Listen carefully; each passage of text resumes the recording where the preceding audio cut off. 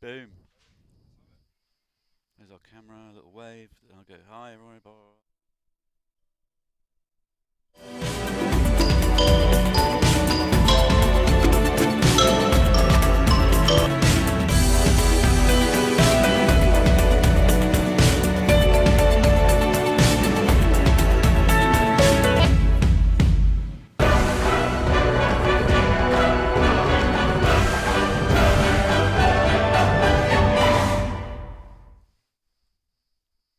Well, hello everybody. Welcome to the Bahamas. Now we have people watching from around the world who have been watching the Star Sailors League final over the last 5 days, and we have people on the beach here in New Providence Island looking for the final day of the best regatta, which we are going to be live streaming around the world and to everyone on the beach. With us in the yacht club in our little makeup studio here, we have none other than Luke Patience. He is an Olympic silver medalist in the 470 class, one of the best sailors in the world, and right next to me, none other than Mr. Dwight Hart, famous DJ from the Breeze FM 98.3 in the Exumers. Dwight, it's an absolute pleasure to have you with us. You've been chattering away for the last 3 days to everybody on the beach, describing what's going on with the Sloop Regatta, and very soon we're going to have a Class C race. What's in store? Well, we're going to have some exciting sailing going on here, and I'm absolutely thrilled to be in the studio. This is my first time in front of the cameras, and so we're going to have a grand old time today. But yes, we've got C-class sailing about to get started just now. As you know, we've had 3 days of qualifying races to this point. The top 3 boats have made it to the finals, and today is going to be the best of all of the sailing out there on the water. We've got the top 3 boats qualifying. Sacrifice qualified top, followed by the Witty K, and followed by the Thunderbird, and I think the boats have actually gotten started. But we also have some of the SSL skippers, Yep. sailors, sailing along on one of the sloops, the Crazy Partner. And so it's going to be some exciting sailing, and I think we need to probably get out to some live action and see exactly what's happening out there on the water. Yeah. Well, there is Crazy Partner, and this is going to be quite fun because they have one sloop sailor with them on the crew there, and then they have 4 of some of the best sailors in the world. And I'll just give you a quick rundown of who these guys are. And we have Taylor Canfield. He is the 2013 World Match Racing Champion. So he's one of the most successful sailors in the world. We have a Danish character, Jonas Ho Christensen. He's an Olympic Finn silver medalist and one of the best sailors from Denmark. And then we have George Szabo, the American. He's a Star class specialist, former world champ in the Star. He won the Star Sailors League final here in the Bahamas, and he was on the leaderboard here in the top 10 this week, so he's fresh from doing well. And then Johannes Polgar from Germany. He is also racing on board. Johannes in the dark top and white cap. Canfield, you can see in the blue one. Who's helming there? It looks like Szabo. George Szabo. Yeah. So George Szabo on the helm, and they've had about a 1-minute briefing on how to sail the C-class sloop and how to handle the planks, and this is going to be great. The local sailors, Dwight, said no, we didn't want the Star Sailors distributed amongst the fleet. Yes. We wanted to take them on. So that is going to be wickedly cool. Right. And I'll just tell you a little bit later in the day, we are also going to be covering the Sloop B class and the Sloop A class, the big ones, the 28 footers, which are super, super cool. Plus, we're going to have some junior action in the lasers and the Optis. All live streaming all day. It's going to be great with prize givings. We're going to have fun. We've got some features, and we're going to see first up how these epic top sailors in the world are going to fare against the Bahamians. And I'm telling you now, Dwight, my money is on the Bahamians because I saw some of those guys, some of the Star Sailors, at the end of their competition. They had a big night. So That's a good place to put your money. Yeah. Well, as you can see, we have the Witty K coming out right now, and she's sailed by Stephen Knowles, and he is one of the top skippers in the Bahamas. The boat is out of Long Island, and we saw earlier on that first shot that the 3 boats all got their sails up and sailing out, and it looks like the Witty K is actually in the lead. We also have the Thunderbird, and she's sailed by Josh Green, and we also have the Sacrifice, and she's sailed by David Knowles, I think, today. And so it looks like the boats are all underway, and for those of you who are watching live from Montague Foreshore, you're going to get a treat today. You're going to see sailing even better than we've been able to bring it to you over the last 3 days. Today is just going to be excellent. And look at that live color Great coming shot, right at isn't you. it? It's Yeah, a wonderful yeah, shot. yeah. And there you see the boats now making their way down, and they're going to be going up to the windward marker. And the boat in the middle, number 44 on the sail, is the Witty K. And just to her left, it's the Thunderbird, and she's red with blue. And then on the right, you have the Sacrifice. These are all top boats, sailed by extremely competent skippers and crew, and we should have some exciting sailing. I don't see the crazy partner in the view right now, and it looks like you guys are trying to make their way. There they are. And there they are. Behind. And they're getting in there. Okay, so the famous star sailors back of the bus at the moment. 4 boats in this championship. And Dwight, just give us the backstory of how these boats got here and, Yes. and how that works. All right. Well, over the year, we've had multiple regattas throughout the Bahamas. And the rules, the criteria for making it to the best of the best is that you had to have at least one regatta in 2016. And so the 3 boats now that you see have all won regattas, and we'll get to exactly which regattas they won over the years, but you had to have won a regatta, and then you made it to Nassau for 3 days of qualifying, and over the 3 days you accumulated points, and the top 3 boats that accumulated points have moved on to today's best of the best. Okay, so a lot of honour, a lot of pride, a lot of work gone into these guys being here. Yes, absolutely. And let me tell you, there's a chat group that all of the sailors participate in, and it has been lit up over the last few days with trash talking. And let me tell you, 2 o'clock in the morning, Really? drunken sailors, threatening and telling who's going to do what and what's going to happen. And let me tell you, so it's been really, really, really exciting. And as you can see, the Witty K is really, really doing well out there. But the Sacrifice seems to be also sailing extremely well, and it's pretty close right now. 44, Luke, beautifully set up. I mean, it's just I'm kind of speechless here at the minute. I've never seen boats like this, and it's like the length of the boom, the size of that mainsail. We've been talking about big sails over the last few days in the Star League.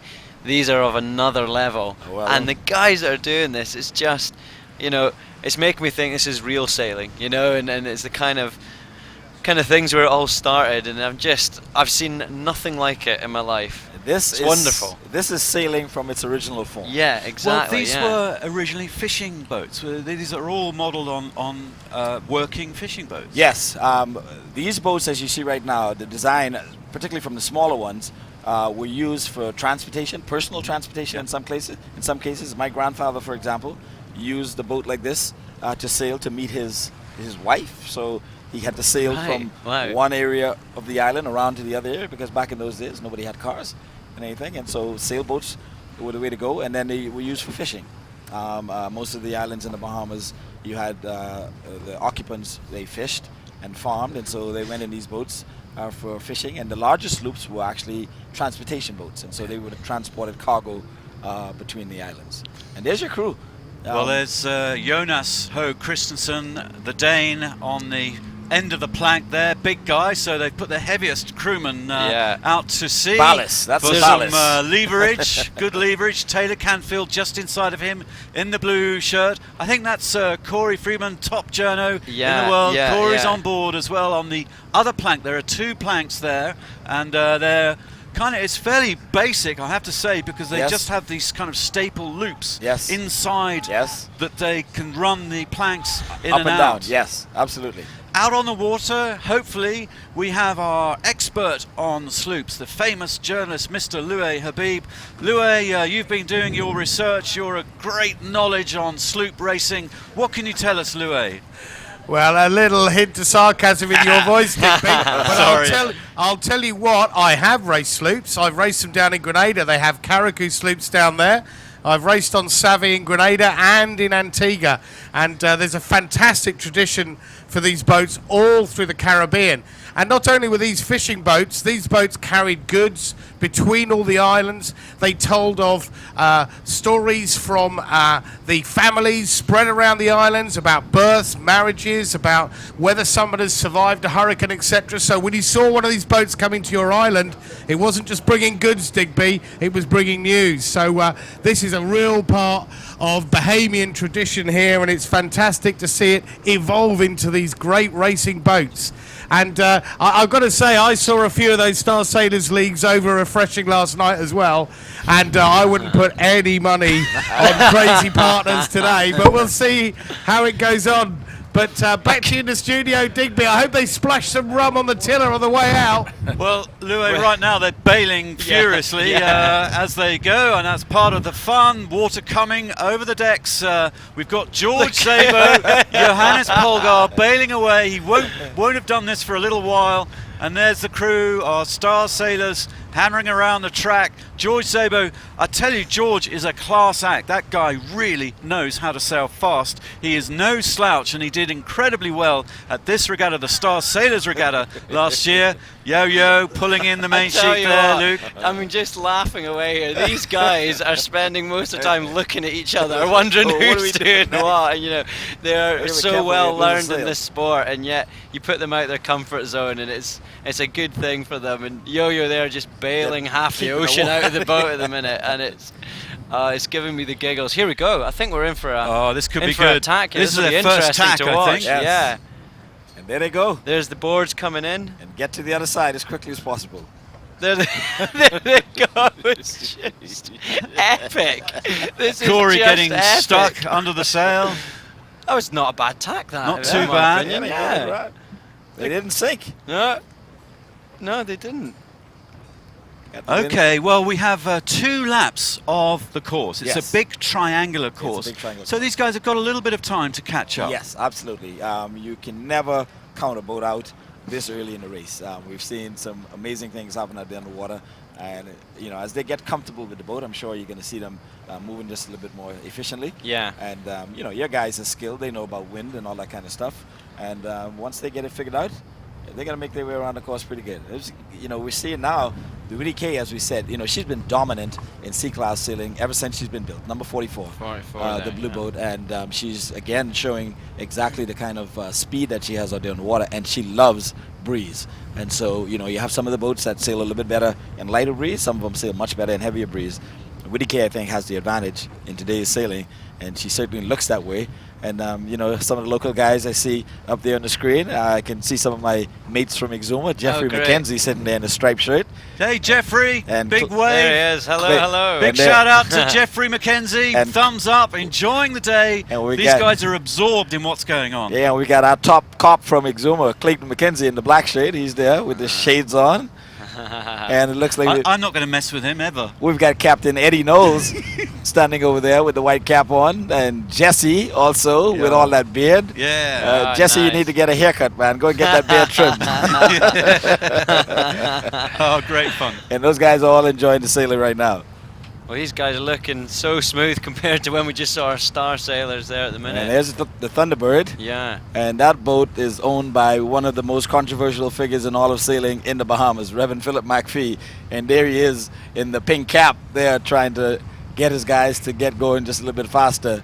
And Oh, that's great. A little bit of on chair coaching. That's bit of coaching, yeah, coaching during the from- race. That's what absolutely. we like to see, and I think the Olympic classes could take a lesson here. Yeah. And have the coaches follow Follow the the boat Olympic along. boats around the course and shout at you, Luke. Well, yeah, I mean, it would be a new experience that being shouted at as we're racing, but hey, why not? If it makes you go faster, I'll do anything. I'll happily be shouted at. Well, there must be, Dwight, you were saying that some of these guys in rougher conditions actually fall off. Absolutely. And it's And it kind looks of normal. quite. Look at the sea right now from this shot. It We've really got does look quite a rough bit of out chop, there. quite yeah. a bit of chop out there in the water today, Yeah. and so yeah, you have to be very careful.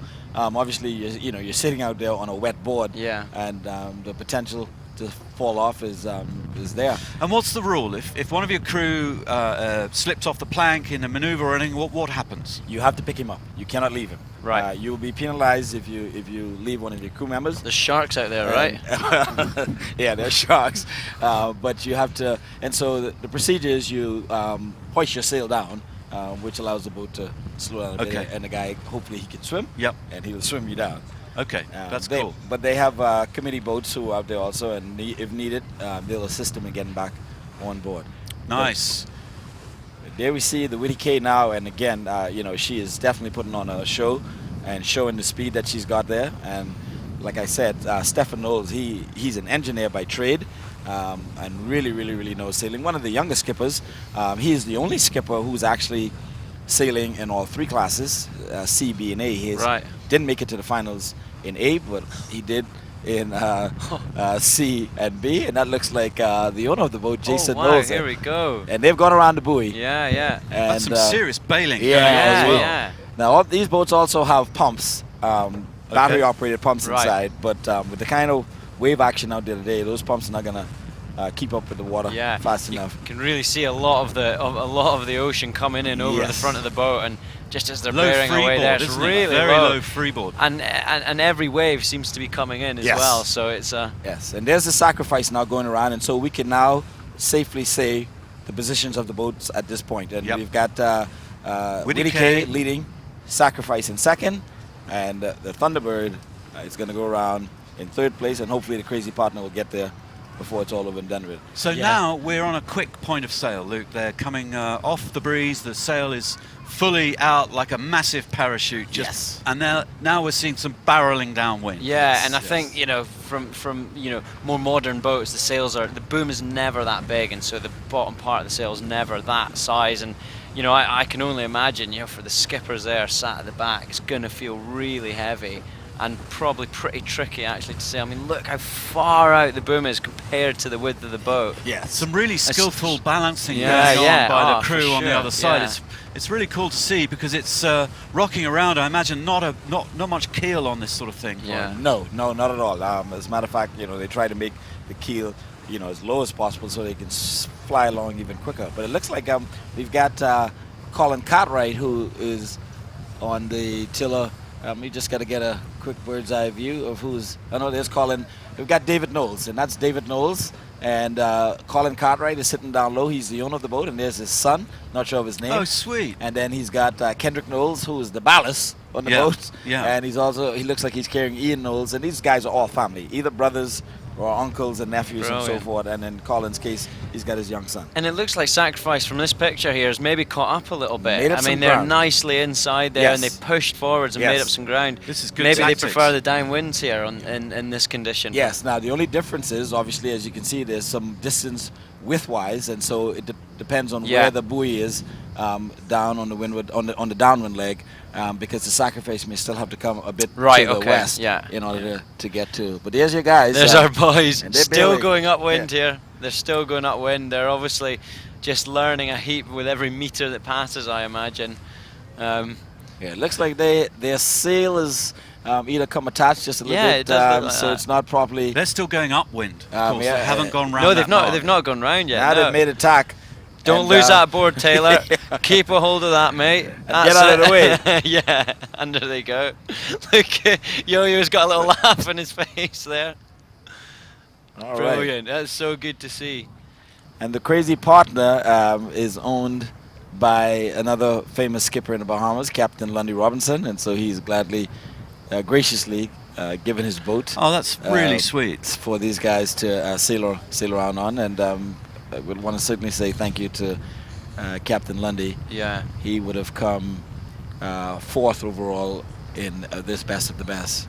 And they'll be having a whale of a time right now. You know, it's not often you get to sail something completely new when you spend your whole life in the sport. Yeah, this is like driving a new car. Absolutely. Like to be able to say you've sailed a new boat for the first time ever is not something you get to say often. Yes. And Dwight, you were telling me earlier that they haven't given them the worst boat at all. This is a quick boat. Crazy Partner is actually one of the top C-class boats sailing right now. She can, on any given day, be competitive with the other top 3 boats that are sailing right now. So. No excuses. No excuses whatsoever.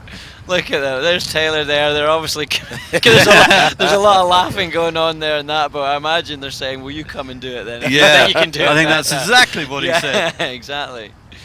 Okay. Well, They seem to be having a good time. That's the best Yeah, part. Star they're having a great sailors time, hiking out on that plank. What do you call it? A lee board, a board? It's a plank. A plank. Yeah, It's a it's a plank. plank, not a Okay. plank. Boom. And That's what right they did on back in the Pirates. They walked the plank. That's what you did. Yeah. I can see Zabo, they're really pulling the tiller hard. It looks like they're bearing off towards that top mark, Yeah. maybe looking at this point of sail at the They minute. should be creeping up on that buoy now, and there they go. Yeah, there they are. They're right around, to go. and they're around safely. Now Keep- this could be fun, Luke. This is maybe where they might feel a bit more comfortable now that they've settled into the race. They're going downwind, but obviously still furiously bailing out. You can see Taylor there just getting rid of as much water, but this might feel more familiar to them now. You know, these big star Yep. boats have been long booms. Maybe they're gonna feel a bit more at home as they're coming downwind. And Dwight, George Zabo on the helm. Yeah, He's a weapon downwind. He really Okay, is. okay. He's an absolute destroyer downwind. So we may see our star champions Gain, just a making bit. up a bit of Yeah. distance here. Yeah. All right. Well, there's how rough it is still. I mean, this is not letting up any, is it? I know. We can see a heck of a lot of waves there, and as we pan to the Good catch up lead of there. this race, It yeah, really exactly. looks like yeah. the sacrifices started to gain just a bit Yeah. on the Whitty K. And maybe she's got better downwind speed. Her sail looks just a little bit bigger than the Whitty K. And again, these boats, most of them carry at least 3 different sails. A smaller Right. one for the heavier winds, a medium-sized one for these mid winds, and then a huge sail for when you're in light winds. And so Oh, that's great to see them neck Yeah. and neck, Yeah. barreling Yeah, downwind yeah, on yeah. the first lap of the final race of the best of the best. Oh, this is getting there's very close. pride Yeah. here, Oh, pure right. Bahamian pride at stake. This and is the winner's drag going to be racing. standing tall. This is drag racing. this is drag racing yeah. right now.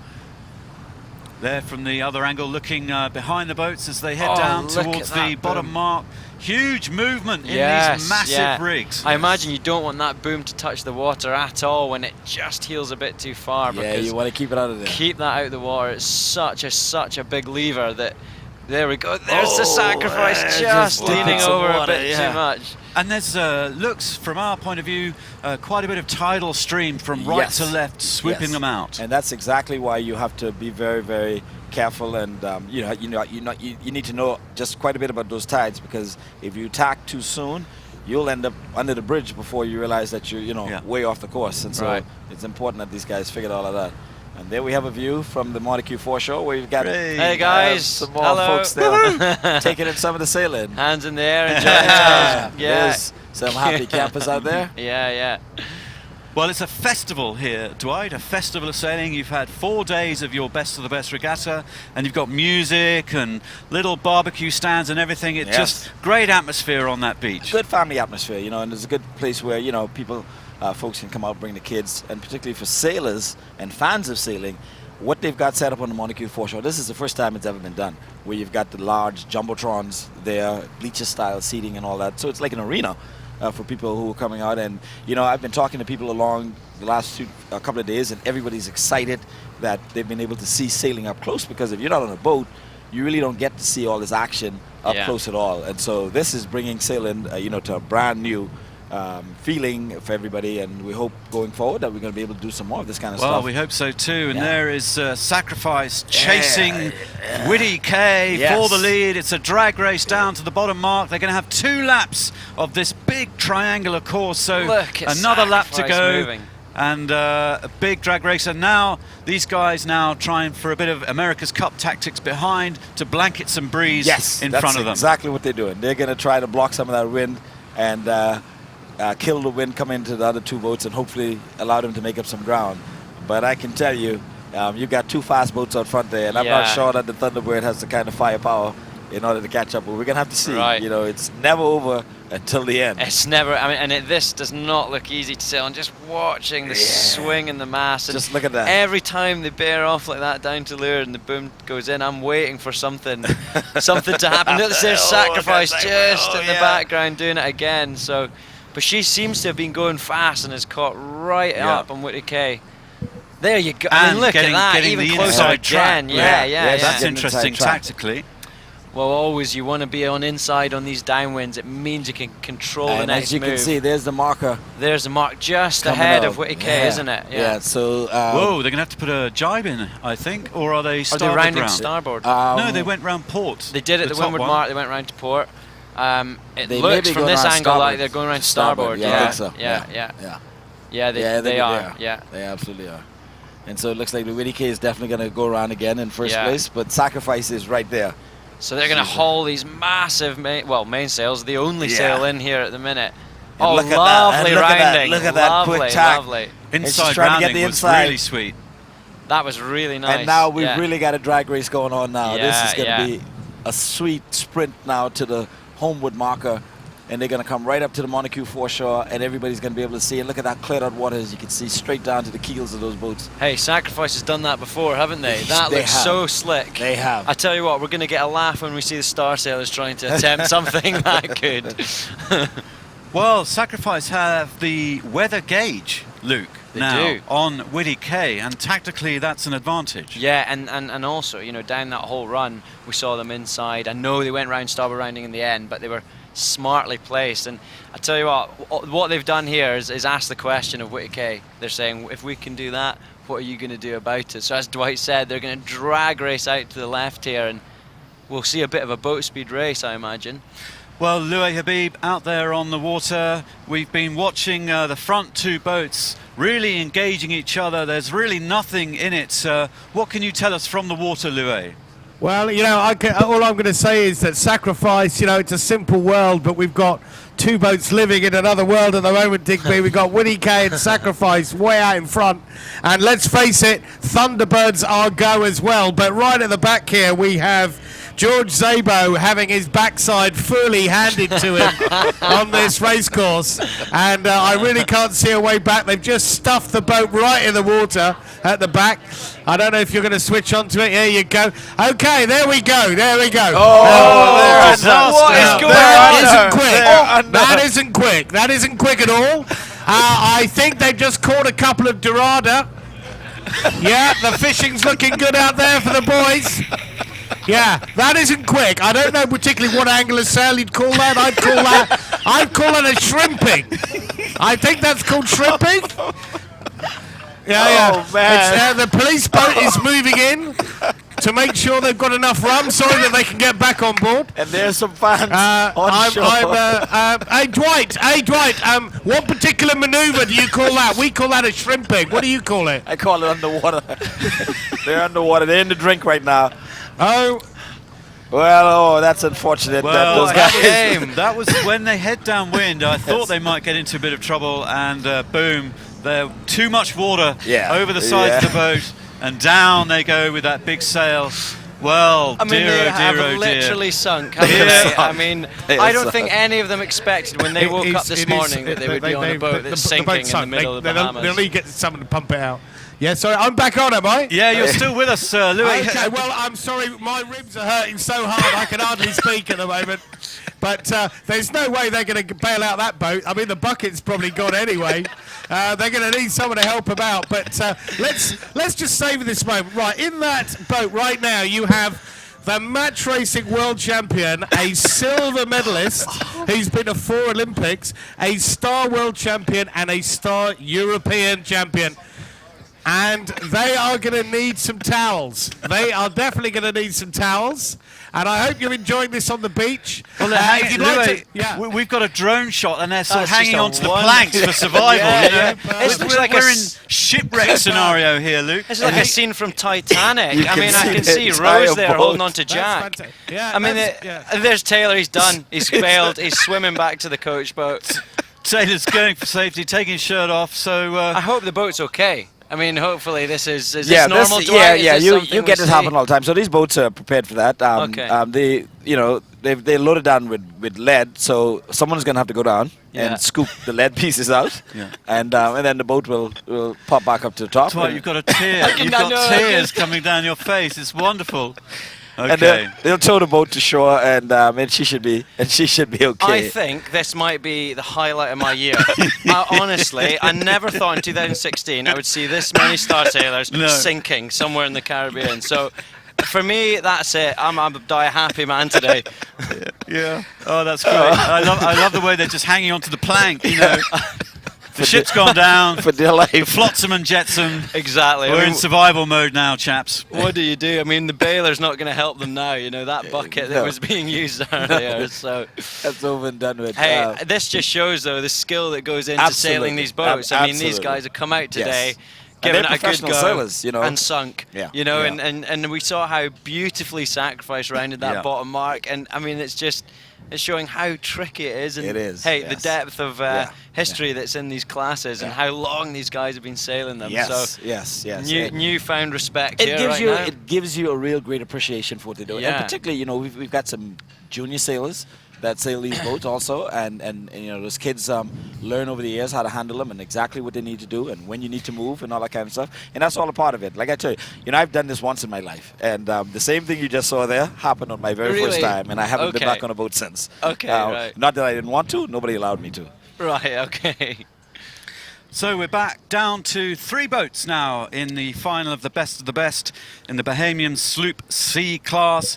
A cracking battle at the front of that fleet between Willie Kay and Sacrifice, who rounded the bottom mark almost neck and neck. And so a great battle developing. I think that's Thunderbird there chasing. They're a little out of touch, but there's still quite a bit of distance to go around in this final race. Yes, and there you can see those guys are discussing to themselves right now, how do we get some more speed out of her? And they've got 2 thoroughbreds in front of them, and I don't know whether the Thunderbird has enough firepower to catch up. But again, you know, they've got a reverend as an owner, and maybe he's going to be praying. Today is Sunday, of course.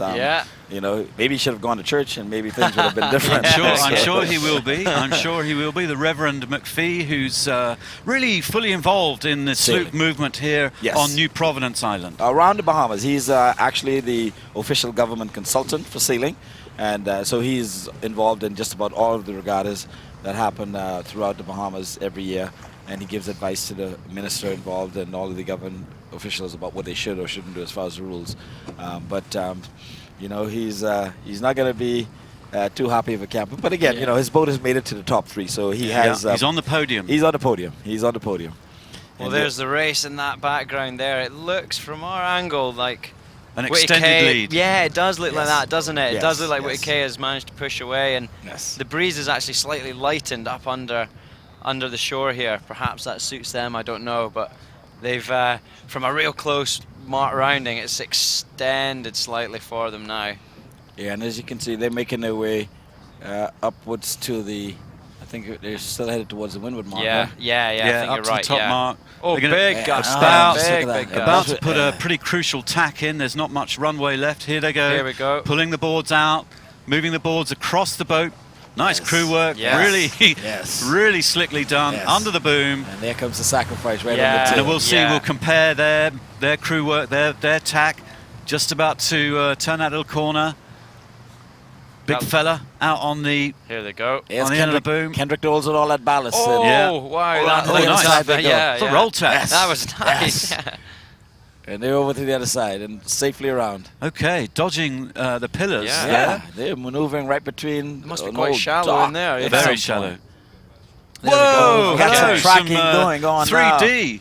Well, we have trackers on the boats, and they've just kicked in. Willie Kay, 4.5 knots. Sacrifice just coming out of that tank, building speed. Yes. Exactly, and I imagine these are quite heavy boats as well. And to get up to full speed, you probably don't want to be manoeuvring too often, which is probably what's dragged them right into the shore there. And we can see Thunderbird as well, just a little bit downwind. From that last report, you can see that the Thunderbird is actually sailing just as fast as Willie Kay. It's just that she's so far behind right now that you actually need to be sailing faster. Yes, exactly, yeah.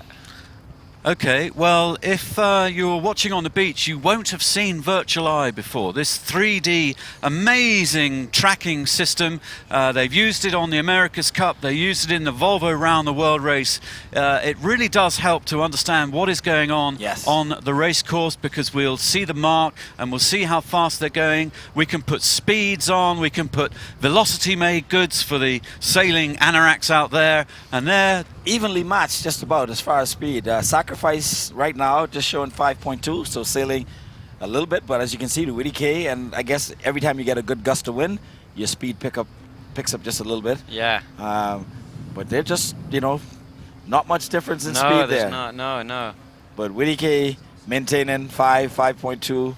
Yeah. Well, Jeez. Sacrifice's track, they're S-ing a little bit more, Luke. Yes. They're, doing a bit more of a curvy track. Yeah, Witty you're right, K looks yeah. a little bit more consistent and straight. And maybe that's something to do with their lead, hey? And just keeping airing steady, managing to keep flowing the boat. Well, this is the thing. The wind is never completely steady. It's oscillating. It wavers. And so when you're helming, Luke, you have to kind of just adjust for that very fine tuning. Absolutely. The wind is invisible, but you can feel the slight differences in the sail, and the boat talks to you. The tiller, the guy's holding the tiller at the back, it's always talking to you, it's always saying something. And for these sailors that know what they're doing, not the guys in the shot here, obviously they're able to listen to the boat, make minor adjustments, and keep her going fast. Yeah, the Well, only thing Our these star, guys we've have been got showing is that the it's wet. goggles on, our Star Sailors League champions, just hanging on to the boat. And there goes somebody and Somebody going diving down down, under, diving down. right? And they're going down, and the reason for that is they're going down to try to get the sail unattached from the boat, and also try to get as many of those lead pieces out of the hull as possible. And there you have some of the guys on the show again, and we've got seems like we've got Farquharson, Calvin there. Hey, Farky. Wave your hand. He should be sailing on a Thunderbird, but it looks like he's sitting on shore today. All Got kicked off the boat. Well, you Thunderbirds- adjust the number of crew. Is that right, Dwight? On the C-class boat, the maximum crew they'll carry is 5. So in the Okay. heaviest winds, they'll carry up to 5 people. But in lighter winds, some guys sail with 3 to 4. Okay. And then we'll talk about obviously the B and C as we get into those races. Okay, later. so we will also have a star crew in the B class coming up. So some of the best sailors in the world from the match racing, the Olympics, and everything have another crack at Crack at this. it, And yeah. we'll see how they get on. They've got some honour to be restored, I believe. And Just then a little bit, a little yeah. later in the day, we're going to have the A class, the big 28 footers, which will be Yes. fabulous to watch Yes, with those yes. monster mainsails. Massive amount of sail that those boats carry, and with the kind of wind we've got today, we're going to see some good sailing. It's going to be nice. Nice. Also, remember we have from the junior program some Optimist sailors, some of the youngsters, Yes. and some of the laser and laser radial sailors, which our Olympic sailors here will be far more familiar with. But we'll live stream them and chat about them, and that'll make their day to see themselves on telly, and they can yes. watch the replays on Absolutely. YouTube. Well, that's Absolutely. the cool thing, being able to watch it back, Afterwards, and yeah. you can see. See exactly what you That's did. it's unique being able to do that anyway, Yes, and it's yeah. so good that we're here today to be able to watch this and learn about it, certainly. Marvellous view from Yeah, the it's drone, gorgeous, looking yeah. back to New Providence Island, and there's the Atlantis big casino on Yes. the right hand, the Pink Palace, Yes. Yeah. where some of our sailors popped in last night just for a quick draft, and now Witty K beginning to pull out a commanding lead Yeah. over Sacrifice. Thunderbird in third and final last position at the moment. Really a little bit out of touch. Not an awful lot they can do right now, Luke. No, But if and actually Sacrifice we saw on that first downwind was going quite quick compared Yes. to Witty K, and maybe if they can just hang on enough, we might still see a bit of race yet to go.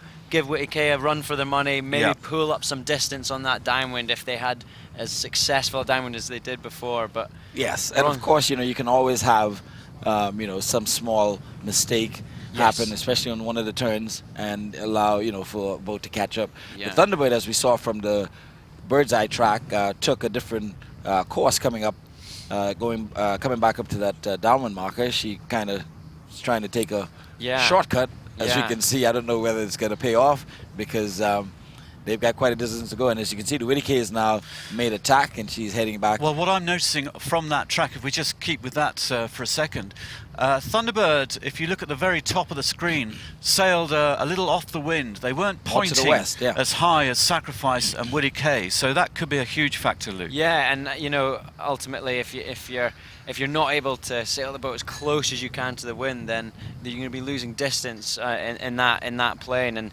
Witty K on all these tracks, as we see here, has always just been slightly closer to the wind, like you were saying, and over a long period of time, you can see there, it's a great view.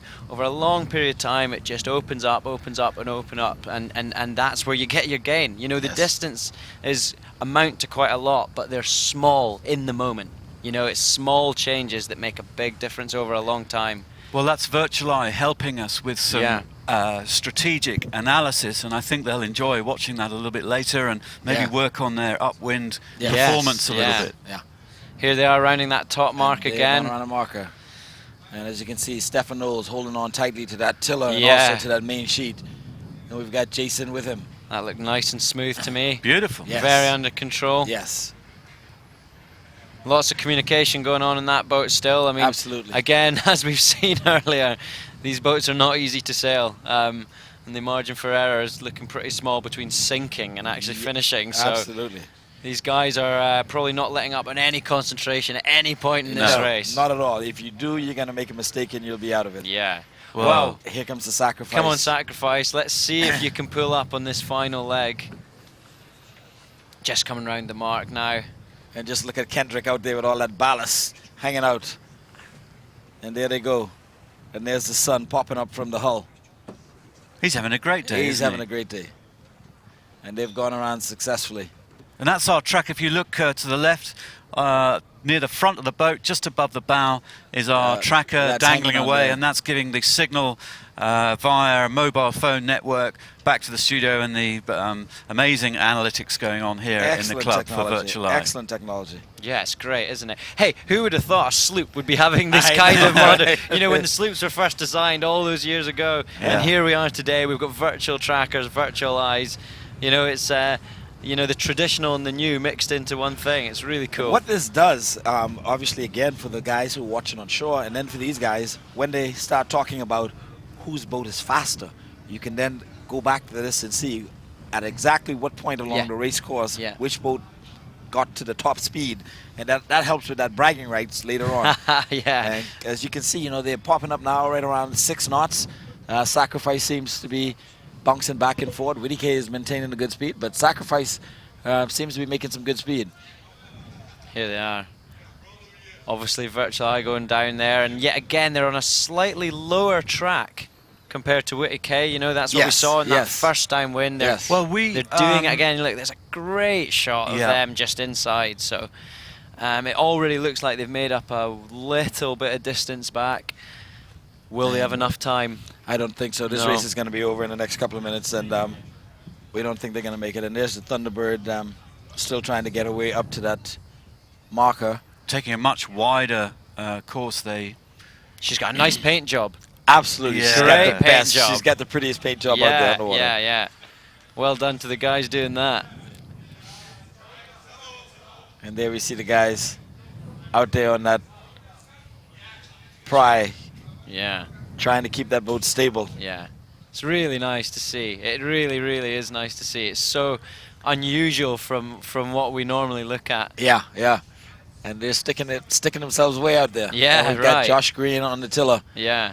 And as you can see up front, Edison Smith out of Exuma helping out.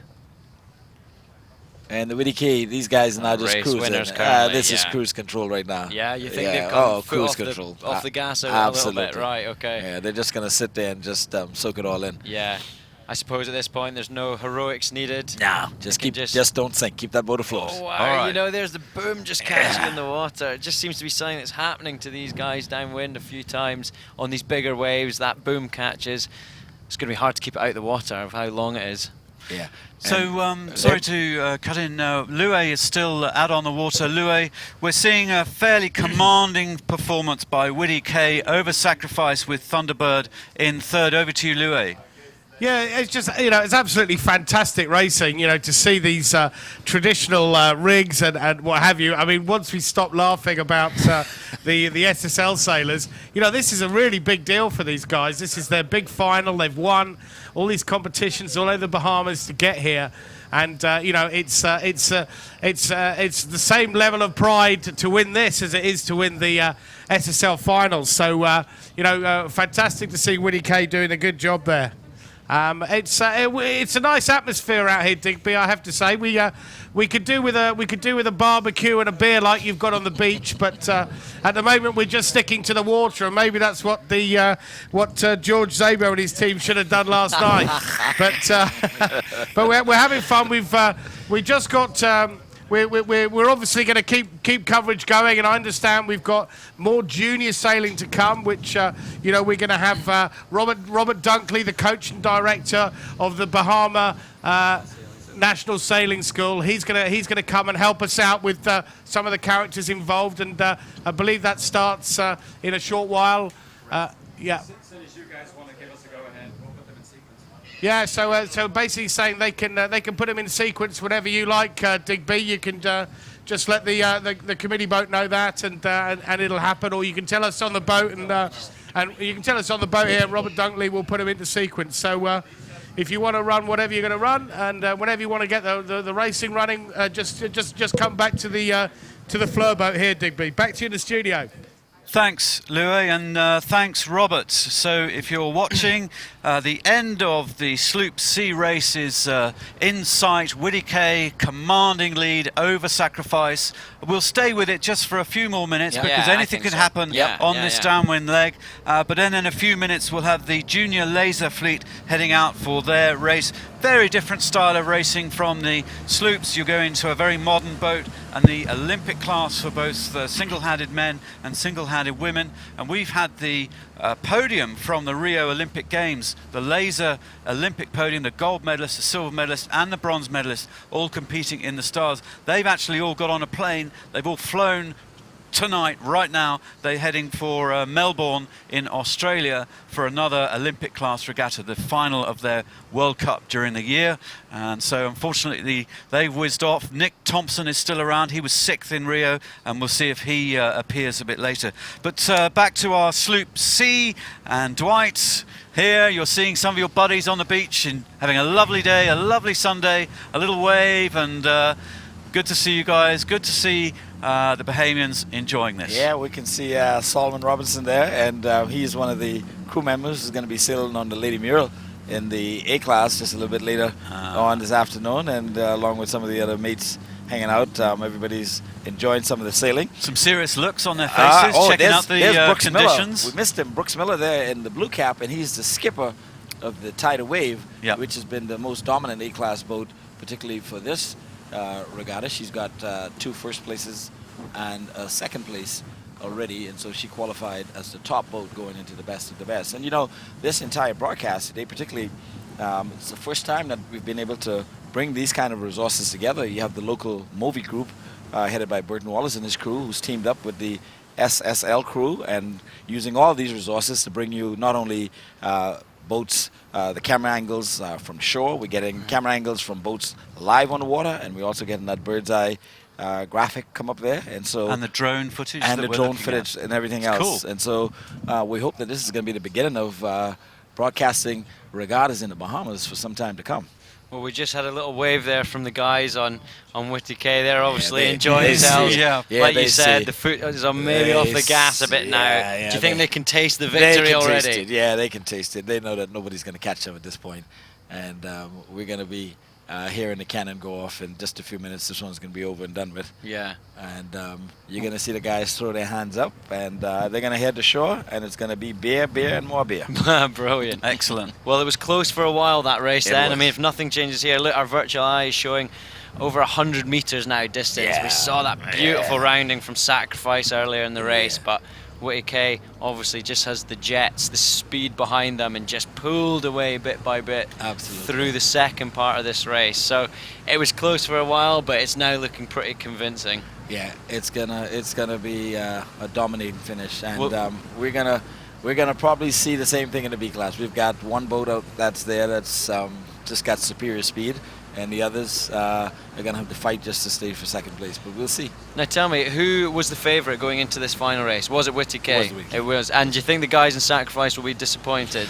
Well, you know, they probably will, because they did win the first 2 qualifying races. And so obviously, you know, if you win 2 out of 3, you think you have a pretty good chance. And, you know, they've got a good boat, a good crew, but I think a lot of people a lot of the fans were probably shocked that the Whitty did not win the first 2 races. So that in itself was probably a little bit of a shocker. But again, you know, in sailing, anything happens. Depends on the crew, depends on the day, depends on the wind, depends on how you feel, and depends on whether you make mistakes. Yeah. But save the best till last. Save They've the done best here. till last.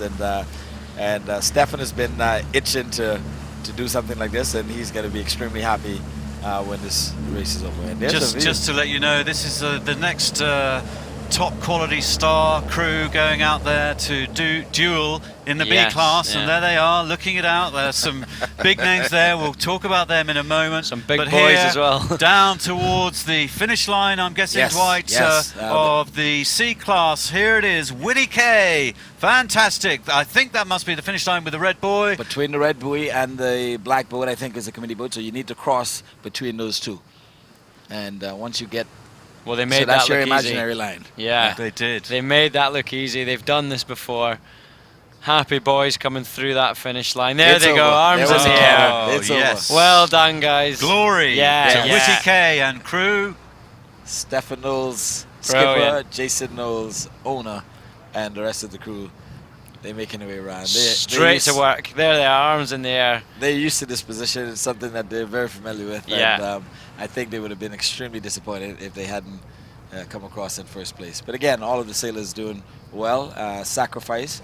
And I think David Knowles, who has just come on board, and he's, you know, had a conversation with him last night, working on that boat, getting it better and better, faster and faster. And I think it panned out over the first 2 days of sailing. But unfortunately today, they're going to have to settle for second best. There they are. Just crossed that finish line, second place. Different emotions. Different on board. emotions. No hands in the air at all. Nobody wants to come second. Doesn't matter today. No, it's only first. But a big smile from the big man, which is rather nice in the There they are. helmsman. Yeah, you're right. That's what it's all about. Yeah. And they're all family. These guys are all family. They're all either brothers, cousins, uncles, and so forth. They're all from Long Island. There's some of the other sailors on the shore. We see world famous. Oh, here's banter between the boats. Bit of joshing. Congratulations. Absolutely. Nice to see. And then we're just going to have to sit and wait just a couple more minutes for the Thunderbird to make it Okay. across. Well, I'm just going to pop out very quickly to Louis on the committee boat. He's got Robert Dunkley. And we've just finished the race C, so if you want to let the committee for the juniors get fired up, we'll start to follow that. So we're good to cover the juniors. That's a bit of info for Louis and Robert out on our TV cat for the race committee of the juniors. We'll just stay here for the third boat to come through the line. Thunderbird, Reverend McPhee's crew.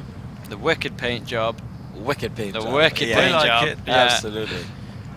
And these boats are all built here, aren't they? They're all built on the islands. Yes, the Thunderbird was built in Andros, and both the Sacrifice and the Whitty K built in Long Island. Okay.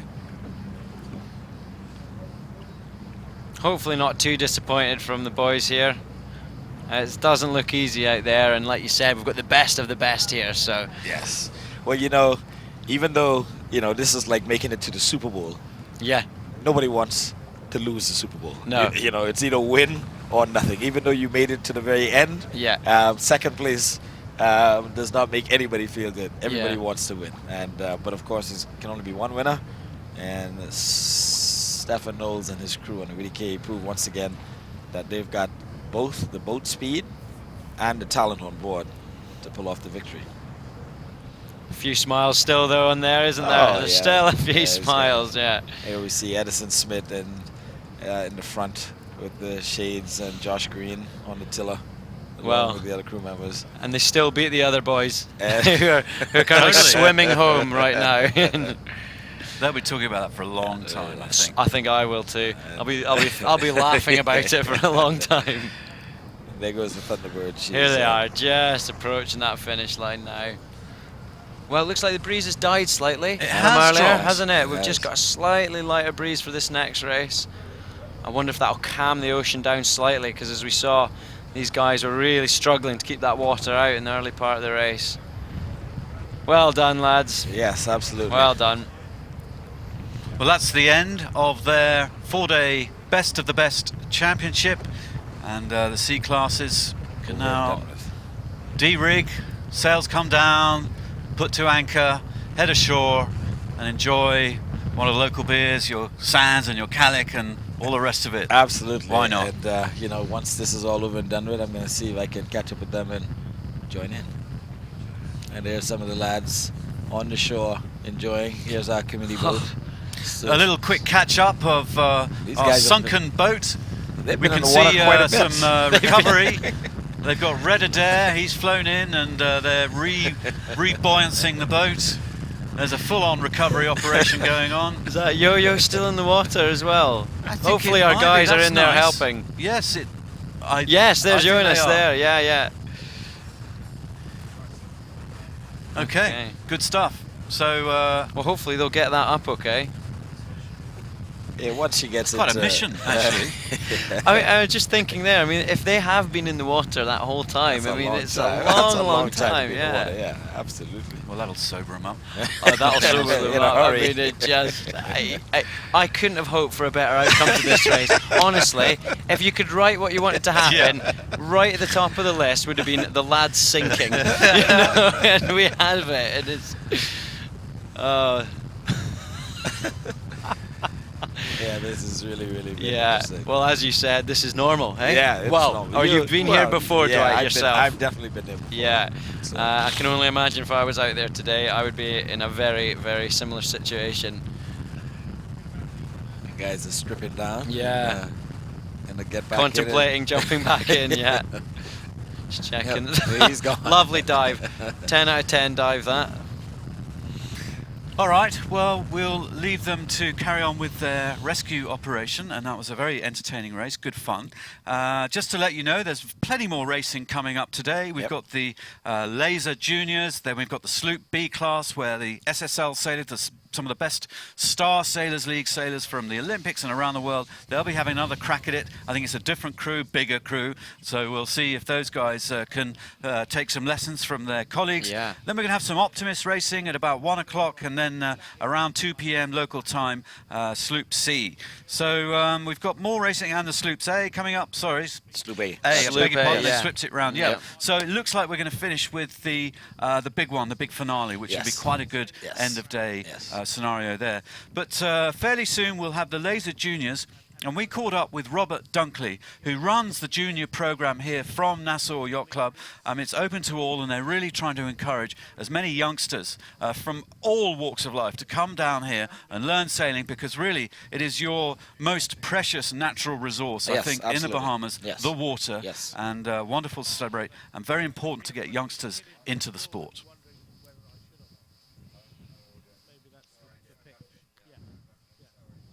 Stand by. We'll have another go at that in just a second, as Chris, our director, twiddles his knobs and all that sort of thing. And Robert will be commentating with us live from our TV Cat. But let's see, Robert, if we can run that. Chris, look good to go.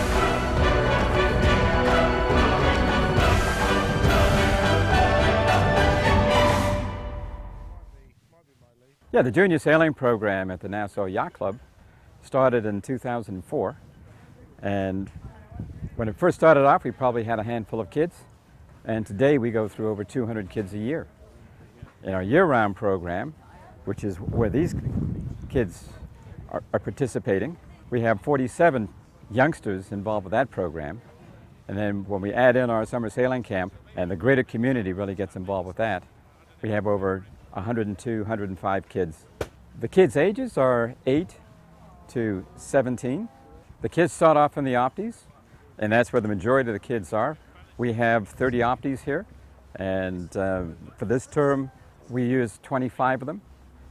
We had our Opti Nationals about a month ago, and we had 82 participants from around the Bahamas. We also run a sunfish program, again for beginners, who are a little bit too big for the Optimist. Kids in the Optimist and kids in the sunfish program really become competent sailors. They then move into the laser. And we have 15 lasers sailing with us on a pretty regular basis. In addition to that, we just took on 5 international 420s. Our better laser sailors are sailing in the international 420. And on Saturday morning, we'd have the Optimists to go through their elimination. And then Saturday afternoon, and they'll be ready for for Sunday morning's finals. And the lasers will start Saturday afternoon, and on Sunday morning they'll be continuing on with their elimination series. So they'll be sailing in their finals by about midday on Sunday. I started sailing when I was about 11 years old. My uncle gave me an old Opti, and my dad decided it was a good idea that I should try and go learn how to sail it. So I went to the summer camp here at the Nassau Yacht Club run by the BSA. So that's how I learned how to sail, and I've been sailing lasers, sunfish, and Optis ever since. We sail here all year round. We sail about 2 or 3 times during the week, depending on other activities. But we sail on the weekends as well, morning and afternoon. Usually we'll have the lasers in the morning and I-420s in the afternoon, but I tend to stick more to the laser sailing.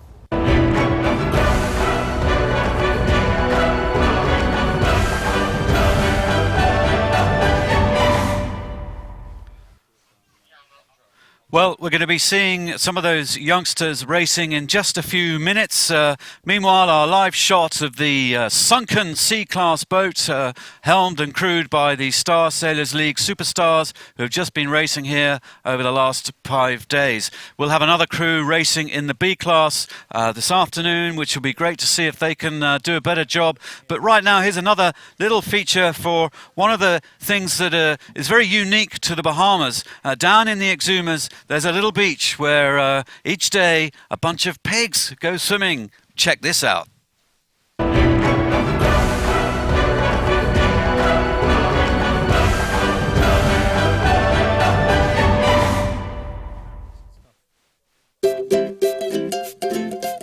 Surrounded by sapphire blue water everywhere, the Exumas are an exotic collection of dream destinations.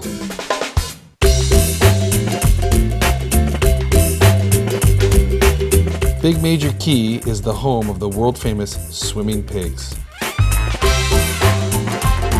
It's uncertain how they got there. One story is that the pirates left them there as a source of food for when they returned. But a more credible version is that farmers that inhabited the island imported the pigs as a source of nutrition, and since leaving the island have simply left the pigs to roam free.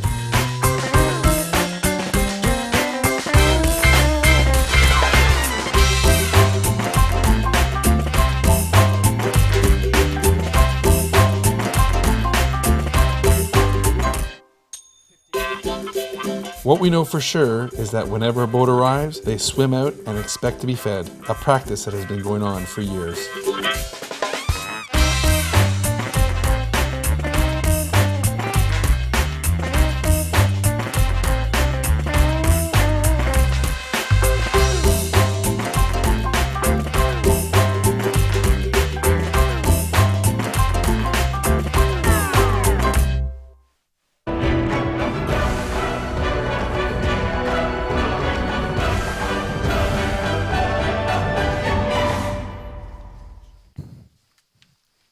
Well, now back to the action of the day, some live shots. We have the laser class now battling around in their final. We have Luke Patience in the studio with us, and out on the water, Louis Habib with none other than Robert Dunkley. And I wonder if we jump to Louis and Robert to give us an update of where we are in the race. Louis.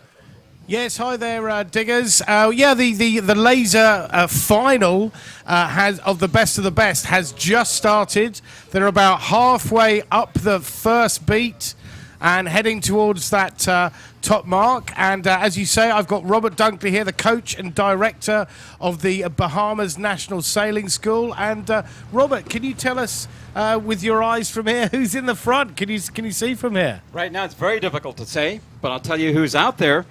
Spencer Cartwright, he's in the blue boat. Paul D'Souza is in the red boat. Cochise Burrows is in a yellow boat, and Mateo Aliata is in a yellow boat as well. Okay, and do all these kids are 17 to 15 years of age? Do they all come from Nassau? They do come from Nassau. All of them are from Nassau. All of them are from St. Andrew's School here, and the ages are 15 to 17. Okay. Of these kids. Okay, and just to explain, this is the final of how many laser radials have been competing to get to this point? We were hoping for 20. We had 17 that started. We went through each yesterday, and today, this morning, we went through the quarterfinals, then the semifinals, and now the finals. Okay, and it's looking pretty tight here.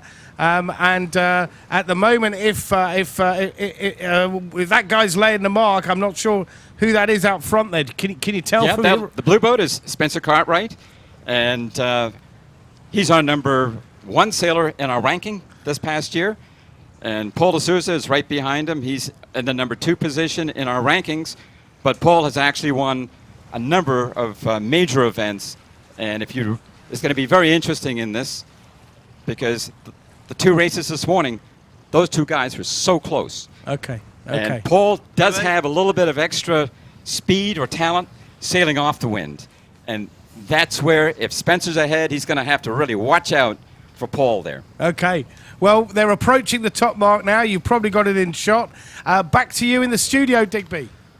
Well, Louis, we have the advantage of virtual eye. We can see Spencer in a really nice position, just in what we call the cone below that top mark. He's going to round first, but it's going to be a really good battle, Luke, between second and third. Yeah, it does look real tight, and as was described there, these are small boats, they're fast boats, they can really catch waves well. So, you can make massive differences if you get a nice couple of waves. You could instantly be another 10 meters further ahead than you were, and you can see them all coming round. I imagine they're quite tired right now. It's been a long beat, it's quite windy, so this is going to be a real test of fitness as well.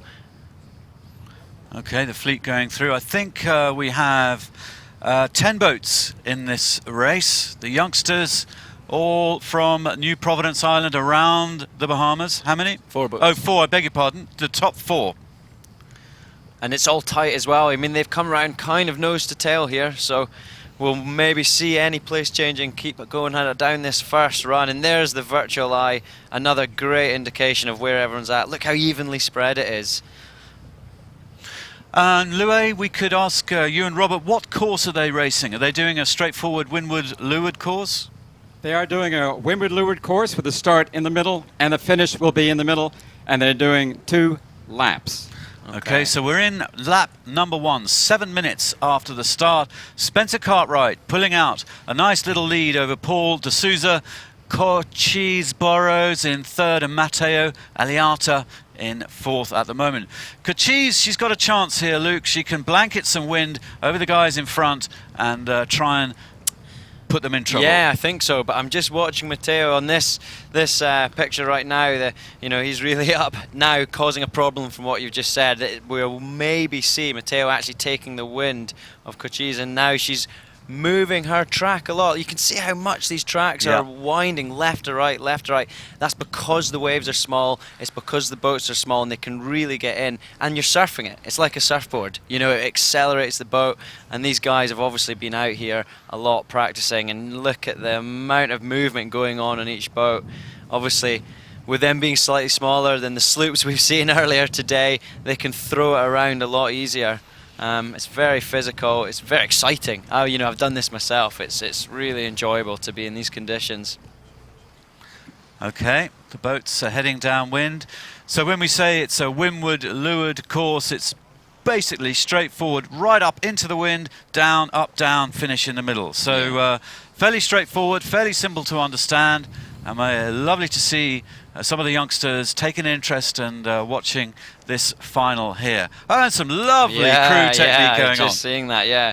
And you've got to be careful that you don't actually capsize. You're looking to just push the boat far enough, right up to the point where you're in control, and just before it goes out of control, you snap it back and you bring it back into a calm place. I mean, these shots are amazing. This is showing us clearly, a great shot. It's showing us how much these boats are snaking downwind. It's actually often quite hard to tell who's going faster, who isn't. But here we go. Whoa. We might even have a lead change. Spencer has been caught right up by Paul D'Souza's there, and perhaps, are we seeing on our virtual eye, we might have seen a lead change for the first time in this race. Well, it's neck and neck as they head downwind towards the bottom mark. A really good duel, Louis and Robert, between the front two. Spencer's a little bit heavier, a little bit taller. Thank you, Digby. And I just heard Robert say that he's super fast. Just explain, explain why he's called him up there. In your opinion, Robert. Paul is super fast. He's always been fast from the days he was sailing in Optimist dinghies. Always super speed off the wind. And this is what makes it really interesting, because I think that Spencer may be a little bit faster than he is upwind, but Paul is super fast off the wind. And one of the things we try to teach these kids is how to use those waves and what we call transitions. And that's one of the reasons they're going back and forth. And it really helps with the speed of the boat. And you're seeing a lot of that action right now. And with all of these kids coming from Nassau, I mean, you've got kids at the sailing school that come from all over the islands, but this is their home water, this is home patch for these guys? Yes. Well, they've had a little bit of an advantage. Our Nassau guys sail here all the time as compared to the guys from the out islands, so they did have a little bit of an advantage. I'd like to say a few words about Paul de Souza. Paul is 4 times laser national champion here in the Bahamas. He's sailed 4 times also at the ISEF Youth Worlds. This year he goes to New Zealand in about 10 days' time, or in fact less than 10 days' time, and he's going to be representing us in the laser at the ISEF Youth Worlds. Now Spencer, who's just behind him in the blue boat, he's 4 times national champion in our Optimist class, and he's also sailing the International 420s. He and Tristan, who you're going to see in the Opti event at 1 o'clock this afternoon, the 2 of them have teamed up and we're representing the Bahamas at the ISAF Youth Worlds in New Zealand. And they're our top guys, and I'm very, very proud of them, as their parents are. Everybody here have been following them for a long time, and they've seen them develop into really first-class international world sailors. So we got Spencer Cartwright. He's like the young pretender, and Paul de Souza is the prince at the moment in the lasers. That's an interesting battle. They're still both very young, but my word, if they do well at that Youth Worlds, what will that mean to the Bahamas? Oh, the kids here, we're just going to get more kids involved with sailing. I mean, they see an event like this. This whole Star Sailors League has done a tremendous amount for not only our junior sailors, but bringing our sailing community together in this Bahamas. And it's fabulous. I mean, if we can continue having the Star Sailors League here every year, which I understand may be happening, we hope, but it is really a tremendous way to develop our sailing programs here. And thank you so much, Star Sailors League. Well, thank you very much, Robert, for those kind words. Back to you in the studio, Digby. Thank you, Louis and Robert. Well, I tell you what I noticed there was that Kachis had managed to overtake and get up into 3rd, which was rather nice. So she's sailing a great race ahead of Matteo Aliata, then a good battle up the front between Paul and Spencer. Yeah, and actually on that bottom mark there, when Paul rounded just ahead of Spencer, Spencer tacked immediately and split away, and it's very smart to see that Paul followed, to keep Spencer at bay. Robert talked there about Spencer maybe being a bit faster upwind, Paul being a bit faster downwind, so perhaps if Spencer just catches up a little bit here, we might find this battle continuing on. He's just tacked onto port.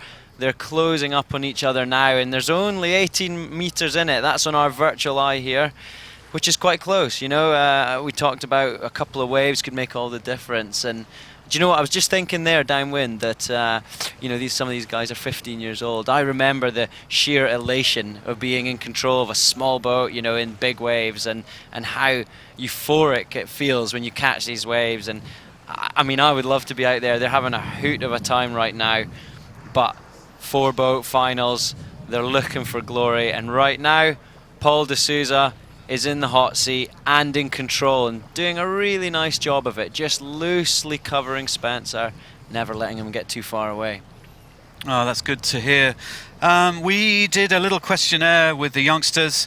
Paul is 17 years old from New Providence, and his sailing hero is Sir Durward Knowles, the first Olympic gold medalist in the 1964 Tokyo Olympics. Sir Durward, big name in the Bahamas, big name in Nassau, and it's really nice to see a youngster, Paul de Souza, put Sir Durward Knowles as his fan, his sporting idol. Yeah, and it's like Robert said, it shows the power of having these things come, Yes. Having idols that it's accessible. you know, and it's a really important thing as a youngster trying to make or understand the route in which you could go to get to your dreams and go to your Olympic Games or whatever the goal is you might have. And so it's really nice to see that there's local heroes that can make that feel accessible, and is accessible. It's available to anyone. Not just local heroes, but Spencer, in his little questionnaire, Spencer 16 from New Providence, his person he most admire, his athlete he most strives to be like, is Robert Scheid. Now, Robert Scheid is a 5-time Olympic medalist. He's one of the best sailors in the world, bar none, and he was here competing in the Star Sailors League. He almost won. I mean, he was in the final. He was a phenomenal sailor, and so Spencer had the chance to say hi to his all-time sporting hero, Robert Scheid, and that's rather a nice combination of the Star Sailors League encouraging youngsters wherever we go. Exactly. And then, you know, we are very pleased to be here, and Michelle has done a wonderful job, and yes, we're coming back again. And so you know, it's great to see the locals also benefit from this, get involved in this, and here we are with them all cameraed up, we've got trackered up, and we're making a great bit of a show here, you know, and they'll be able to come back and watch this when they come in, and it's a really cool thing. It's just a really cool thing. Well, these two youngsters battling away, Spencer and Paul, hammering to the top mark, sailing a beautiful groove upwind. Remember the laser, this very common, it's the most common dinghy in the world. Yeah. It is an Olympic class in men's single-handed and women's single-handed. The men's sail a slightly bigger rig, the laser standard, the full rig, and the girls, the women, sail the radial, which has a slightly smaller mainsail, a slightly smaller sail, just to give them to make it appropriate for lighter weights. So that works fairly well. And then, of course, the youngsters who are transitioning into the laser, they have a slightly smaller rig too. It's a 4.7, and that's what my daughter, who's 15, Frances, she's just jumped in to a 4.7 laser rig, and she's totally loving it. She loves the boat. She says it's just a really nice boat to sail. Smooth, beautiful design. Bruce Kirby, I think, was the designer, and it's an efficient hull, and it's been, I don't know, it's 45 years old. It's just a super design. Timeless. Evidently, you know, if it's still an Olympic class, you know, it's here, and I hope your daughter's watching today and listening to her dad. She's training. She's training. Right. Well, they're even better then. She's doing it herself. Yeah, but she reminds me, and these youngsters remind me of her, and you know, this is where they're all at. It's really keen. It's good exercise for youngsters to do this. Yeah. And people like Robert in their training camps, they teach about fitness, they teach about preparation, they teach about goal settings, they teach about all kinds of stuff, as well as all the tactics and strategy. Diet, teach about dietary requirements, what you need to do before a race, and all this sort of info feeds back into school. I know it sounds nuts, and I know we're watching a race here, but we're talking about youth classes and youngsters and sailing. And we're in the Bahamas, one of the best places to sail on the planet, bar none. Yes. And the Star Sailors, who have raced everywhere in the world, just all of them say this is amongst the best, possibly the best. Some of them, Paul Kayard says it is the best place to race, and these guys have it on their doorstep. And so for the Bahamas, for the Bahamian government, for schools, for Robert Dunkley, for the yacht club, for everybody in the Bahamas, you know, they should all be on the water, in my view.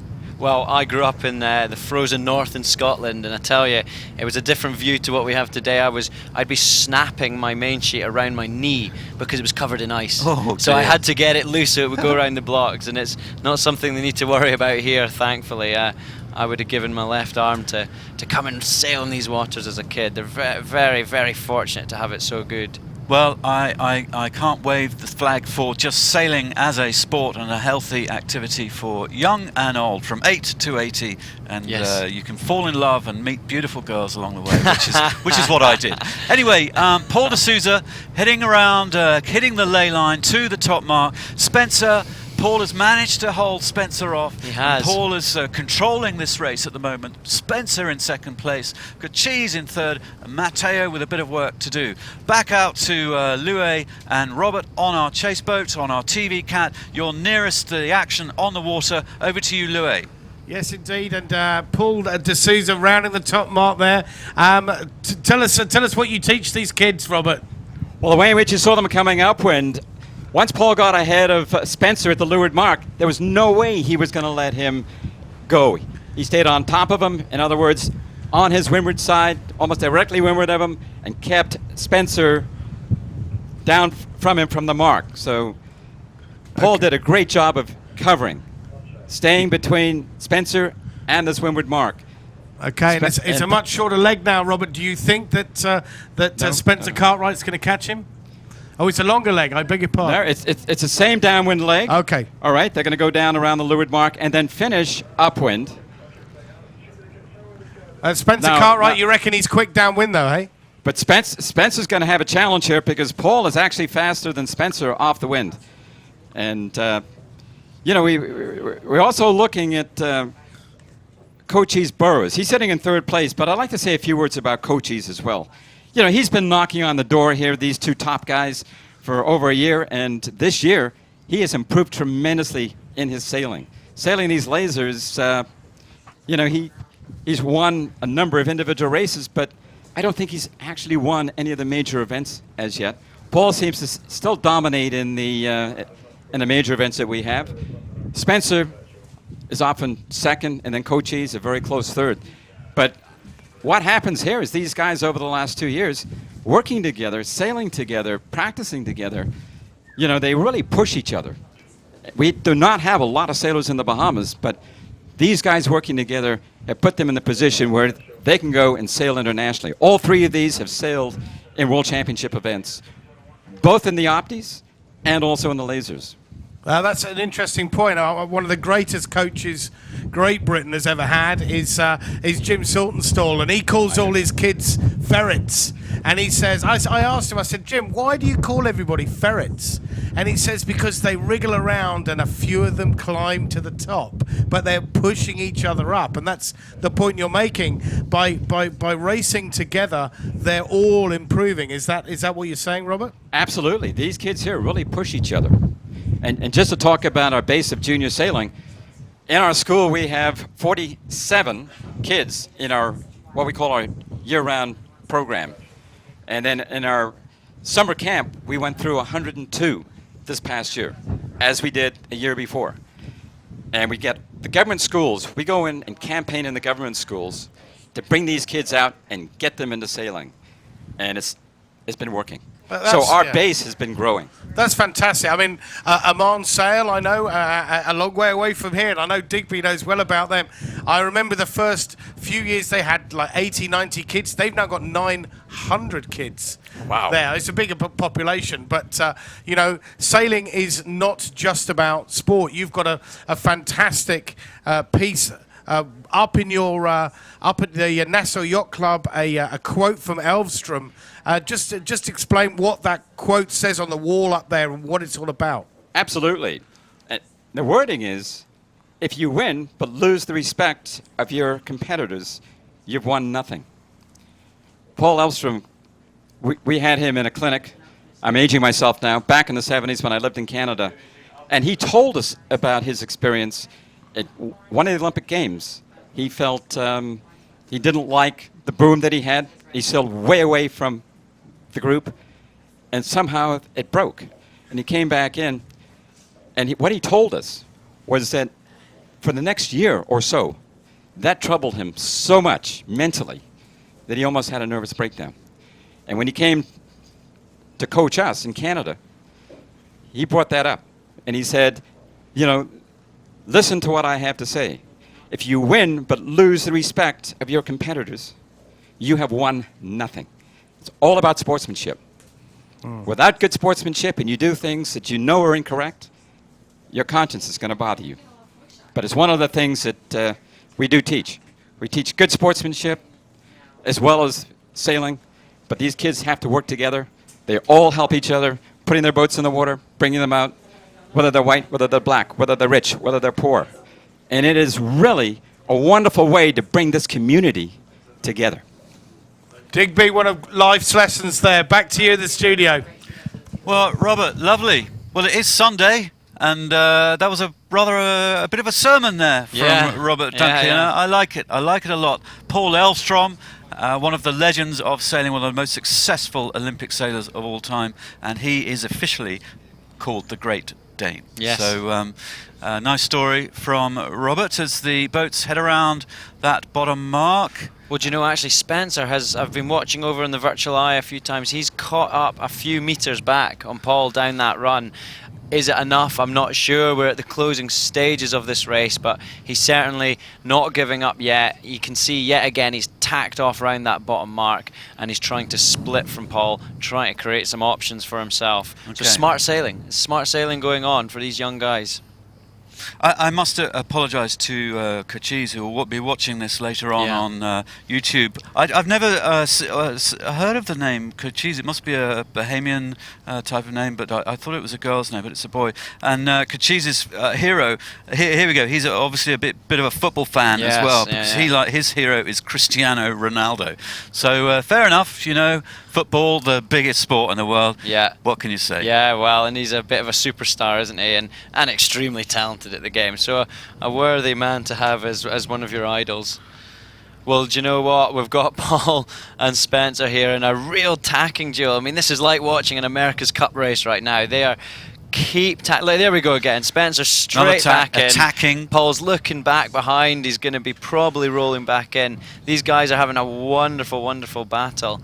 There he goes, straight back in, not an inch. And look at that virtual eye. Yeah. They're zigzagging their way up the center of that course. Neither boat is letting the other boat get too far. Okay, well, good duel going on, a little tacking battle. Paul still managing to control Spencer behind him.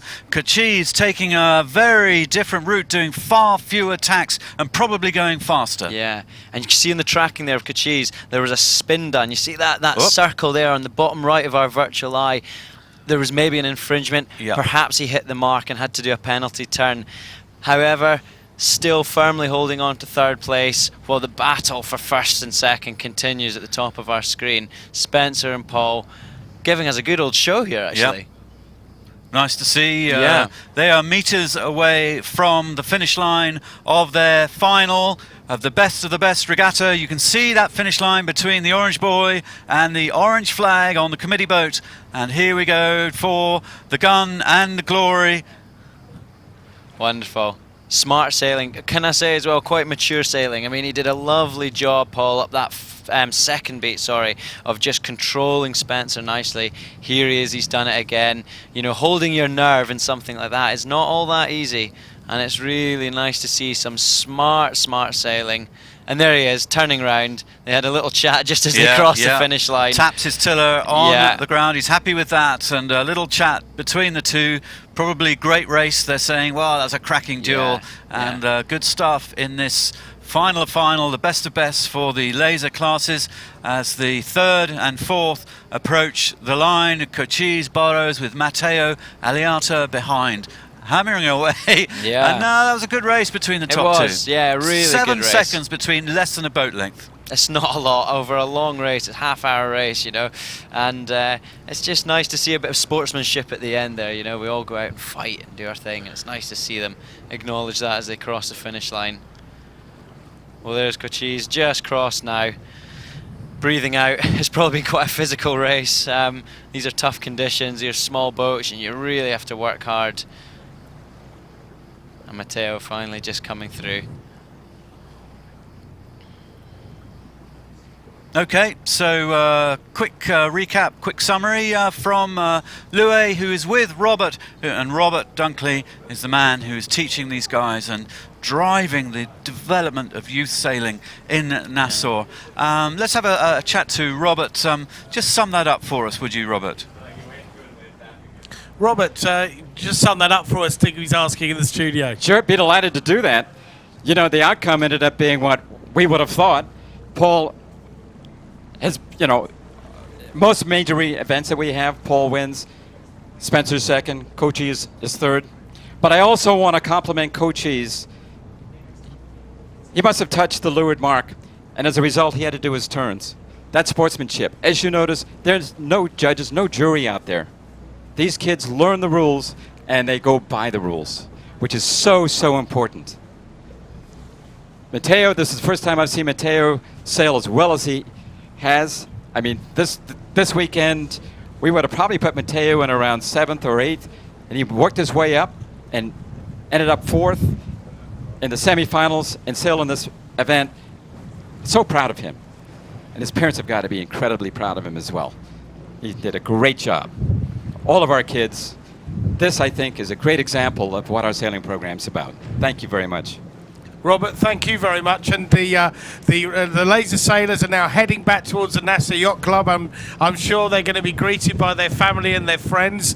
And the star sailors that are in that yacht club, have a chat with these 4 guys and give them some advice, give them some tips, because they really want to improve their sailing. But for now, back to you in the studio, Digby. Yeah, we'd be happy to have them come and speak, and we're just back here in the studio, just finding out what the schedule might be for the rest of the day. The schedule Digby. is after the lasers, we should be having Sloops B at 11:30 local time, which is around 4 minutes for their warning. We've got time just for a quick break where we can actually set the scene for the best of the best regatta.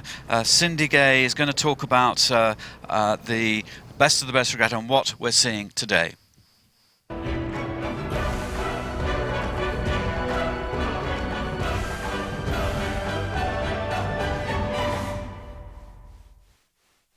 The best of the best regatta is a combination of 2 types of sailing. Our native sloop sailing, Bahamian sloops, and our Olympic style sailing, star sailors. We're also incorporating some of our junior sailors who will also be sailing lasers and the Optis. This event is a 4-day event sponsored by the Ministry of Agriculture and Marine Resources, also with other government agencies. This event has become the greatest sailing event in the history of our country. We start off with the boat parade tomorrow. We're going down the streets. Children and families will be lined up to look at our boats and to give their support to this great event. And then following that, Sunday we go to church. Our Prime Minister and other dignitaries of our country will be there, along with members of our community. So it's going to be great excitement. We're looking forward for a great celebration in church. You will see that there's a lot of culture activities going on throughout the course of the 4 days. Every night there's a live entertainment. We're displaying all of our traditions and our heritage on those 4 days. Last year, we introduced the sloop to our foreign partners, our brothers in the SSL. They had a bomb.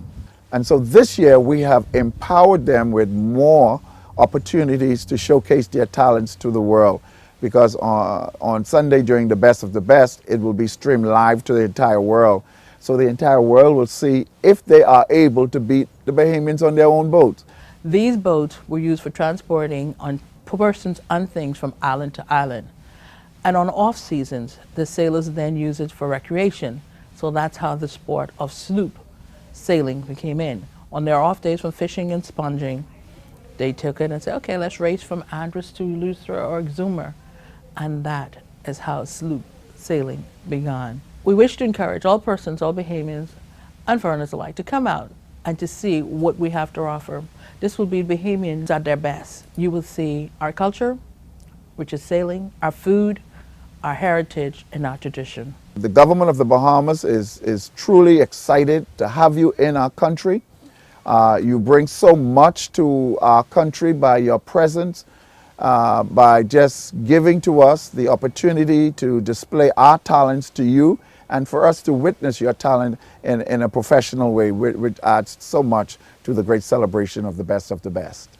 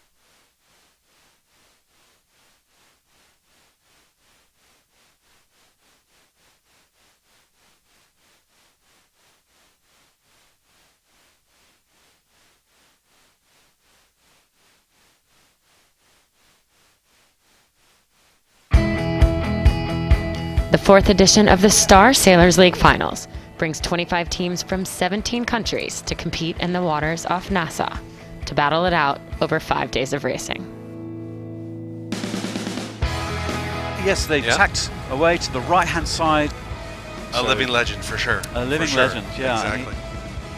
On day 1, race 1 saw a commanding display by Brazilian legend and 5-time Olympic medalist Robert Scheidt, along with crew Henry Boning.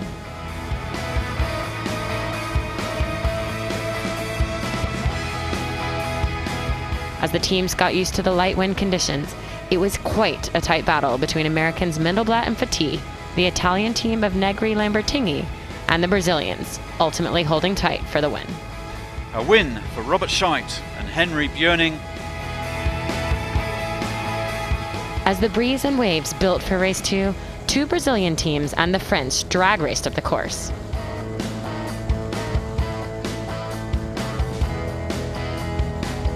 But it's the French that round first. Polgar and Coy take an inside line.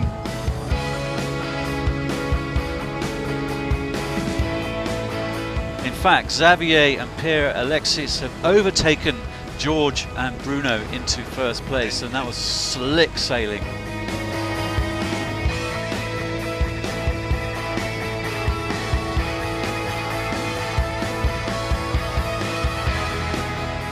The number 1 seeds took their first win of the event.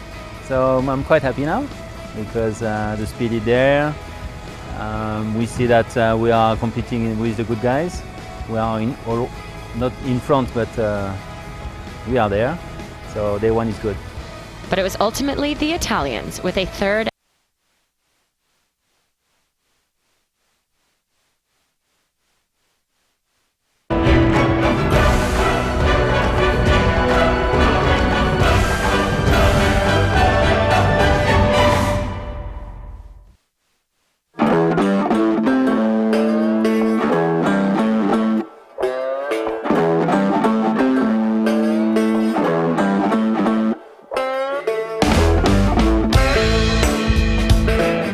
This is Fort Montague.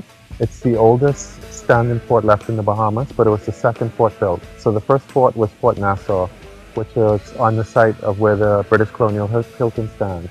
Fort Montague was built as the eastern defense to the harbor of Nassau. And Fort Montague was 2 complexes. So you have the fort which we're in now, and there was a little battery called Bladen's Battery just to the east of the fort, but that doesn't exist anymore. Montague especially was built because there was a lot of fear of attacks from the Spanish. The Bahamas is very close to Cuba and Florida, which was a Spanish colony, and so there was always sort of this fear of Spanish invasion, especially since this was a British territory. And a lot of privateering and pirating actually was based in the Bahamas, and they would attack Spanish ships and Spanish galleons. So the Spanish was always attacking the Bahamas as a sort of revenge. Well, all of the forts in the Bahamas are actually built from cut limestone. So they would cut the limestone naturally and then use a lime mortar mix to build them. Out of our built heritage, especially Montague is probably one of the oldest buildings, especially on New Providence. But before the forts, we have an indigenous history and indigenous culture of the Lucayan Indians. And a lot of their sites still remain, but that's buried in the sand and in the dunes. And this is where the archaeologists go and search for. The cannons here at Fort Montague are quite old and they are spiked, but if we wanted to fire them again, there are methods we can use to drill out the spike and fire them again, but that entails the use of gunpowder, cannonballs, and so forth.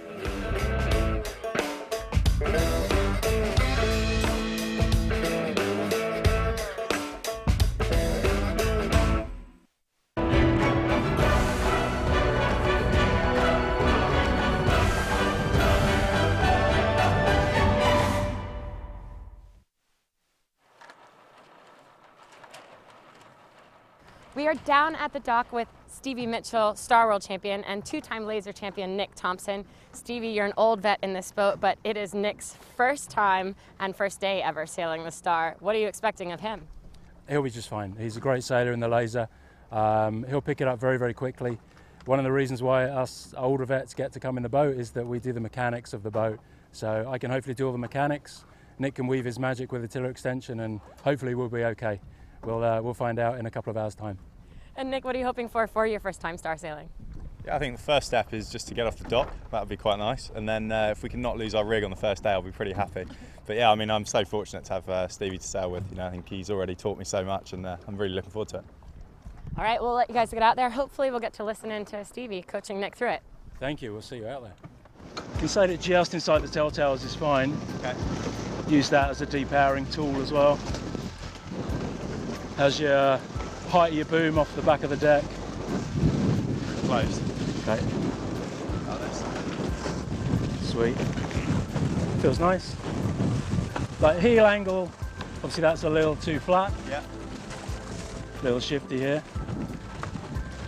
Okay, it's going to load up here. Okay, about a little bit flatter than this is a good angle. Yeah. Pressure building here. Yeah, and really you're not really playing the main much in this. No. So when you get those puffs like that, you just steer to them. Yeah. If they're big, put on a bit of this. If you need a bit of power, pull on the check stay a little bit. Crack off quite a bit. Yeah, crack off this guy. And that will effectively pull your check on a little bit anyway. Yeah. I'll crack the jib a tiny bit. Just to give you a bit of power. Pressure building into Yeah. That's it. You want a bit of weather helm all the time. Okay. So you want, if you let go of the till of the boat, will slowly round up. Yeah. So don't be afraid of it. If it starts to roll around a bit, Yeah. obviously a little bit of sheet will help you. Yeah. Normally it means either the vang's a little bit too eased or your sheet's too far out. Yeah. So just sheet on a little bit. This will help balance you up. The rig's not going to do anything bad from there. If it comes over to windward too far, the pole will dip in the water. Oh, you can snap the pole. And that pushes, by the snaps the pole, or it pushes the mast back and breaks the mast. Wow. But actually, like it's a bit like a laser in that when it does come over on top of you, actually the further away you go, the more it stabilizes itself. But it's really counterintuitive, right? Stand by charge. Way.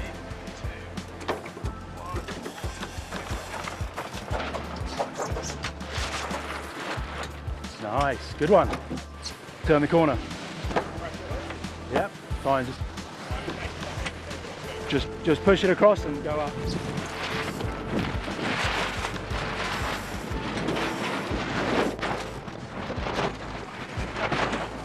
There you go.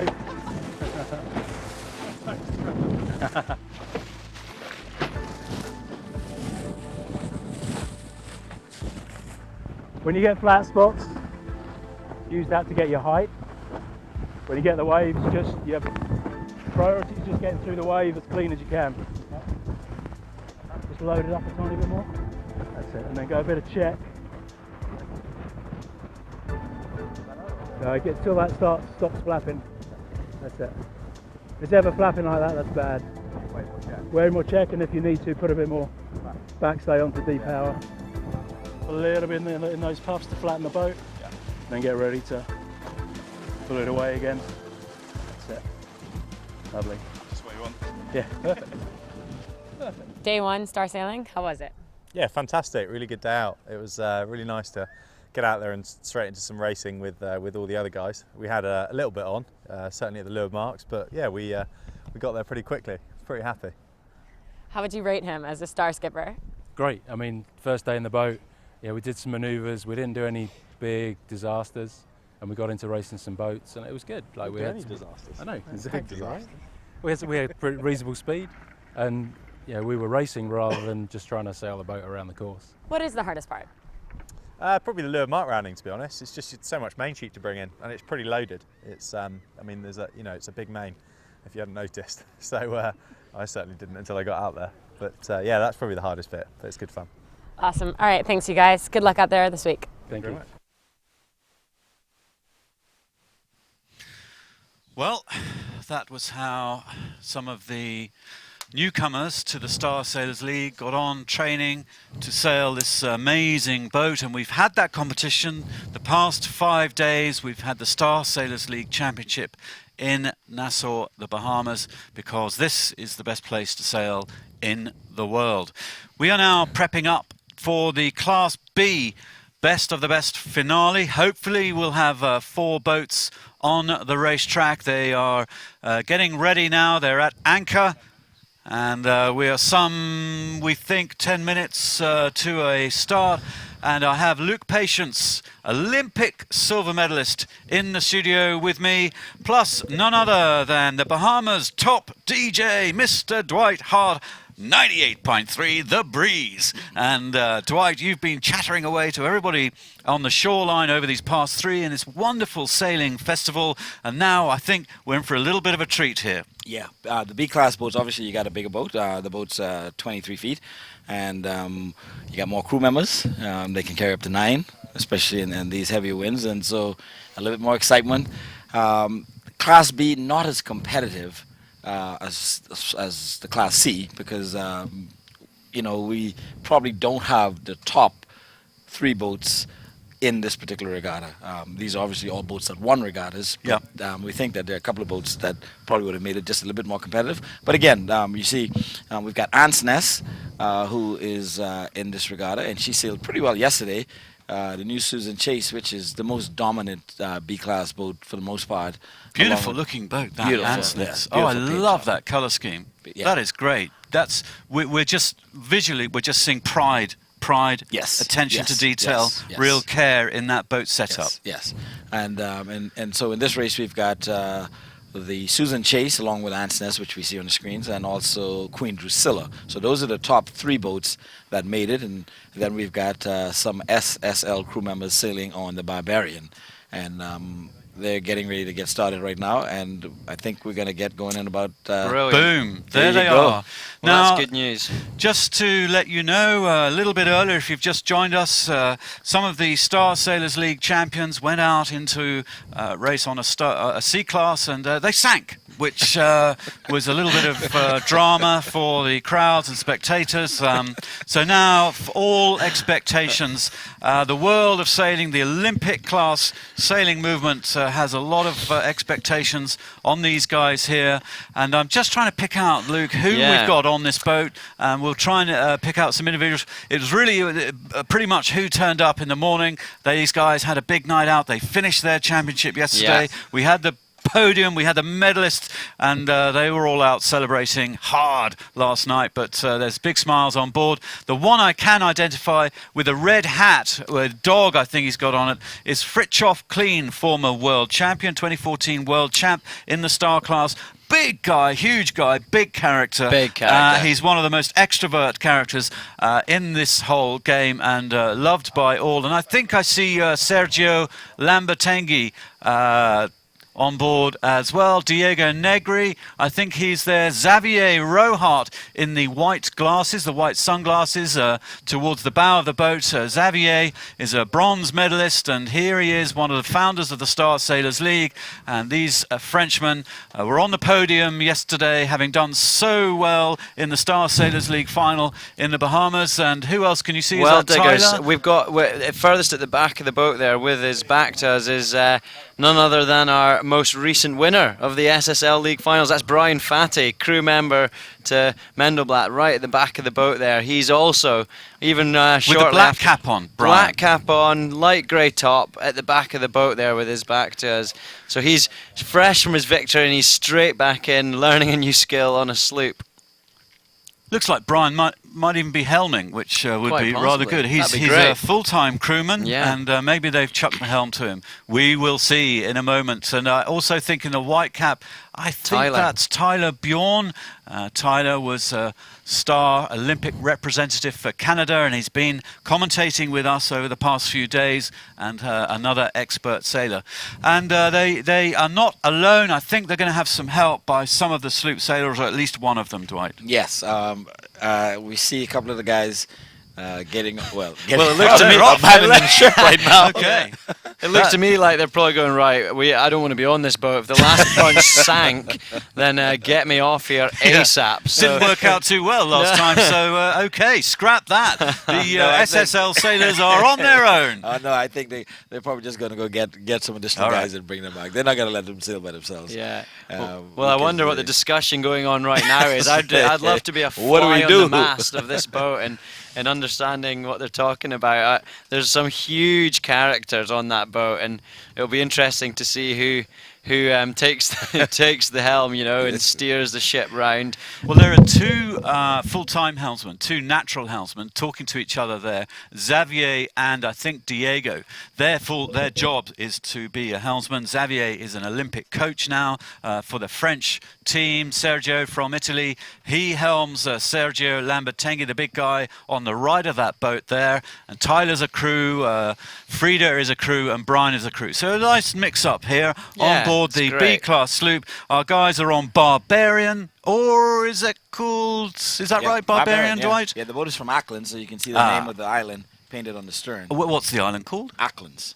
Nice. Yeah. I haven't heard of that. Yeah, it's one of the more southern islands in the Bahamas. Okay. Right. So she's travelled up away just to be here and race today? Yes, yes. Oh, wow. That boat is owned by Delworth Gibson, and he's also the boat builder and the skipper. Well, very kindly has lent his boat in this best of the best final to the Star Sailors League, and it's really nice. I have to say, Dwight, it's such a pleasure to join forces, because we've been racing here for 3 years now. It's the 4th ever Star Sailors League Championship at the similar time of year, end of November, beginning of December, and this is the first time, I believe, that you guys, the government of the Bahamas and everybody involved in sailing has pulled this regatta together, best of the best, 4 days of sailing for the best of the Bahamian regattas, and now we're seeing the two worlds come together, which is pure joy. Absolutely, absolutely, and I can tell you, even with the star sailing that we've seen broadcasted on the screens, the people who've come out to watch the local sloop sailing have also enjoyed seeing that stuff up close. For a lot of them, it's probably the first time seeing that kind of stuff up close. And we've got one of the other boats we just saw on the screen, the Queen Drusilla, and it looks like we've got some more crew members. Oh, those are the crew members from the earlier race. That's it, right, you're right. They're finally out of the drink. These are our survivors now. I think Robinson Crusoe's on that boat. And they've just cheers the beer in the back. Sands. Okay, fair enough. Yeah. That's enough damage I can cause for one day. Wow, quite. Johannes Polgar, they're heading back in. He works for Audi in Germany. Johannes, he's a great sailor, but he's in charge of all Audi's sports marketing around the world. All the stuff they do, the golf, the Formula One, the downhill skiing, you name it. He's the man responsible for that, and he's going to get quite a reception when he goes back to work next week. And he's now the man that's responsible for sinking a boat. So you know, he's filled with skill sets that can accommodate all these different things in different walks of life. But I'm sure they've had a good time doing it, learnt a heap, and really enjoyed just being part of the sloops today, watching something. You talked about the two worlds there, Digby. We've also got a really traditional side of sailing that's bringing that, as well as bringing in this modern technology to watch it. And this is probably what we're doing today is the first time ever. With a traditional class like this and bringing in this new technology. I imagine this has never been done before. No, it hasn't. This is the first time for all of us who are involved in sloop sailing to have it, the action brought back to the shore, where people can see this action up close and see exactly what it takes to sail a sloop and to sink one also. Okay, well, hopefully we'll be using virtual eye and tracker technology. And again, that's quite a cool thing, where we have a 3D animation of what's going on in real time. They use these trackers, which are fixed by GPS and then mobile signals and satellites and all the rest of it. And it's an incredibly sophisticated system developed by ARL and Virtual Eye down in New Zealand, in Dunedin. And I know that Paul Sharp, he's the genius guru of Virtual Eye. He's down there doing all his mathematics and all that kind of stuff. And here in our studio we have John and Bridie from Virtual Eye, all the way from New Zealand, to operate this incredible graphic system, and that'll help us understand who's where, what's going on, and we can analyze the tracks, we can analyze the speeds, and it'll be really useful for all the competitors to analyze once they watch this on a YouTube replay. Yes, absolutely. It's definitely bringing a new dimension to sloop sailing in the Bahamas, and I can tell you, a lot of the guys I've spoken to after the first C-class race, very impressed with that technology, and I'm hoping that this kind of stuff can continue. as far as sloop sailing and broadcasting in the Bahamas in the years to come. So we hope we're able to expand on that. Well, Dwight, this is unusual in the sport of sailing, where you start at anchor, and just talk us through that a little bit. What do they have, a 1 minute warning, and then it's how does it work? Yes, and as we can see, just as we pass, there's a sunken ship being towed back to the shores by the police boat. But yes, very unique sailing in the Bahamas, where the sloops start from a standstill, and I think we're the only place in the world where this kind of sailing happens. You have a standing start, and you get a 1 minute gun prior, and once that happens, everybody gets ready. You get a couple of guys on that anchor line, and the line is sometimes quite a few distance away from the boat, and once you get the gun to start, that anchor rope starts getting pulled in, and you pull and you pull and you pull until you get the boat up to a certain speed, and then the sail goes up. And once those sails get up and going, then it's sailing and wind power only. And so you probably want the biggest, strongest guy in the front dragging that anchor up. Yes. Because you could just generate speed, can't you? Yes. Just from pulling up the anchor, get a bit of way on. Yes. Yeah, it would be like pulling a bit of rope that's tied to a door. You know, you're going to pull yourself quicker towards it. So I don't know who they've got up on the bow. Looks like Sergio Lambertenghi. Sergio, yeah. Big fella from Italy, huge Italian from Lake Garda. And Sergio, lovely guy. He runs a hotel there with his family, sails with Sergio, with Diego Negri. They won the qualifying rounds the first 4 days of the Star Sailors League final, and so they came in with real class and quality. But unfortunately, they came fourth in the final itself of 4 boats. So they didn't quite make it onto the podium, which is a little sad for them. But I know that they've enjoyed being in that final of the Star Sailors League. So here we are. We're looking at a bunch of Olympic class and star sailors and world match racers and nationalities: Italy, France, and Germany and Canada and the USA. That's plus the Bahamas. They do have somebody from the sloops on board. And I'm afraid I beg your pardon, because I don't know who the our sloop sailor is. I can't identify the individual. He's probably one of the regular crew members. Yeah. And he's going to try to give as much guidance as he can. Hopefully he's got a stern hand and keep these guys under control and keep this lassie above the ocean rather than underneath it. Yeah, it's going to be interesting to see. And as the boats get bigger, they get just even a little bit more difficult to handle. And of course, with the B-class boats now, you have not only the mainsail, but you've also got a jib. Yes, yeah. Now, how will they get a warning of when the gun will go off and they can start pulling the boat up the anchor, start hoisting the sails? Is there a warning up to that point? Yes, the committee boats, as you can see, will be usually circling around the boats. And, the race coordinator's got a megaphone, and he's going to be kind of shouting out instructions. Oh, I see. Brilliant. Yes, making sure that they're on the right line. Yeah. And nobody's edging out another boat. And he's going to, shout out to some guys, hey, move back a couple of feet, pull up a couple of feet, until they get all lined up. And then he's going to come back and say, we're going to have the warning gun in X amount of minutes. And then they shoot that warning gun. And after that, you've got 60 seconds to get ready. And then it's racing. Great. What a great way to start a race. We expect to see 2 big triangles, is that right? Yes. Yes. Most of the courses sailed in a triangular course. Some of them just go up and down depending on how much wind is blowing and where the wind's. Now that will host a nice moment in the race, won't it, when they have to jibe round that wing mark out on that outside edge of the triangle. And it's a huge, huge, huge boom. I mean, it's a long way that has to cross from one side of the boat to the other side. So hopefully we'll see some drama. Hopefully not any damage, but hopefully we'll see some drama and some good moments. Well, we can see now, here's one of the A-class boats, and these guys are getting ready for the A-class racing, which is going to happen later on this afternoon, and that's the original Courageous. Wow. And as you can see, these boats carry up to 15 crew members. We've got Jed Monroe in the blue jacket there, and he's getting that jib ready, and his father, Captain Emmett Monroe, will be on the tiller. And so we're going to see them later on this afternoon as they get ready for sailing. The big guns, the big finale. Wow. That's going to be cool. It's going to be incredible to see. And I was just watching that boat there. It just looks gorgeous. Yes, you know, yes, there's very few boats these days that are probably handmade, grafted out of the wood itself, Yes. and it's just wonderful to see that lovely wooden headboard at the top of the mainsail. Yeah. You know, in my small boats I use, we've got things like carbon and all these new materials, and to see something handmade like that, it's just gorgeous. Yeah. It looked like a sort of gaff, almost a gaff Yeah, rig set up. it looked a bit like that. It will hold out the leach of that mainsail. If you've got a nice long wooden headboard, it will create stability down through the back of the sail, powering the boat up more as well.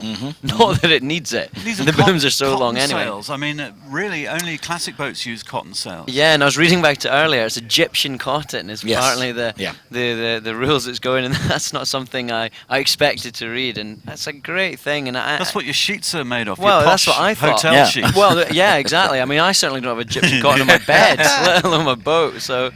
They've been introducing some new material over the years. You know, some of the older guys would like to have kept it to the original type of materials, but there's been some, infusion of new fibers and that's been introduced over the years, including some contender made sails.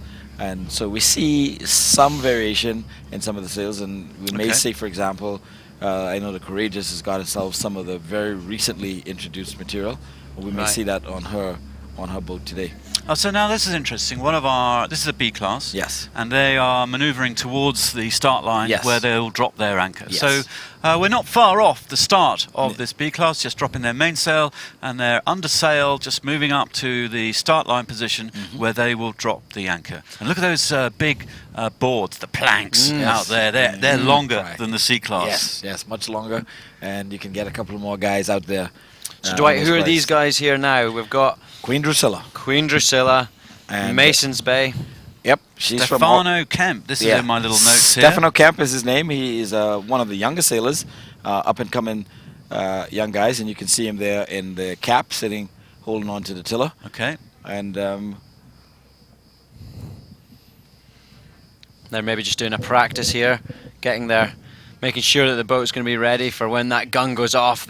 Testing out, make sure that sail gets all the way up. exactly. We don't want any knots in the rope. I imagine it's quite easy to have a lot of this tangled up, and you don't want to be behind already at the start of it all. Hey, Dwight, I've got to say, as a visitor to the Bahamas, running around and chatting to the shopkeepers and the staff at the yacht club and the taxi drivers and everybody who I come across you've got really cool names, and I just happened to glance down. The builder of Queen Drusilla is Ulyss Tommy Thompson. Yes. What a cool name. You've all got these amazing names out here. It's bloody cool. Yeah, we've got some variation in names, certainly amongst the islands. Romaldo Ross, Jermaine Thurston, Enoch Roll, D'Angelo Ross, some of the crew on there. Queen Drusilla. On Queen Drusilla. Absolutely.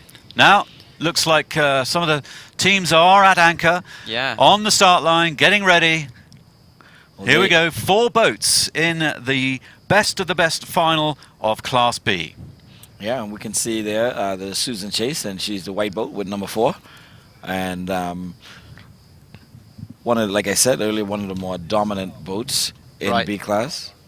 So who will we be keeping our eye on then? You think Susan Chase is on for the win here? Yes. Do you think it will be convincing, or are we? If any of the other races are any indication, it's going to be convincing. Okay, fine. But Anne's Nest, I think, has enough speed to make it competitive. She certainly sailed extremely well yesterday.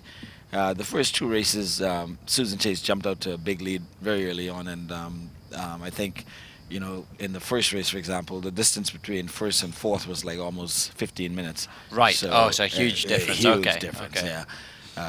But we, again, with the wind conditions picking up, the first 2 days we had not as much wind, but today with the wind conditions being just a little bit higher, Anne's Nest may make it just a little bit competitive. And we also have the Queen Drusilla, who's also had a second place finish in the first race sailing out here. So Anne's Nest and Queen Drusilla have interchanged positions. They've come second and third on corresponding days. Well, I was just seeing some trackers there being fastened to the front of the boat there on Susan Chase. Hopefully that'll mean we'll have the virtual eye again for these 4 boats. They just have to attach them on the boat so that the computers back here know where the boat is. We can get the distances, and we'll be able to see the speed and all that stuff. Yeah. Well, let's jump out to our on-the-water commentators. I know we have Loué Habib out there. And Loué, from the pictures that we're seeing on the screens, it looks a little bumpy at the moment. Yes, it certainly does look a little bit bumpy at the moment, Digby. I'll be totally honest with you. I don't know why, because the tide is going with the wind. So I can't honestly tell you why it's bumpy. It's just quite windy out here. I mean, it's a lot windier than it was yesterday, and you know, maybe that's why. That's pretty easy one. But yeah, it is pretty bumpy inside here. The wind does funnel. Don't forget. Into the you know, from the bay into this area here, so there's probably more breeze in here than there is outside. There's quite a lot of cloud over on the Providence Island side as well, so maybe we've got some more breeze coming. It's lovely blue sky above Rose Island. It looks lovely out there, but I think the wind funnels in here, and you know, obviously it's much shallower water. The last Star Sailors League team found that out because they found the bottom. So it's shallow, and the wind's funneling in. That's why it's bumpy. Thank you, Loué. Well, we are looking at the guest team, the Multinational Star Sailors League heroes. They are on Barbarian, which has kindly been donated to the guest team for the final of the B-class sloops. On the back of the boat there, sitting down, is Xavier Rohart. He is one of the founders of the Star Sailors League, Olympic bronze medalist. He's been a Star Sailor for a long time. He's an Olympic class coach, and it looks like he has been elected the boss of the team, the helmsman. Next to him standing is Diego Negri, one of the best Italian sailors. He was 4th overall in the Star Sailors League final of 25 boats, and he is there with his crewman Sergio Lambertenghi, and then Brian Fatih, who won the Star Sailors League final against some 16 Olympic medalists.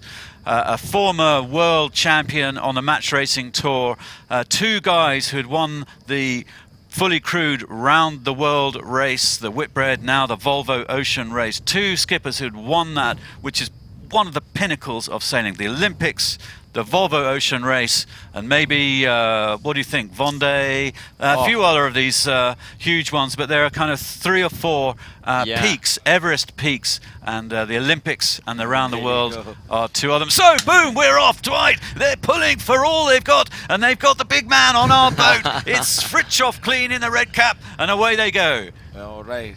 I think it may just be a little practice time. I was getting excited there. I was resting it up there.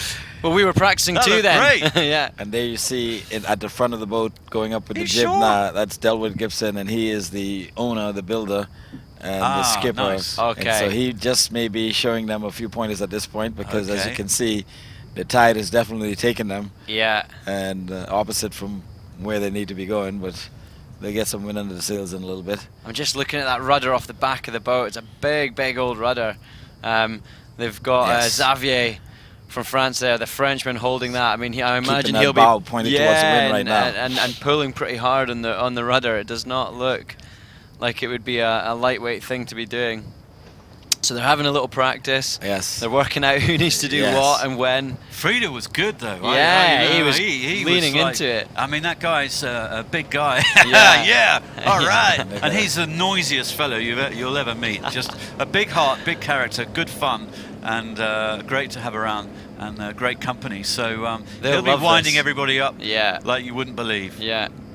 I think they'll enjoy this first part of the race, hauling up the anchor and getting the sails up as quick as they can. And of course, all of these guys know everything about sailing, so you know they're going to be telling each other what to do. I think the arguments will be rife in the boat. I don't think it'll be a quiet boat. It's a shame it wouldn't be mic'd up, although I imagine there'll be some things they were unable to have said anyway. So yeah, you can't. It's not often you squeeze this much caliber into one boat. From the international scene, I have to say. Oh, sorry. Yes, absolutely. Yeah. You know, the Bahamian sailors, which is a Caribbean thing and a Bahamian thing. Yeah, Just showed absolutely. us pure class in the C class. It was very nice to see, and I think we'll see that again. I hope we'll see that again. And Yeah. they're definitely making their way up to the starting line. As you can Okay. see, the other 3 boats have been patiently waiting there, and they're going to get set up. How do you pick is it random where you No, start? there's actually you pick a number prior to the day's sailing. So all of these sailors, I think they would have pre-picked Out of a hat? Out of a hat, yeah. You put all of the numbers. Like for this race, you'd have 4 numbers, and you go in and you pick a number, and it's 1, 2, 3, 4, and cool. Whoever picks what number, that's the position that you start at. Right. So I wonder where the SSL sailors will end up being. It looked like there was a gap between 2 and 3. I'm thinking for this final race, I'm sure I would have heard it, that the positions of the boats would have been the position that you qualified in. So 1, 2, 3 is going to be the top 3 qualifiers. Okay. And so your guys will be in the 4th position. The wild card. Yes. And so they'll be number 4 on the starting line. Well, we're just looking at It's a how beautiful big shot. that mainsail is. It's just, I really can't wait to see the start of this race. It's going to be a sight to see with all the cameras as well that we've got here. It's going to be a wonderful, wonderful moment. Hopefully they'll all get their sails up in time. Hopefully it'll be a tight and clean race to start off with. Yeah. Dwight, sorry to ask a technical question. I know you're not a technical expert I'll try my best. on the class, but do you see the sails going all the way to the top of the mast ever? Because Yes. you can Depending on the wind conditions will determine the size of the sail and then how much sail that they actually put up. Okay. So they've got a slightly smaller sail on slightly today. smaller sail, yes. Gotcha. Yes. In the lighter winds, you'll see the massive sails, and they'll go all the way up, using the entire mast and all of the boom. That makes sense. Yeah. And just watching Tyler just move to the outboard end of the planks there. And we've already got Beautiful. a casualty. Well, Yeah. I'm glad the He's camera was got- rolling at that point. He's got a taste of the ocean. Well, at least he's got his iPhone in his pocket. That's ruined now. He didn't see He wasn't that ready coming. for that. He No, was not ready no, at all. So a no. little practice there, practice upwind. They suddenly lesson dropped learned. the mainsail, didn't they? Yeah. There's smiles on board, though. They're going to have a great time, I'm sure. All there right. comes All the they have to chair. do is not sink. Yes. As far as I'm concerned. That would have been a good day for them. Yeah, exactly. Now, will the local Bohemians, will they enjoy racing these guys? Are they looking forward to having them on a 4th boat? Are they going to revel in this? Yeah. Absolutely. Although I think for this particular race, the other guys are going to be more concerned with each other because they're sailing obviously for some prize money. Yeah. And so, they're going to pay some attention to your guys, but hopefully they want to see them in the rear. Yeah. I can only imagine, yeah. So this best of the best regatta is a new thing in the Bahamas. This is the first time it's happened that you've taken all of the winners from the regattas from around all year and brought them for this best of the best. Cool. So this is the first time ever having what would be considered a championship of championships. Race. Yes, absolutely. Because they've been qualifying all around the Bahamas during the year. Yes. Nice. Well, look at them. They're all ready to go there. Maybe there's some communication going on between the boats, maybe trying to unsettle their competitors. Oh yeah, there's some trash talking. Good bit of banter. Yeah, some, there's some wow. jeering and see you at the shore, watch my back. Yeah. All that kind of stuff. Okay, great. And so you probably got the committee boat now asking them to move from one position to the other. Okay. You guys need to pull up a couple of Sure, feet, we haven't you guys. started. We have not started. No starters yet. All right. And the Barbarian is now moving back. They probably would have dropped anchor at some point and now just kind of floating back and letting the anchor stretch out a little bit. I feel quite tense at the minute. I'm really sort of. It's the I calm, don't know. Yeah, it's the calm kind of before the storm. It's We know great. the storm is going to hit in an explosion of activities. And we can on see these what that boats. storm can do as well from the previous race we watched. But it's feeling quite tense here. I don't know quite what we're about to see. You know, Dwight, you've explained how this is going to work. We just missed the start of the first Sloop race today, so here we are going to be covering every moment of it. And we're going to see them drop the anchor. And there's some of the fans on the shore. And not far offshore, are they? That's great. Good view from the beach. Got an excellent view. Good breeze, good view, Yeah. bit of sunshine. Perfect Sunday. And there's a Susan Chase crew coming into view. Now she will obviously be hoping to retain the dominance she's been Yes. having. Yeah, she qualified for this best of the best by winning the 2 largest regattas that we've had this year. The National Family Island Regatta, which is in and of itself almost a championship type regatta where most of the boats go to participate, and that was in April of this year. And she also won the Long Island Regatta, which was held in June. And so those are the 2 bigger regattas in the Bahamas throughout the course of the year. And so the Susan Chase would have won both of them. Well, there's our aerial view. That's a from great view. Great the view drone. from the drone, Beautiful. yes. You can see the start line beginning to take shape as the boats just come up into a little line, bobbing around, bit of wave, bit of bounce out there. It's a good breeze. We're in for good sparkling conditions for the final of the B-class sloops in the best of the best regatta, the first ever champion of championships in the Bahamas. And as we look back towards New Providence Island, the yacht club just behind there on the corner there, Fort Montague, beautifully told, a lovely little feature we had on that. And you've been commentating from there, I believe. Oh yeah, we've been at the fort for the last 3 days, in the fort, doing our own commentary. No broadcast booth in there, but we were able to bring all the good pictures from shore, and the people who've come out have totally enjoyed it. You could see from the last view the starting line and the positions of the boats, and as we would have said, as you can see, you have Susan Chase starting in the number 1 position, then you have the Ant's Nest in the number 2 position, Queen Drusilla just now repositioning for position number 3, and the Barbarian with the SSL crew will kind of maneuver in place for the 4th position. She may need assistance from one of the power boats to get her anchor out, and so you may see a boat come along and grab her anchor and take it out a couple 100 feet and drop it off. Now it looks to me I would want to be the number 1 here, the Susan Chase. That's the position you would want to be in on these the starts, wind. right? Absolutely, Yeah. absolutely. Yeah. Because you're on the wind, and she will be able to get out to a very good start from that position. And but again, that's why you qualify for the top position, so that you can have the best starting position. Luke, just compare this to an Olympic class start. You have a 5-minute sequence, and just compare it.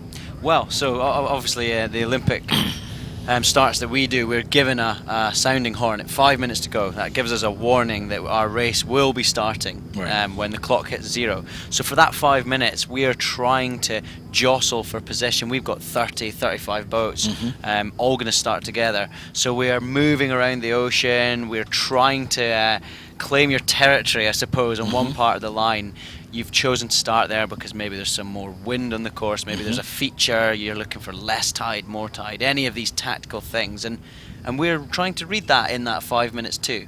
So we don't always know where we're going to start, but we're working that out in the 5 minutes that we have.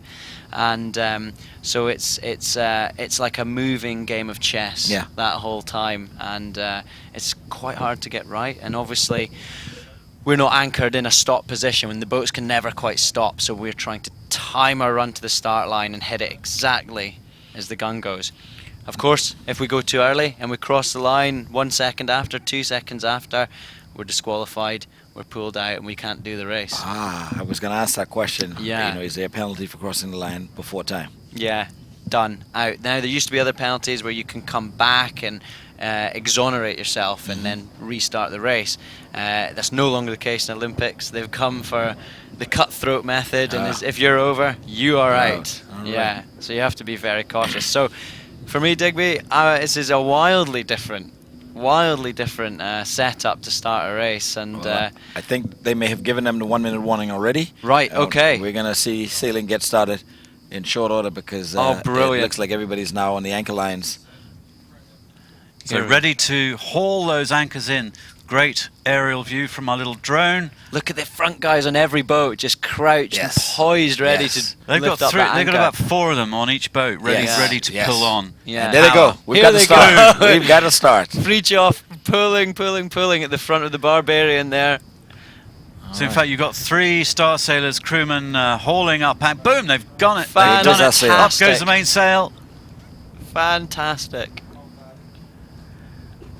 That's a quick hoist. That looked nice. They've got the sail up. Yeah, they're drifting slightly backwards. Yeah, they don't have any wind in the A sails little bit yet. of reversing going on until they can fill that sail, begin to drive the boats forward. Oh, Susan Chase having a bit Seems of a to have a bit of a problem with the sail. Oh, wow.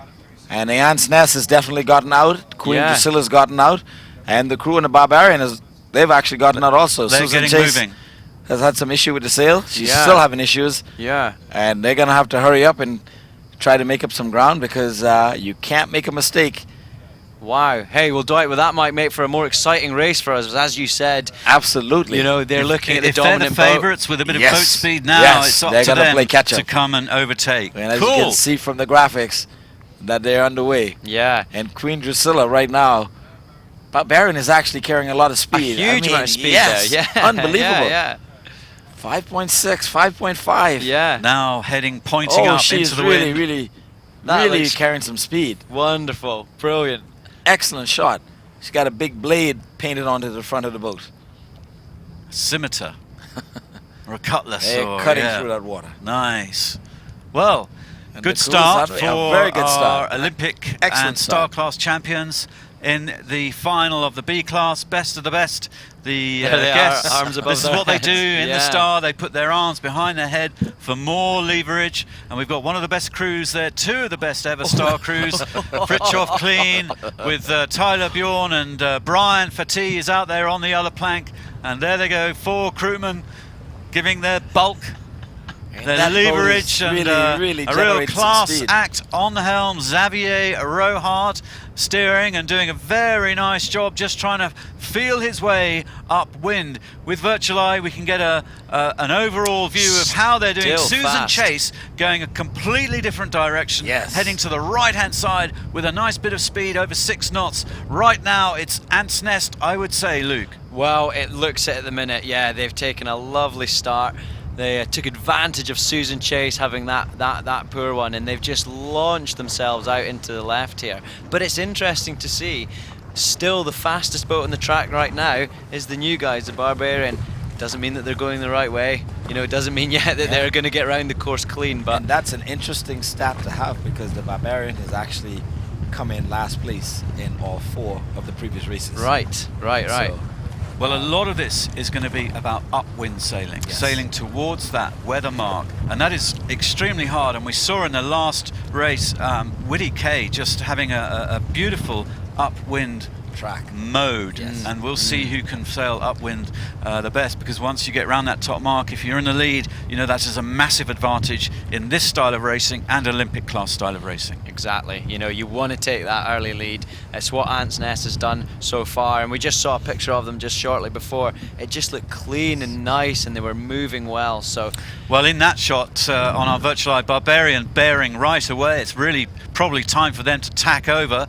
Susan's Chase, when they tack, that'll be interesting. And here we are with Barbarian, and they're in trouble. They've borne away, and now they're coming back up into the wind. They really kind of need to tack fairly soon, I would say, Luke. It looks like they're getting prepared just to do that. Yeah, they're there. You can see them moving the planks, and And over there the they boat go. goes. And So this is it. This is their first tack they've done, remember? So they're not yet learned in this. They're figuring it out as they go. There's Tyler down on the lure side. Don't fall out, Chief. Stay on that boat. Otherwise, they're coming back to get you, mate. He's like a cat in silk slippers, isn't he? You've got a safe tack. Beautiful. Beautifully done that, Yes. like a newborn rhinoceros. Yeah, beautifully done. They are just making their way out to the side of the boat. I'm not laughing at them. I wouldn't be any That's true. better. It's just enjoyable to see. Absolutely. New skills for everyone. And there you have the boat owner. Yeah, There's Freddie. Fritjof. Yeah. He knows we're looking at them. He knows does. we're pulling their legs. Look at him getting an absolute dunking there. It's like a witch's chair, isn't it? He's getting dunked, and that's great fun to see. So Barbarian, some 500 meters now behind Ant's Nest. Quite a lot to do for the guest sailors from the Star Sailors League. And there they are, hammering away. Yeah, yeah. Not finding their groove just yet. Not just yet. They're getting quite wet now. Fritjof there, right out in the red cap. They're right as far out as he can be. He can't really do anything about that. He's just got to hold on. Close his eyes, certainly close his mouth, and try and make sure the boat comes back up and hope that he's still part of it. They look like they're having a great time though, laughing away. His shirt. Yeah. Well, I wonder who's winning the race now. I don't know if we can get an eye on the virtual or a zoomed out and just see where we've got to. Oh, look at that. Susan Chase back into the hunt there. Well, very nicely sailed by Susan Chase. They are coming into an engagement with Queen Drusilla. If we stay with virtual just for a second, we'll see who's going to get the better of that little duel there. Susan Chase with, are they on starboard tack? Currently they are on starboard tack, and they're passing behind Queen. Oh no! Defensive move. Ooh, there we go. Defensive move. Queen Drusilla's just tacked back in front of Susan Chase to try to prevent her from coming, but that boat's got some speed. Yeah. As you can see, the Susan Chase is gonna inch up on her, and we're gonna see right now who's got the speed and who's gonna get out of this one in first place. Well, as you said, Susan Chase was the boat to watch, and even after their bad start, they obviously felt pretty calm, happy with what they're doing, and they're right back in it again. Oh, yes. You know, putting their dominance back on the table. And he's going to try to intimidate Queen Drusilla. He's going to do some intimidating sailing right now. But Hans Ness rolling into in front of both of them right now. She's tacked in front. Tacking on them. They have the weather gauge, as the old Napoleonic and Nelson Navy would call it in those sea battles. The weather gauge there to weather of them, to wind of them. So right now, Ants Nest with the advantage. Yeah, and it's great to see boats like this, sails this big with this many guys. They're racing this like we would see in any sailboat race. It's close, it's tight, they're looking to do as much as they can. I didn't expect to see this. There's an excellent view. That's just wonderful, isn't it? Well, Susan Chase with a good lick of speed there on left of screen, just poking their nose and beginning to leave. Establish the lead. That's nice. But Ants Nest with an advantage up there because they can bear away, and they'll be nearest to the top mark mathematically. Virtual Eye can give us that kind of statistic. Drusilla didn't like where they were. They were getting a bit of crap air down from Susan Chase and getting a bit of exhaust from the guys to windward of them. But Susan Chase looking fast. Ants Nest looking tactically superb. Yes, absolutely. It's nice, smart sailing that from Ants Nest. They've put themselves in a controlling position. I imagine Susan Chase is going to be hoping that their boat speed will push them ever further away, so that when they come back, when they meet again, they might have got a few more meters back on Ants Nest. But that's exactly what she's going to be hoping for. That could, I think, the orange mark there could be the in our mark. shot. Well, it's certainly to windward of them. We'll find out fairly soon. But they do say, Luke, that boat speed is the best tactician you can ever have, and we'll see if Susan Chase is going to win this one. But right now, it's not all going their way. No, it's not. Yeah, as you said, you're a tactical genius if you have boat speed. So it's made easy for you if you're just slightly faster all the time. There goes Susan Chase now with an attack back, and but I want to see Ants Nest tack too. She's going to have the advantage still at this point. Hopefully what we'll see is Ants Nest roll into attack, also follow with Susan Chase, trying to keep them behind, blanket their wind. Tactically, Ants Nest could be, if they tacked around now, is that a good time for the exhaust? Exactly. Watching this Virtual Eye here, if I was in with Ants Nest, I would have thought to tack on top of Susan Chase, keep the weather gauge and try and keep control and not get too far away. There you have it. They've done it. They've done it. Yeah. I mean that's a good controlling move. It's a safe move. And it just keeps them in the hot seat. You know, you're asking questions of your competitors the whole time. But look at Susan Chase. Higher, faster at the minute. More stable too. Yeah. Well, Drusilla is the furthest left, further away, and they've got still afloat. Barbarian is still afloat. They're not out of it completely if they can get some really good downwind speed. They're certainly not disgracing themselves at all in this race. Absolutely. Not yet. And again, you know, this is a winner-take-all race. There's only one race. You only have one shot to do it. So you know, it's whoever finishes first, and so these guys are going to try their best. Dwight, you mentioned prize money earlier. Do you know Yes. what the pot is? I don't know exactly yet. what the pot is Okay. for this one, but we'll get some numbers before the end of the broadcast. Oh, Yes, so hi folks. everybody on the beachfront. Wave. Hello, everyone. Give us Hi a there. wave. We're There enjoying we this. go. I hope you guys are enjoying it as much as we are. It's a wonderful day, really good breeze, and a fabulous battle at the front of the fleet of the B-class sloops. And I just need to take a moment. You know, one of my good buddies is sitting on the beach, and he's been asking me every time I come around, how come you don't call my name? And so, hey, Bob Roll, I know you're sitting out there watching this regatta, and we'll see you when we come to shore. So, Bob, stick your hands up in the air and wave so that we can all see you. Nice All right, one. There goes Bob. Now we've got a good shot here. This is drag racing now. It's a boat speed race. Whoever's more finely tuned, whoever's feeling more zoned in with the conditions, zoned in with their boat, you know, getting that pace forwards. And we can see now the boat speeds on our virtual eye. Susan Chase, 4.9, 4.5s. They're all roughly in a similar area. But Barbarian, surprisingly, still also seemingly carrying the most speed. She's hitting 5 knots and over a lot more times than some of the other boats. Yeah. So it's keeping her at least, you know, in eye and not getting. Oh, let's see left the behind. tracks as they go. Fairly even. I would say Susan Chase is good, just clawing slightly higher towards the wind, which is a great advantage if you can keep that speed and that height as you point up to the top mark. That helps absolutely enormously. And you can see the track of Drusilla there.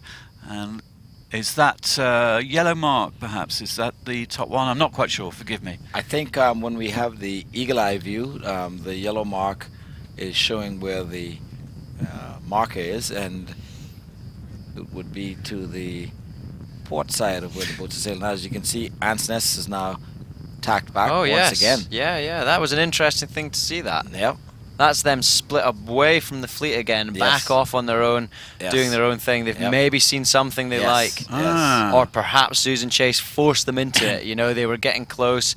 We know Susan's a fast boat. Yes. Maybe she influenced them enough where they thought, do you know what, we need to get out of here. Well, here you go with a defensive maneuver, and so the Susan Chase is not going to let her get out of sight. These guys realize that you cannot afford to allow much distance to get between, because you've only got 2 laps. Yeah. And you don't have a second shot at this. This is it. One race, winner takes all. That was a nice tack there. I mean, Done the way they cleanly. move the planks up through the boat and out to the new side, and they've got a guy on it straight away, you know, getting his body weight right out, trying to help balance the boat, trying to help work against the sails here. And then look at them all out there now, just stretching. Great shot. Wow. That's a fantastic You can shot. see that plank bending. I know. Under our 2 crewmen. Do we ever put the see biggest them? guys right out far. Whoa, yeah. Do we ever see them snap, Dwight? They snap. Oh, they do? snap. Oh, my well, goodness. there you go. And they also slip out from time to time. As you Right. can imagine, if you pull it out too far. On the boat, they've got 2 steel brackets. Staples. They're like Big staples, aren't they? staplers, that they slide under. Okay. Well, there's the podium. Yeah. Ready for action. Later today. And what a surprise, a teenager on her phone, yeah. texting away. That's very unusual to see. She has no idea. No. Everybody else Doesn't is care, looking at she's her. just Snapchatting, chattering away to her buddies. Sweet, love it. And she's seen them at school tomorrow anyway, so never mind. Well, and there they come, a good frontal the view. battle for first currently. Yes, absolutely. And Ant's Nest sailing extremely well. Susan Chase also extremely well. Liam Bristow on the skipper on the tiller there. And there's our marker. Lead change, almost. Yeah. Susan Chase now just taking a 4-meter gauge on Ant's Nest. So for the first time, Susan Chase is taking the lead of this regatta, of this race. Ant's Nest to lower, but right now, great first beat by Susan Chase. All right, we've seen the Queen Drusilla now is tacked back, and she's now going to come directly towards the marker, and hopefully she thinks she's probably she can make that mark, she can make the marker possibly. from that distance. That's what they're playing for. Yes, so yes. these guys have got a couple more tacks to put in, which is going to slow them down a bit. And the guys have gone further, trying to make it on one shot, trying to nail it in one shot. Absolutely. Boom. And it's always something you're trying to do in the sport, isn't it? Anyway, you know, it's to get an edge, to get these boats to have to re-accelerate any Yes. boat to reaccelerate is always a time-consuming thing and a distance-eating thing. So Yep. less maneuvers means you're hopefully doing the track slightly more efficiently. Right. That being said, if it's gusty and shifty out there, these guys are constantly looking out, trying to find the best route. Sometimes doing more tacks is actually worth it if they're getting to more Some good breeze. wind. Absolutely. Exactly. Absolutely. But it does look like now Susan Chase has popped back into lead. And hey, there we go on the camera. There's the boys. Taylor Canfield, Taylor, world match Jonas. racing champ. Well, Yeah. you Oh, gave us well. all a laugh. You gave us certainly all a did, laugh, Johannes. boys. All right. They look a bit drier now. And there's Ansness now with another tack. Right, so they've got two tacks. They've just done one, and they've got a little leg and another tack to get around that top mark. So let's see what they can do, how close it's going to be. And there goes Susan Chase just across the bow.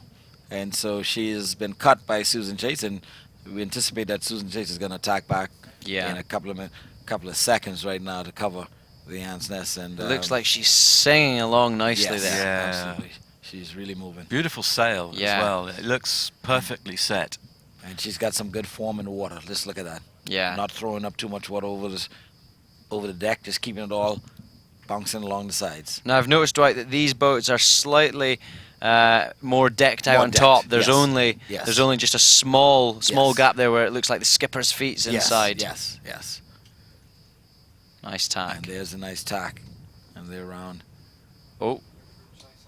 So the whole point during these maneuvers, these tacks and these jibes, is not to lose boat speed, really, to make it as smooth and Yes. slick as possible, Yes. to go into it with as much boat speed as you can, and to get through the eye of the wind, which will slow you down, and to come out as fast as you can. So maneuvers, obviously, you're going through the eye of the wind. You can't sail straight into the wind, as we know, because you'll just sit there and flap. And so hence the whole And there's zigzagging up there's to the your top sprint, mark. There's your Exactly. sprint to the marker, and Queen Drusilla trying to get there on a straight track. We'll see who gets there first. Do you know what?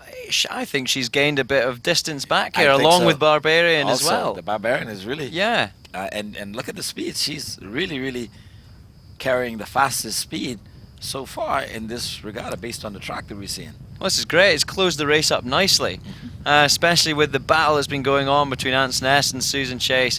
They've been looking at each other. They've been trying to slow each other down. Meanwhile, Queen Drusilla, the Barbarian, have had a nice bit of view to themselves, a nice bit of open ocean. And clean air. Pulled themselves back in. And like you said, Digby, you know, when you're moving these boats around, you are slowing them down. So getting them through the eye of the wind's not a quick and easy thing to do.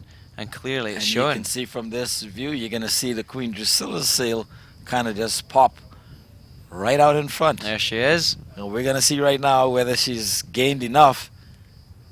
Who's your Well, money on? certainly- The they Ant's Nest. certainly pull themselves back into the contest. Yes, by absolutely. letting the other two engage each other, slow each other down, get into a bit of a duel, and do more tacks. And those guys have run their own game and almost sailed round them. But we'll see very soon whether they've done enough. And, But I think tactically they've done enough to pull themselves back into Yes. contention with a chance at a crack at the top two. Exactly. And they've got starboard of Ant's Nest, and so if anybody is going to have to tack out of the way, Ant's Nest is going to have to give way.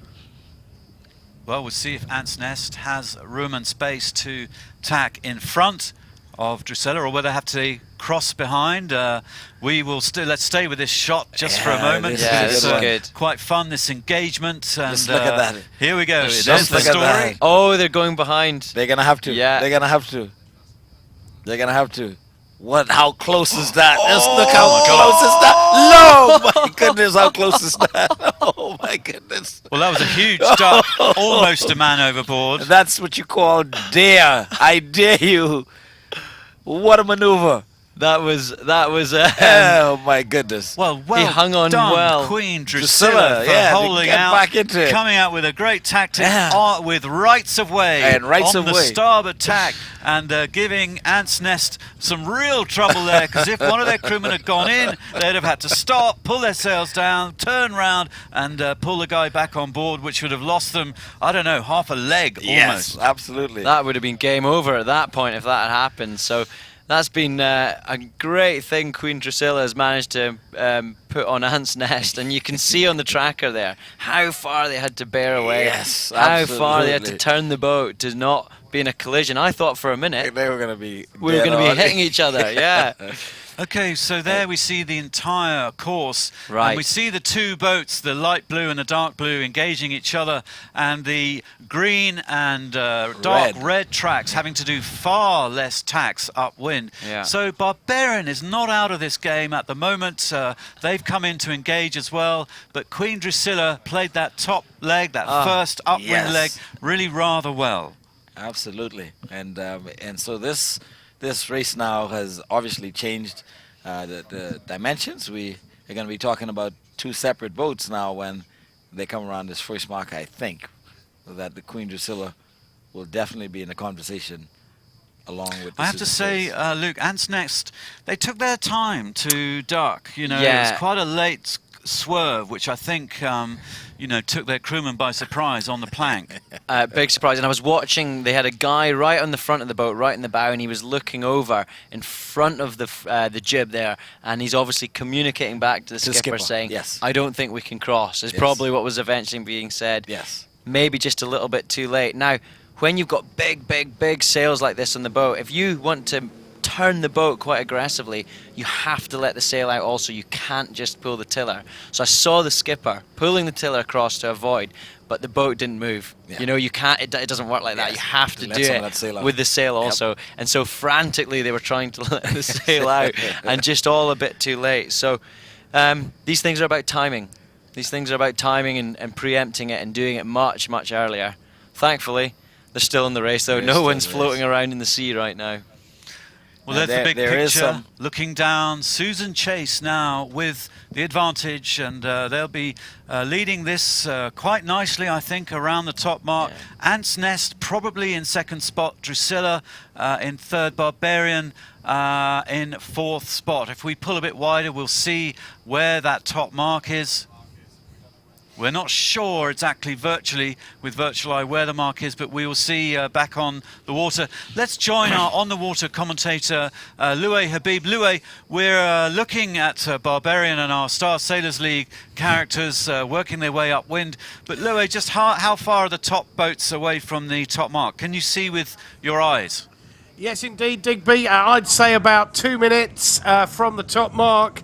And we've got Susan Chase trying to stretch her sexy legs out the front. Ant's Nest, well, she nearly got invaded by the Queen there. She's trying to look royal. But out the back, I hope that Xavier Rohart and his team had a good look at these transoms before the boat started, because they can't see any of them now. They are dog last at the moment. But they're still in contention, and let's face it, from the last race with Zabo and his submarine team, they haven't got much to beat. Back to you in the studio, Digby. Well, thank you, Loué. We are seeing on our screen, we're looking at the second bunch of Star Sailors League superstars just about to put a tack in. We'll stay with this as they go through, and we'll critique their crew work here, Luke. Yeah, we will. I must say, I've got the giggles the whole time when we're watching here. And Xavier just turned around, the Frenchman, the skipper at the back there, turned around, gave a thumbs up, and with a smile on his face. Oh, it looks like they may have some issues. I see the sail looks like it's coming down. Yeah, the sail's coming down. Yeah, you can see this. Oh, drama. Well, oh, drama. Loué, some drama on Barbarian. We're not quite sure what's going on. Loué, any idea? It's going up in the air, but not many sails going up in the air at the moment, Digby. I think they've got some sort of issue with the boat at the moment. It is floating. I can confirm it is floating. So at the moment, they're still well ahead of Zabo's submarine team, but they are putting that sail away. A lot of them are looking into the bottom of the boat, and I don't know whether they're looking for their lunches. They might be looking at something else. But at the moment, Digby, very difficult to say. what on earth's going on there? Well, I can't maybe see it's Freedom. lunchtime. Maybe they need a break. I don't know. But Look, sorry to if cut there in, is Louis. somebody Has over the somebody side, fallen off? I can't see Xavier it. at the back. He's kind of crossing his hand over his throat. I can't see the guy with the red hat on. I know. Where is Fritjof Clean? Is he bobbing around in the water? Our cameraman Adam is hunting around, seeing if he can find a man overboard. It's very, very possible. Hard to see, but that's got to be one reason, Dwight, why they would have put all their sails down. Yeah, if there was nothing wrong with the boat, they may have a man overboard, and we just have to wait to see. But as you can see now, you've got a close second and third between the Queen Drusilla and the Ant's Nest. The Susan Chase has gone around the marker, seemingly well ahead of the other two boats. Well right ahead, now. isn't it? Yeah, Wow, you're right. Susan Chase, Yeah. a clean pair of heels to Queen Drusilla, who are now climbing up into second place around the top mark. Ant's Nest in third, and Barbarian in some kind of trouble at the back of the fleet, possibly looking for a man overboard. We will stay with that story as soon as we find out any information, but right now Susan Chase with a commanding lead as the other two, the second boat headed around Ant's Nest, round in third spot. Now you see, this is how Ant's Nest needed to bear away behind the other boat earlier. But you know, Chase, yeah, exactly, and get that mainsail out. And I'm looking forward to seeing these boats come downwind now. Actually, now there's a big stick coming out there. Dwight, what's going on there? That's for the jib. That's for the That's jib. to keep the jib fully inflated. Rock and roll. And so they're It's going to like stick that out. a spinnaker pole. Absolutely, that's exactly what it's like. They're gonna, Okay. There goes Downwind. Wedged in, nicely done. Yep. Now they are sailing dead downwind, goosenecks we call it, with one sail on one side and the other sail on the other, heading downwind with almost like a parachute set up in their sail. Ant's Nest now breathing down the neck of Queen Drusilla, and we'll see if Ant's Nest can overtake Drusilla downwind. Susan Chase beginning to launch out into the lead, and on the left, Barbarian looking like they're heading straight back home. I'm not sure. We'll get another update from Louis out on the water. Any news on Barbarian, Louis? Hello, Digby. Was that a throw out here? Yeah, sorry, Louis. Any news on Barbarian? Can you tell us any more? Well, yeah, the way they're standing around in the boat, there's no way they've got anybody in the water. We just saw a chase boat go over, and it went over and sort of checked them out. So it's unclear what's happened, but I think it is highly unlikely that it's due to someone in the water, just by the body language of the people on board. I reckon they just got a bit hungry, Digby, or maybe a bit thirsty, and they're going to pop in for lunch. The strip line at the Nassau Yacht Club is to die for. Unfortunately, us on the boat, we haven't had any lunch yet at all. Or the Virtual Eye team. Digby, have you had a massive, great big steak and chips or something? You know, talk us through that. But meanwhile, back out on the race course, we can see that there's one boat, a white boat. I got distracted quite a bit. That's way in the lead, and a nice little punch-up going on between two other boats. But yeah, Digby, no, there's no problem on board. They would, yeah. But so, Louis, in a nutshell, between the lines, we're reading that you'd quite like some lunch organised to be sent out onto the TV CAD, and we will do our very best to send out a packed lunch to you, Louis. We got that hint loud and clear. Yeah, but did. meanwhile, back into the race, Queen Drusilla is having a drag race with Ant's Nest, Susan Chase out the front, Barbarian out the back. Yeah, it's a good old dogfight going on here. Going to find out who's going to be the quicker boat downwind. It looks like Ant's Nest just sunk in nicely inside there. Yes. You know, and they're maybe going to be pretty annoyed with themselves earlier, so trying to have a clean race from here. Now, just a few moments ago, we had some of the guys that had sunk earlier just pop their heads in our studio. They gave us a thumbs up. They've got smiles on their face, so I think they actually everyone's had a have good lunch experience for from earlier. themselves. Yeah. Well, here's a lovely race now between Ant's Nest and Drusilla. Drusilla, the white boat, Ant's Nest, Yes. the blue boat, heading downwind. They're almost neck and neck, and I wonder if Ant's Nest are about to get rolled by Queen Drusilla. Not sure, but some very delicate racing going on here now, Dwight. Well, this is what is referred to as a bed, and so they're bedding their way down, and we're going to see which boat is the better bedder. And it looks from the Ant's Nest position, these guys may actually be attempting to change the jib and put up a different jib. We'll see what happens there. They may Look at the think speeds. Queen Drusilla going faster as we just looked, but they'll be picking up waves, but very light movements by the crew, Luke. Yeah, yeah. I mean, it's the whole thing with sailing is always finesse. You know, it's always about finesse. However big the boat is, however small the boat is, you know, you're always just looking to do the little things well all the time, and she'll do the hard work for you. Yes. Now, so there is some kind of sail change going on here in the front. Is that allowed? Yeah. It is allowed. Yeah, Okay. you can change the sail, yeah. Right. Well, maybe they're going for a different tactic. You know, making themselves as fast as they can for the next leg. Yeah, either a lighter or a heavier jib, but this definitely looks like an attempt to change that jib. Okay, sail change going on board Ant's Nest, getting ready for the next triangle, the next upwind leg. Real concentration by the crew on Ant's Nest there. You mentioned, you said the word bed, the bed. Me and Luke, we've not heard that expression. Yeah, this is when you're coming downwind and you've got both your, you've got your mainsail all the way out, using as much of the wind as possible, and you've got your jib out on the other side and taking advantage of all the wind. And so when you see this kind of action, they call it a bed. And so you hear guys saying, we're going to bed them down. Every day is a school day. Yeah. Nice. I might use like that myself We're from gonna now bed on. them down. Yeah. Yeah, we would call it a run. Wing on wing or Oh, gooseneck. this, that goose point wing. point of sail. Yes, yeah, You know, exactly. when you hear them say they're bedding, this is bedding. Nice. Hey, well, we have George here. Diggers, why don't I chuck a mic here on Zero and you can ask a few questions about the incident earlier. A quick switcheroo in the studio. We will put George Zabo on the mic. Bang, bang, bash, bash. And Taylor Canfield, World Match Racing Champ 2013. Come and join us, gentlemen. We are coming up to halfway in the Class B race. A lovely, lovely contest going on between Ant's Nest and Drusilla there. Susan Chase almost running away with it.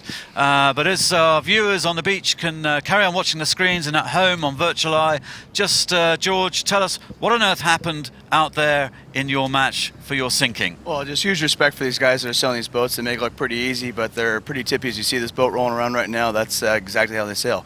And they're pretty tough that way. We had a reasonable beat and got the boat going upwind, but as we started to go downwind, it was a tough one. The main, it was in, and we wanted to let the main out and go sail a little deeper, but as we had the main in and then there were people on the pry, we just weren't able to go as low as we wanted to, and as we were sailing a little hot, we thought we should jibe, and a little miscommunication with our captain on board, who's local, that he's suggesting not to jibe, but it was a light spot. It was a flat spot. It looked like a good spot to jibe. It looked like it'd be pretty easy. Apparently, you don't jibe these boats. And so as you went in jibe, it's like apparently that's instant death. And as we did die. And so as we jibed, we put the boat, it capsized, and it went straight to the bottom. I've never sunk a boat before, so that was a new one on me. And then, after that, the guys all came together, and we just had amazing effort. Had one local friend, Peter Bruce Wasatch, he came out, and Canfield and Wasatch are just amazing divers who knew that they were, the island boys, and they looked like they're diving for gold, but all they brought up was a bunch of lead, and so we got the lead out of the boat, and we got the mast out of the boat, and all the sails off, and eventually, as we got all the stuff out, we were able to get the defense force and the police to tow the boat up and get it towards the beach, and it's still underwater right now. They're waiting for low tide to get further out, and it's not the best ending of a story, but it's where we're at. Well, Taylor Canfield from St. Thomas, the Virgin Islands, quite an experience for you. Indeed, it was. In the end, we were behind George in his decision to make the jibe, and we committed. I see. We committed to it and went for it. So, but yeah, for next year, hopefully we'll be back. Don't jibe. And no more jibing for sure. Was but it? just very quickly, a little disagreement? Was there no, don't jibe, George? No, or? it was unanimous. full agreement. Yeah. Ready to go. We had to get the leeward mark. Yeah. Okay. And, you know, yeah, definitely unfortunate, but, you know, we did what we could to get the boat off the bottom and back to the beach. So, you know, not many broken parts, which is a good thing. So, salvageable, and she'll be ready to race again soon, I'm sure. Yeah. Didn't expect to have a salvage effort today.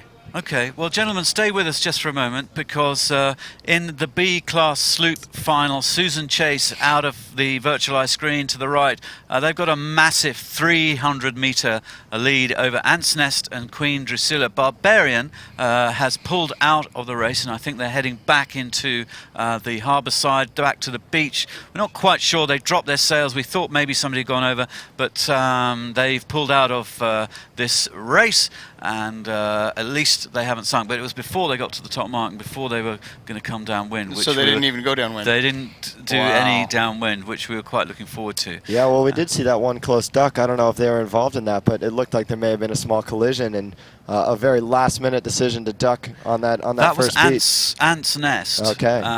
Who had, as you say, a very last-minute duck, and one of their crew almost went over. They hit the water, but they managed to recover and get through. So I think this is the leader here, Susan Chase, going downwind towards the bottom mark. It's a triangular course, just pulling in the boom, the spinnaker pole, I guess, or the whisker pole. I'm not quite sure what you'd call that, Whisker George. pole. Whisker pole.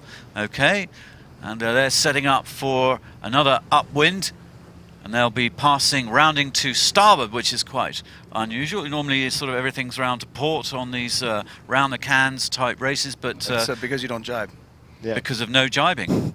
Absolutely right. We found out what happens when you try to do that jibe. And, Oh, that's interesting. Yeah. Yeah, that's what we thought. So next time, by the Interesting. lee, no jibe. Well, I've got to tell you, we were in stitches here. It was quite funny. Dwight, our commentator, had tears coming down his face because he rather enjoyed that, and I think everybody on the beach, it's probably made their day. But right now, Susan Chase doing a super job, just hanging on to it, smooth sailing to head around the bottom mark, set up for another upwind leg around this big triangle off Montague Beach here in Montague Bay, off the eastern side of New Providence Island, Nassau, the capital of the Bahamas. And there, just a little way from our spectators on the beach, enjoying a great day out in this festival of sailing, where we've combined the Bahamas Best of the Best Regatta, the first ever Best of the Best Regatta, with the Star Sailors League final, a 5-day and a 4-day championship coming together. And some of our star sailors have been out there on the water, but right now it is the Bahamian crew of Susan Chase commanding the final of the Sloop B class as they go round and head their way upwind. Gentlemen, I think this is so great. I mean, just this whole festival and this whole sailing thing is so phenomenal. I've been coming to the Bahamas since I was 4 years old. It's over 40 years I've been coming to this island, and to see this whole turnout and this whole tournament and all the festival attitude and the tents and everything is just amazing. I think it's just excellent. I just hope this can continue for years to come. This is just fantastic to see what's going on with sailing in this island. Okay, well, that's our land camera looking out to sea now, and fairly soon we're going to see a very close mark rounding, I think, between Ant's Nest and Drusilla as they approach that mark. Susan Chase, right now, it's theirs to lose. They've got a commanding lead. They just need to keep their air clean, not engage in anybody else, and just sail a safe and consistent lap to finish and to win this one. But Queen Drusilla and Ant's Nest are duking it out for second spot and glory on the second step of the podium. And there to the right of our drone shot, you can see them hammering away neck and neck downwind and aiming for that bottom mark. Well, Drusilla with the inside edge over Ant's Nest. They're going to just come around that bottom mark with the inside advantage.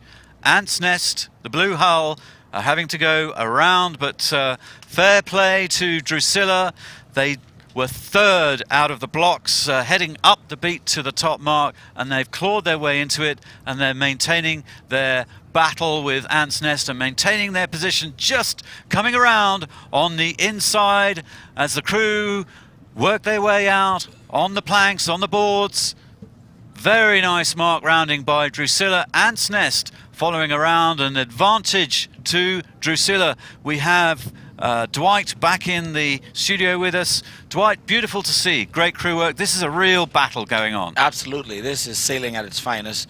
You got two boats now competing for second and third, but still a competition itself, and we've had a clean come around the buoy, and they're now sailing back to the upwind marker, and Queen Drusilla holding on to just a slight edge of Ants Nest, and you're going to see some defensive tacking going on right now because these guys are not just going to follow them to the buoy. Well, Taylor Canfield, world match racing champion in 2013, one of the best match racers in the planet right now. We've just seen the blue boat Ants Nest tack away. Explain. Well, you know, as George said, this is very impressive. You know, they're making this look so easy, and you know, after being a part of it firsthand this morning, it is far from easy. So, you know, it's incredible the style points they get for sailing these boats so well, and you know, it actually looks like they have a small breakdown on their boat. Maybe the tack line just gave out, so a guy up on the bow, you know, probably of halfway underwater, of Ants Nest, trying to replace that jib tack, and it looks like you know, oh, this is trouble. This is real them, trouble. They tacked away just to get out of some dirty air and to find their own spot, but they are in trouble there. That is really going to slow them down. Yeah, and as we saw when they were coming towards the home buoy, there was some action going on up front where it looked like they were attempting to either change that jib or fix it, and so obviously there was some issue, but looks like they may have it under control right now. I think they've got it, and they've got the wind back in it, and she's it didn't look like she lost a lot of ground, but maybe just slightly. Put a bit more tension on the halyard, just making the front of that front sail a bit bar tighter. We could see that, so they're trying to get that to cut through the air as they go upwind and make the sails as blade-like as they possibly can. Absolutely. You know, these big, strong guys, you can see them trying to get these sails back up, and you know, all that weight off the rail while they're trying to make these repairs is hurting them. You know, you're losing riding moment, you're losing speed through the water, so it's definitely, you know, as you can see, it looks like they've already lost quite a bit, and hopefully they're going to they've picked the right side of the race course here and can make some gains back. Well, Dwight and Taylor, we will see that contest develop as they head split tacks. They go away from each other, and then they'll come back and engage. Meanwhile, Susan Chase working their way up the coastline, the shoreline, miles ahead, some 200-meter advantage now over Drusilla. Now, just going back to earlier today, Taylor, we've got a little video clip, a VT clip, which we can show you of a little magic moment of you in action. Check this out. Wicked.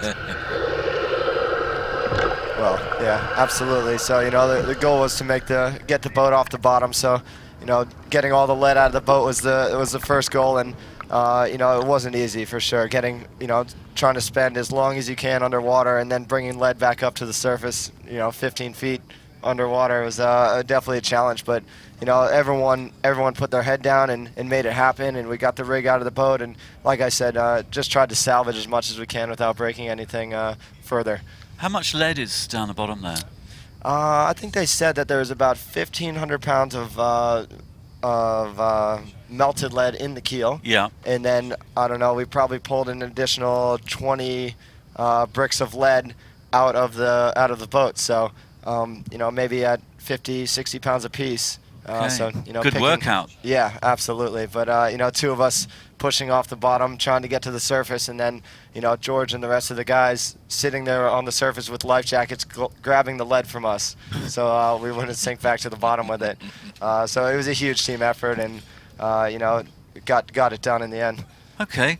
Good stories, yeah. Dwight. Well, you know, it's a good thing that you were in shallow water when you went down, because can you imagine if you were out in 25, 30 feet of water, it would have been a different story trying to get those lead pieces out, and you're doing what you did. But good job, you guys, to get the lead out and get the boat, get the mask out, which is one of the first things that they do, is pull the mask out. And, you know, those masks are just kind of jammed into place. They're not Yeah. bolted in any way, so they just kind of jam them into place. Yeah. And so that when you have to do something like this, you're just able to pull it out and get it That's to interesting. the, get it to the shore. A freestanding mast, Yep. effectively. Yeah, well, getting the rigging undone and then getting the mast chocks out. So banging the mast chocks out of the the hole in the deck in order to loosen the rig so it could slide out was the goal. So definitely a challenge though. We're down there hitting these chocks, trying to get them out and getting the lead out of the boat. Each of us are working on different projects and just trying to make it as efficient as possible. Well, they are practically made boats based on fishing boats, and they're made to survive and made to survive that kind of thing. And Yes. we've seen that up close today. Interesting, very interesting. And there you have a good picture of the Susan Chase, and you've got I see Captain Neil sitting out there on the bow, and he's in the black trousers. A good buddy of mine out of Long Island. And again, all the guys on this boat are probably related, cousins, brothers, nephews, and so forth. And it's a team effort. And the Long Island guys always sail very well. They are very, very, very passionate about sailing. They put their all into it, and they always want to win. And when they don't win, it's not a good day for them at all. So they're going to be very, very happy. They have won the C class already with Stefan Knowles on the tiller of the Whitty K, and it looks like they will definitely also win this B class if they don't have any issues. And there's some of your fans. Dropping their sunglasses. Oh, you don't want to do that. She's trying to find out where's that Yeah. camera. Oh, she's got them back now. Where's that camera? Zooming Yeah, in. where is that camera? And another picture of the rear of the Susan Chase, and that's what the rest of the boats have been seeing all day. Just the stern. Yeah. And here comes Queen Drusilla. And those guys doing their best to get that sail nice and tight, keep the wind. Well, now the next interesting point of this race really is the engagement between Drusilla and Ant's Nest, and to see who is going to come out. And we'll see if the sail change on Ant's Nest has made any difference at all, but they did slow down a bit. Yes. They were second around the bottom mark. So at the moment, the advantage is with Drusilla. Yes. And they have the weather gauge on Ant's Nest, but Virtual Eye will give us the overall picture. Ant's Nest on the right-hand side of the screen. They've gone a long way right, and Drusilla gone all the way left. Susan Chase also went left, so perhaps that is the favoured side. But we did see Drusilla in the first lap pay handsomely for them to go being right. outside, So yes. maybe Ant's Nest, maybe tactically that was the right thing to do. Yes. So those guys are now converging, Converge, yep. coming into each other, and we'll see how that is going to pan out when they engage. Yep, we got a couple of minutes before we get to that point, but we'll see exactly, again, like you said, whether taking that outer path up to the marker is going to pay off for them or not, and whether there's any bigger gap between Ant's Nest and Queen Drusilla once they get to that marker. Well, we're switching around in the studio with our commentators. Taylor Canfield has popped out. It was great to hear the inside of him diving down and surviving the sinking and the shipwreck. That was pretty cool. We're back with Luke Patience, Olympic silver medalist in the 470 from the London Games, one of the best Olympic sailors on the planet right now. Luke Patience, tactically, Ant's Nest, they took a risk, but now they're beginning to come back in to attack Queen Drusilla. Right, yeah, I can see that from that footage, and I guess it's going to be a crucial cross for them at this point in the race. It's going to happen again. We're here. Have they been zigzagging their way through this? And I would stick my neck out just on the pry and say that the Ant's Nest is going to have the advantage this time around, and we may have another one of these very close ducking episodes to see who's gonna. And it's coming right at us. I mean, this is deja vu again. All isn't over it? again. This is deja vu in reverse. Yeah. Remember the blue boat. Ant's Nest has the advantage. Yes. The starboard The right of way. advantage. Has The right of way yes. over the Queen Drusilla, and there Drusilla. Can they cross ahead? there's That your is the bowman. question. The bowman's looking from Drusilla across to Ant's Nest. Ant's Nest bowman looking across, and what's he saying? Down. He's saying down. He's saying going down. Yeah, so they're going to bear away. He's here got and go attack. behind. He's got. This is this one is going to be horrible. This one is going to be. I think he's. Big move. You can just see how much preparation goes into doing this. That was how it had to look earlier. Look And at the guys on the planks just ducking down, making sure they don't get hit by ants' nest, and that was again, I mean, twice back to back, and you know, Yeah. the skipper has to trust his bowman. Yes. And the bowman has got to be able to relay that information back to the skipper, the right information, when to tack, whether you can make it or not, and it's really on him to pass that information on. We saw a couple of mishaps in the A class earlier in the week with the Susan Chase, where with the Running Tide, a part of the A class fleet, where they had 2 mishaps and coming to the buoy, and they missed the buoy because you had some miscommunication between the bowman and the skipper. And so very, very important and critical for that bowman to be able to make that judgment and live with it. Yeah, it's a really good point. You know, that trust between the bowman and the skipper is a massive, massive deal, especially when it's noisy and windy out there. You know, and it's not easy to hear each other. Absolutely, it's not easy to hear. Absolutely. So the communication is absolutely key. And you've pointed out one of the really most important things of our sport, and one of the most important things about that teamwork. Yep. It's often not in every skipper's kind of DNA to listen. Yes, absolutely. You know, there's a lot of skippers out there that will just take charge, but if you trust your bowman and your bowman trusts you, and you've got that good relationship, then what you've really done is put more eyes in more places, and you can make better decisions. Well, I'm sure in the past that they have had accidents because the boom of these boats is so long that if you duck a boat and then come up too early, that boom is going to take a big swipe at the other crewmen. So you see it all the time, where you have booms getting tangled into each other, and one of them gets twisted around, and you have boom breaking and all that kind of stuff. So yeah, you know, especially when you have a regatta with more boats and they're all packed in just a little bit more tightly, you get those kinds of accidents all the time. Well, a little quick update for everybody watching on the shoreline in Montague Bay. The Laser and Optimist Podium is going to be at 2 p.m. So if you want to come along and cheer the young laser sailors, we saw them battling away earlier, give them a big old cheer on the podiums with the flags. Come on down to the beach for 2 p.m. That's when that's going to happen. Meanwhile, back into the Sloop B class, we're looking at Ants Nest surviving, battling for third. They're in third at the moment with Drusilla, Queen Drusilla, looking like they have the advantage over them. Susan Chase, their 300-meter lead is now being whittled away ever so slightly, but they are controlling this game beautifully. They've got a lovely amount of distance. They just have to keep a level head, and it should be theirs. But it is theirs to lose as well, Luke, and there's always pressure when you're at the front of the pack leading a game like this. And when that pressure's there, it's often the time you're most likely to make a mistake. You know, if you just lapse of concentration, you know, you find yourself in the lead, you know, you feel that whole dynamic going on in your head, the battle of do you keep pressing, do you take the pressure off, and ultimately I always think the best thing to do is just keep racing. Keep going. Imagine you're not winning. Imagine you can win by more, and keep pressing on. And it'd be cool to win by 500 meters rather than 300. Now, I was just thinking here on the virtual eye, we've got Ants Nest right out in the bottom left there to the shore, and Queen Drusilla obviously already on port tack, heading out towards the right-hand side. If Queen Drusilla's smart here, they could go all the way out to the right and only do one tack, whereas Ants Nest has got to do 2. Mathematically, has to do 2 to be able to get round the windward. So they will have to slow their boat down like they've done here and speed it back up again twice, whereas Queen Drusilla can only do it once. And maybe that'll be something for them. Here they are, the boys, heroic. Hello, lads.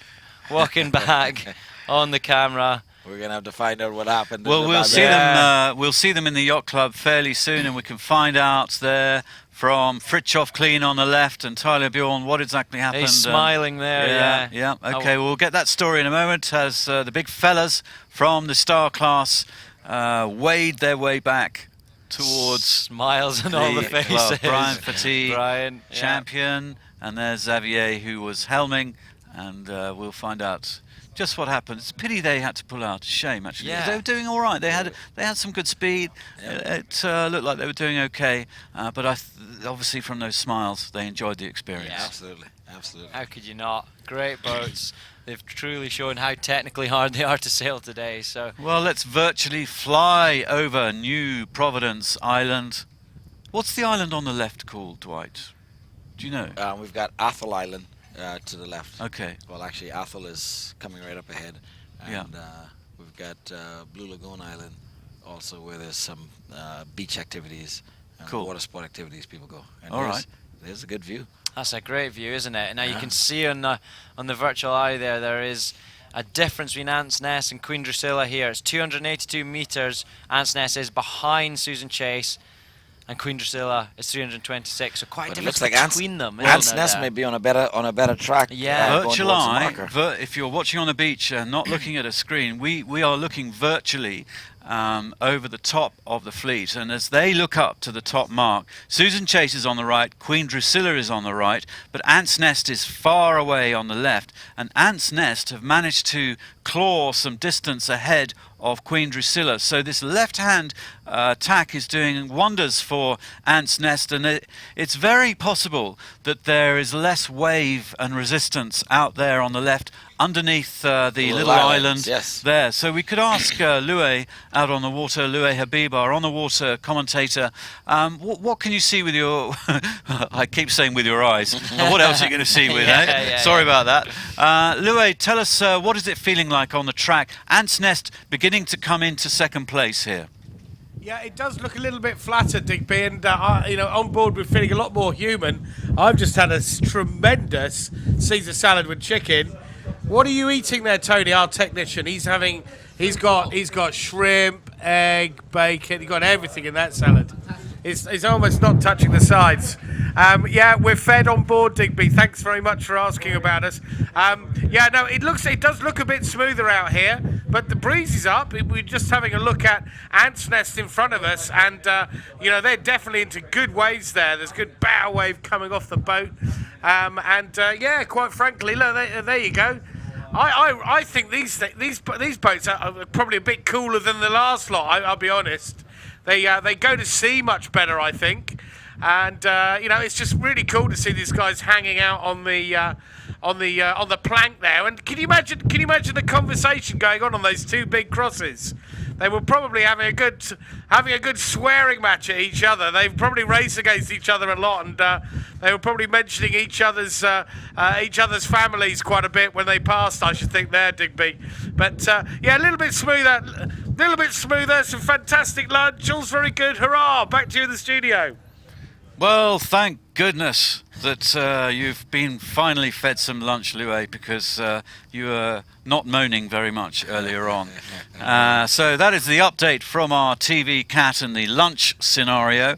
Back to the racing and the guys on the beach, on Montague Bay Beach there, waving and enjoying the action, enjoying a lovely Sunday in the Bahamas for the best of the best regatta, a 4-day competition, and here we're down to the wire. We're on lap number 2 of 2 for the B-class sloops as they head towards that top mark. Ant's Nest played a left-hand game up towards the top. Drusilla played a right-hand game up towards the top. And we think, looking at Virtual Eye, that it's going to play into the hands of Ant's Nest. Absolutely, but we may be in for another one of those tight crosses again as they come to that marker, because both of them again coming from different sides of the race course, and so we're just gonna have to see. But it does look like Ant's Nest got the advantage by going to the left side of the race course as she's making her way up, and as you can see, those guys are getting drenched, especially on the bow with the amount of water that's getting kicked across. Yeah, you're right, he was. I was just looking at that and I was wondering why he's up on the bow at the minute. Do you think that's something to do with the balancing, or do you think he's looking? Well, you see that the helmsman, I mean, he can't see what's going on through that sail. No chance. So your bowman is... that's your eye. Is your eyes. He's your eyes and ears, and he's your lookout. And clearly they don't want to hit Drusilla as they come across. And as we pan out, we'll see another engagement. And it'll be interesting to see right now from our picture. It's looking good for... that's Susan Chase. I beg your pardon. So Susan Chase miles out in front. But Diggers, I think that, just looking at that picture again, to me it looks a bit breezier out on the right-hand side, further down on that lee shore. And I think you're absolutely right. It does look flatter water from that picture as we saw it then. So now Queen Drusilla has tacked back on starboard. This is going to be a telling moment, isn't it? Another cross. Exactly. I think Queen Drusilla will be hoping here that they are definitely on the ley line for Mark 3, that they are able to get make round it the mark from that without point. another maneuver. Yes. I think that would be a disaster for them if they to have to do tack that. again. Yes, Yeah. absolutely. I think she's got to make it on this particular track that she's on, and as you can see, she's up to almost 6 knots, so she's coming fast. She is, and she did this, remember, on the first beat of the early part of this race, almost an hour ago now. Yes, They've been racing for the- an hour. at this marker. She went out there, she went out in a limb on her own, and it paid dividends. So if we see that again, We'll know that that was the best part of the course to be on. Yeah. Well, personally, I think Ant's Nest had a better tactical game. So you can see that during the first lap, the right hand paid. I think in the second lap, the left hand is paid. That is just my guess looking at virtual, because I think Ant's Nest are going to have some room to tack in front of Queen Drusilla. Doesn't look that and way. that is going to stuff Drusilla quite badly. You're right, Digby. We'll find out. Yeah, we'll find out. I mean, that would be the tactical maneuver to do here. And it would be a really bad Sunday at that point for Queen Drusilla if they get Ant's Nest right on their face. You know, that's a nasty move in sailing, but a normal then, one. as they go downwind, Queen Drusilla, if they're in contact, if they can engage Ant's Nest ahead of them, they can blanket their wind and manage to roll them. So there's a lot of sailing left in this race here. Absolutely, and I still. suspect we may well see another change between second and third. But we've gonna just be close. seen Ant's Nest coming in, and who are we looking at there? This is Susan Chase here. Yep, Susan Chase making her way to the final marker, and once she swings around, she's going to be headed for home. Heading for home, I like that. Yeah. The final leg, heading for final home. leg and heading for Yeah. home. Well, they did have almost 300 metres advantage. It's been whittled away a little bit by Ant's Nest, but 250 metres, that's a distance. a nice advantage. That's a distance. A good buffer between you. That's the kind of distance where you can look back downwind, Yes. Yeah. look back upwind when you're going on that final downwind leg, and appreciate the distance Yes. you've made out. Yes, absolutely. You know. And there's young Stefan Knowles in the blue trousers, and he has already claimed the prize, top prize in Class C, sailing the Whitty K. Right. And he's definitely looks like he's going to win also this B class. So he's been doing some miles today then. Yes, he He's has. out in the ocean all He day. has. Yeah. And there they go. Top mark. And from here, he's only got home in sight. Brilliant. All right. And Well, the we'll sails watch. are going to come out, and they're going to get back to the bed. We'll watch. Get back to bed. Yeah, here we go. We'll be. Our new word of the day. Yeah, I know. I We like love it. I like it. And so the main sail goes out to one side, and the jib is going to go to the other side. I'll be able to confuse my friends back home in the Olympic world with that. I'm with betting that. now, Yeah, huh? exactly. They'll think I'm talking about being tired and going home for a sleep. So the little pole being worked towards the front, the whisker pole, that big white stick. The mini boom. They're going to mini Mini boom that Genoa, the front sail, the jib, the foresail out, and to have a huge parachute. And as you can see, there's no real effort right now because they've got such a lead. Yeah, they're The relaxed. urgency's not too high, is it? Yeah. They're calm, they're relaxed. A lot of roll in these boats because that boom is just so long. Any rocking and rolling is going to be exacerbated by such a long boom, big sail area. So Great the word. Great word. something like that. Exacerbated. Yeah, I like that. Exacerbated or Yeah, whatever. yeah. I don't know. As you can see, looks like that's Cameron on the jib, and he's not even sticking it into the mast. He's just going to hold it Holding because it, yeah. they don't need that much effort to get in. They've got such a lead that they probably don't even need to have that jib up at all. Okay, happy days let's for see where we Susan are. Chase, leading the chase far out to front by 250 metres or so, going down towards the bottom mark. Now, here, Ant's Nest has done it. They have done it by some country mile almost. Yes. They really have a huge advantage over Queen Drusilla. Unfortunately, Drusilla's just not near enough to be able to Make pour up any some ground. dirty exhaust and blanket the wind as they go downwind.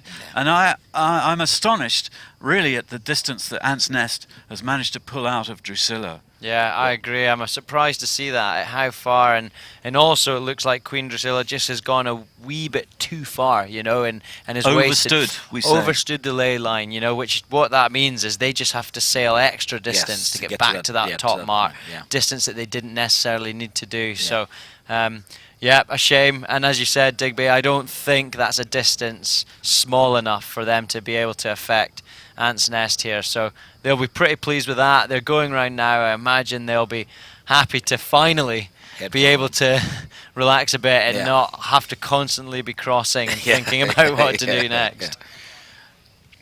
Well, as you can see, they were much quicker out in the pole there than Susan Chase. Obviously, they've got more reason to be quicker to it right now. Okay, well, great images of the B-class sloop Ant's Nest and crew just working their way downwind. Nice to see a bit of chat and smiling. Yeah. I think they feel comfortable now. They're second, yes. They're up into second. They were in third for quite a while. And there was a wonderful couple of engagements between Drusilla and Ant's Nest. Drusilla, I thought, just had a great first leg and managed to tactically stuff Ant's Nest on that first lap to come round the bottom mark first. But then Ant's Nest took a wonderful left-hand hitch up towards the coastline, perhaps into flatter, smoother water, and that could have made all the difference. I think you're right, Digby. I think you point out exactly probably what was the difference there. Clearly paid off for them, and they should be feeling pretty smug about that right now. Yep, and there goes Queen Drusilla, and she's made her way around. But like you said, the distance between her and the Ant's Nest is not going to be... It's too far right now for her to affect what's happening with the Ant's Nest. And so unless something breaks down on Ant's Nest, I think we have our first, second, third boats right there. And, you know, it's been good sailing, though. Absolutely good sailing. It's been fantastic we've had sailing. Extremely good sailing between these two, and it was a good fight up until the last marker. Well, let's throw out again to Louis for a minute. Louis, we're in the final lap of the B-class sloops. We're going to have a podium in a moment for the Optis and the lasers. We've got some Optimist sailing to come, and also we have the big guns in the A-class to come as well. So there's a lot more sailing. Louis, on this final run, this final lap, how does it feel to you out there? Well, we're delighted to have Robert Dunkley back on board from the Bahamas National Sailing School, and he says they've got the tide with them here, and it's pretty much a one-way track here, and we're probably going to see this race finish in the next 7 to 10 minutes. They're very kindly holding back the Optimist fleet for us. So the Optimist fleet will go into sequence, you know, when we decide to let them go. And Robert's been getting texts from the parents of the Opti sailors and saying, when are they going to start? When are they going to start? When are they going to start? They're really excited in the Nassau Yacht Club. The kids in the Optimist final, they're all 13, 14, 15 years of age. You know, very young kids. And apparently they're just sitting around in the boats going, okay, you know, no problem, I'm really cool, relax, all of that. And the parents back in the yacht club are very, very keen to see the racing get going. So we'll watch, obviously, the finish of the Sloop Bs. And after that, Digby, we can put the Oppies into sequence when the studio wants it. How nice is that? Back to you, mate. Thank you, Louis, and some happy sounds from our crew out on the TV catamaran. I think in that shot you can see the TV cat at the top of the screen. These guys doing a sterling job throughout the Star Sailors League final in the Bahamas. 5 days now, day number 6 for us, day number 4 for the best of the best regatta. And I'm pleased to say in our studio we still have Dwight Hart, the DJ from 98.3 The Breeze, and also we've just been joined by Reverend Dr. McPhee. And Dr. McPhee, how wonderful to have you with us. I love your suit and your shirt and your get up there. It's a Sunday for you, and also a marvellous day of sailing out on the water, where we were just watching your C-class guys hammering around the track. Well, we didn't do as good as we wanted to. We went out with the wrong sail. The sail was a little bit too big for us. And we paid the price for not really being totally prepared for this, but just being in the final three is truly a joy.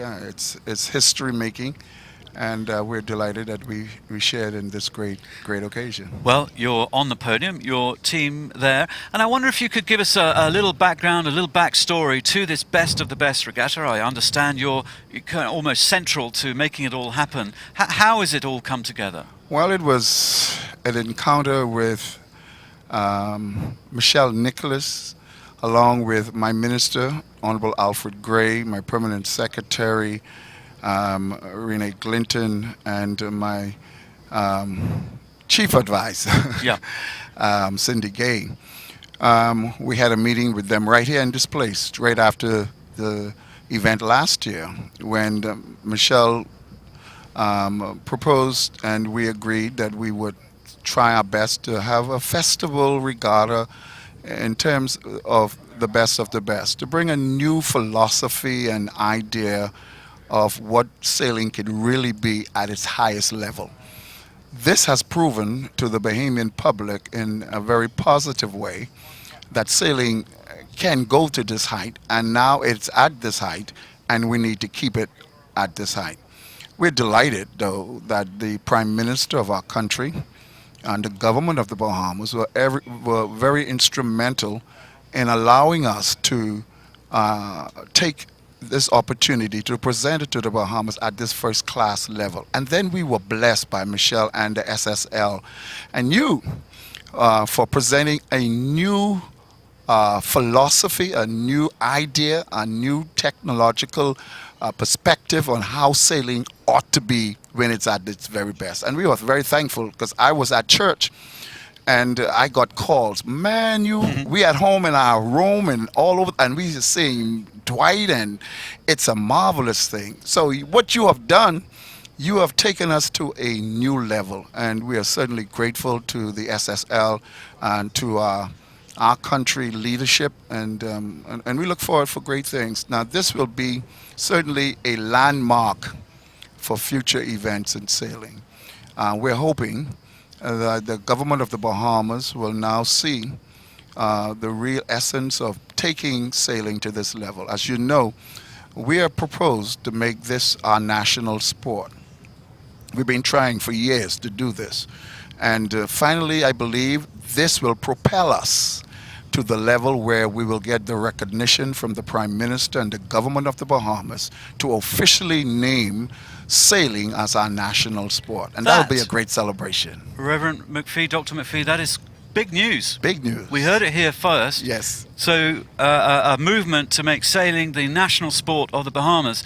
And I mean, we've been chatting away, Dwight, earlier, and I've been talking about the youth programs that Robert Dunkley's been running around, and just saying that some of the best sailors in the world have said repeatedly that this is possibly the best place to sail and to race sailboats in the world. This is a phenomenal asset that you live amongst, this beautiful, beautiful water amongst these beautiful islands. And really, I was saying earlier that my daughter is 15, Frances. Hey, Frances, I hope you're watching at home. No, she's actually race training. But she's been learning about physical fitness, diet, all kinds of stuff, setting goals, training, planning, and tactics and strategy, and it's helped her schoolwork rather well, this whole sailing thing. And whether she wins a race or loses a race, it doesn't really matter. She's kind of out there physically enjoying Mother Nature. That's right. Well, what is so unique about sailing has now developed into not only a pastime, but it's becoming fast the ideal pastime of the Bahamian public now. Our youth program has grown tremendously. Dunkley has done a marvelous job with our youth program.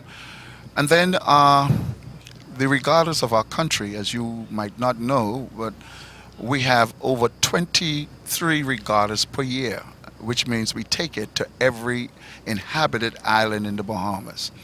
What it does, it is a financial boost to every island, as much as leaving behind up to $300,000 to $400,000 in that community. No other event can do that.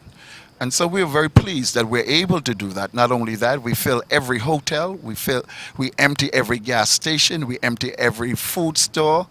We take away every rental car. So it's a massive, powerful event. Well, back to the race in hand, and we're to get the towards the finish of the B class sloop final. And Dwight, you've been keeping an eye on the racing as we are chatting our way. Yes. Wow. And talk us through it, Dwight. We're about to get the gun for the Susan Chase. She's about to come across, and she's across the line, and we should hear that cannon. There it goes. So there was your cannon, and Susan Chase, as we predicted, she's really in a class, and Dr. McPhee can talk more to that, in a class all by herself in this particular regatta. There are some other boats who did not make it, and look at that, a man overboard at the last minute. It's the right time to fall. They tried to haul him back Oh, in, he's and they had to let him go. Never mind. And he's Well, gonna you have know, we have a rule that if he fell off earlier, they had to return and pick him up before they can go to the finish line. But it's over, Race is so over. he could go overboard and enjoy the water. Yeah. And all of that. Well, he may be picked up by a chase, but we could just swim to the beach, actually. Yeah. He's near Yeah. enough. He's Near wonderful. enough. And so, of course, and you've got your second, and as you can see, what was really a very, very close race between the Ant's Nest and Queen Drusilla for most of this race has turned into quite a stretch there with Ant's Nest, you know. And again, we talked about the tactics involved in this race, and the Ant's Nest on that final leg decided to go all the way over to the Paradise Island side of the race course, and looked like that paid off. And Rev McPhee, you were out on the waters earlier today. I'm not sure if you can tell us whether there were more favorable conditions if you sailed closer to the Paradise Island side. Oh, yes, it was. It helps. It was a great lift. But in the C class, the race that I really went out to see, the Willie K was certainly more equipped for that race, more than the Sacrifice and the Thunderbird. We must give credit to Stefan. Stefan is an exceptional skipper, very gifted, very talented. As you're well aware, he is one of the few Bahamians who went to college on a sailing scholarship, which gives him some advantages towards sailing. Not only is he talented and gifted, but he's a very educated young man, trained mind, and he's certainly what we would call in our language a master tillerman. That makes him in a unique class by himself, along with some of our forefathers and one or two of our sailors who are now presently sailing.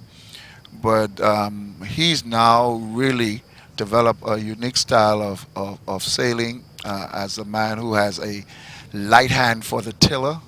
And that makes him definitely set apart from most sailors in our country today. And there we have the Ant's Nest. She's just now gone across the finish line, and you're going to see those guys bring the sails down, and sailed a very good race, very tactical race. Had to make some defensive moves earlier. Had some very, very close encounters around McPhee. You would have missed it with the Queen Drusilla. They came inches away from colliding two times on some extremely tight maneuvering that we saw right here, and brought it to you live out there on the Montague Shore, and for those who are watching around the world. And so she's coming in second place, and Queen Drusilla put up a good fight. But I think that last leg, she went one way, Ant's Nest went the other way, and it paid off definitely for the Ant's Nest. And so congratulations to Liam Brister and the crew. And then we have young Stefano Camp on the tiller of Queen Drusilla. Congratulations to them all. They made it to the best of the best. That's right. And there were your top three finishes in the best of the best 2016. Rev McPhee, this one over and done with for now. Well, what is the exciting about this? Because really nobody really lost today. Once you made it to the best of the best, you are automatically a winner, because you had to go through a whole lot. These boats had to win a major regatta in this year. That was not an easy thing to do. And that is why the fleet is small.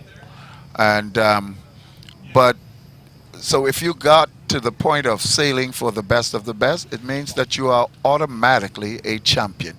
And it goes down in the history books. When the annals of history is written, these boats that when the first best of the best, names will be recorded. And you know, it's always the first that always be remembered. And so it is a joy and a privilege to be in the first best of the best celebration.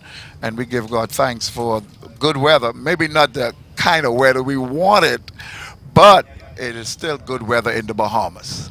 All right. Well, you know, as you can see, Digby, Reverend McPhee came here directly from church, and he's wearing all of his clothes. I mean, he literally can stand up on his boat and use some of this coat to be a sail. He's got himself quite a bit of fabric on right now, and sail himself out there. But we have Class A coming up. That's the big boys. In short order. And so tell me, as a complete rookie into sloop sailing, Class A, Reverend McPhee, what's that all about? Well, Class A are the bigger boys in sailing. They are 28-footers and have been the premier class over about nearly 50-odd years, about 60-odd years. Initially, they were bigger, larger than 28. They went as far as up to about 34 feet. And then earlier than that, we had boats that we used to call the bow split boat. The bow split are almost like the schooners, which had a piece of wood, a lengthened wood on the bow, and carried a very large jib. But as racing improved and became more competitive, men like Rupert Knowles and Ed Bain, Vernon Lockhart, started to build boats that we became close to calling race boats. They were better known earlier as work boats. Yeah. In actuality, they were work boats. They were used as mail boats to transport passengers and cargo from Nassau to the various islands. And then it became a unique tradition where different islands wanted to race from their various islands to Nassau, which is the capital of the Bahamas. And so they started building more unique, cleaner boats. And some of the owners became more involved. Men like Dr. W.G. McPhee, my father, was very much the person who really started to build race boats. Rupert Knowles started to build boats to compete against those two. There it came, the Lady Muriel. The Lady Muriel, who yesterday by name, not the same boat, but by name, is the oldest name boat sailing today. And when I say name, I mean a name on that particular boat now, originally. It's not the same boat that was built many years ago, but the name is the oldest sailing boat in the fleet. And the second oldest is the Thunderbird. They were very competitive from then to now.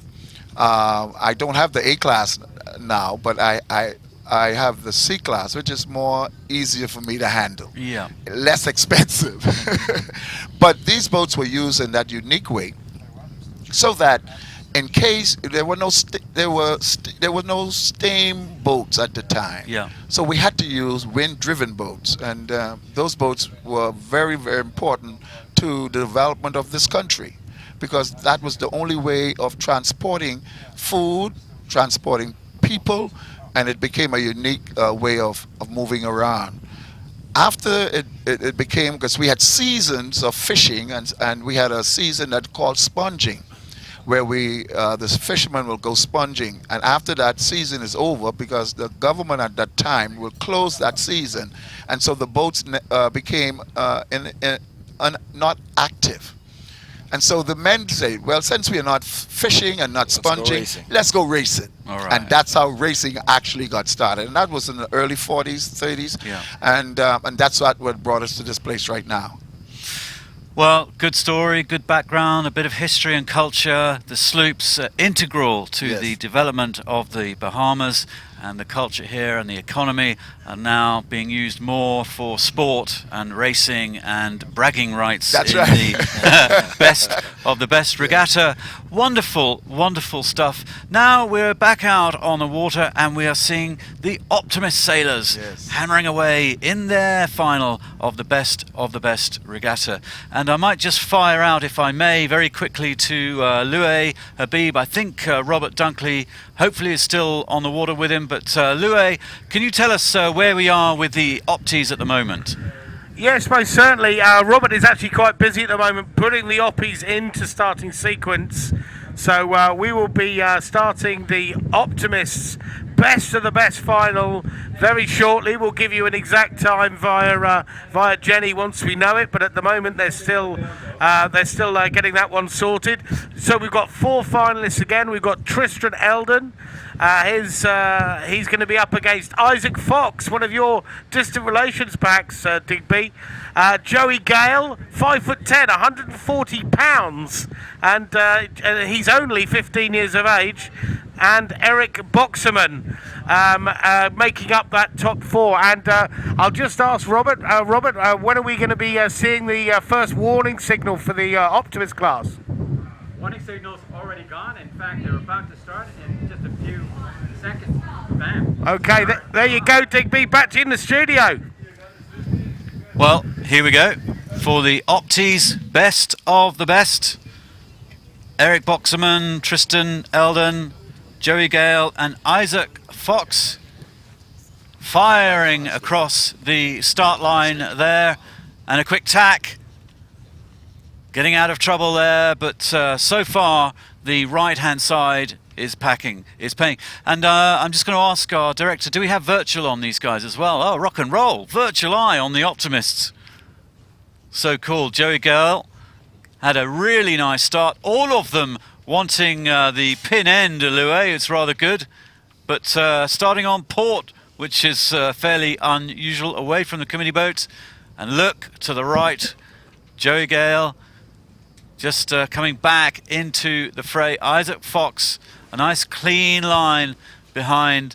And Eric Boxman with Tristan Eldon engaging, and a little tacking duel there. Eric tacking away to try and get a little bit of separation from Tristan.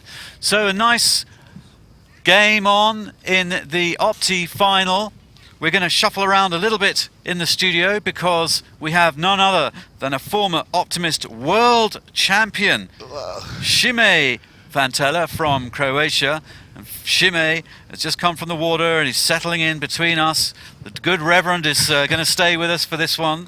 And Šime, former world champion in this class, obviously a youngsters, a kids class, and Šime also a gold medalist in the 470 who performed so well at the Rio Olympics. So it's no understatement, Šime, to say you're one of the best young sailors in the world. I can say that and big you up a little bit, but you can help us with some Optimist strategy and tactics here.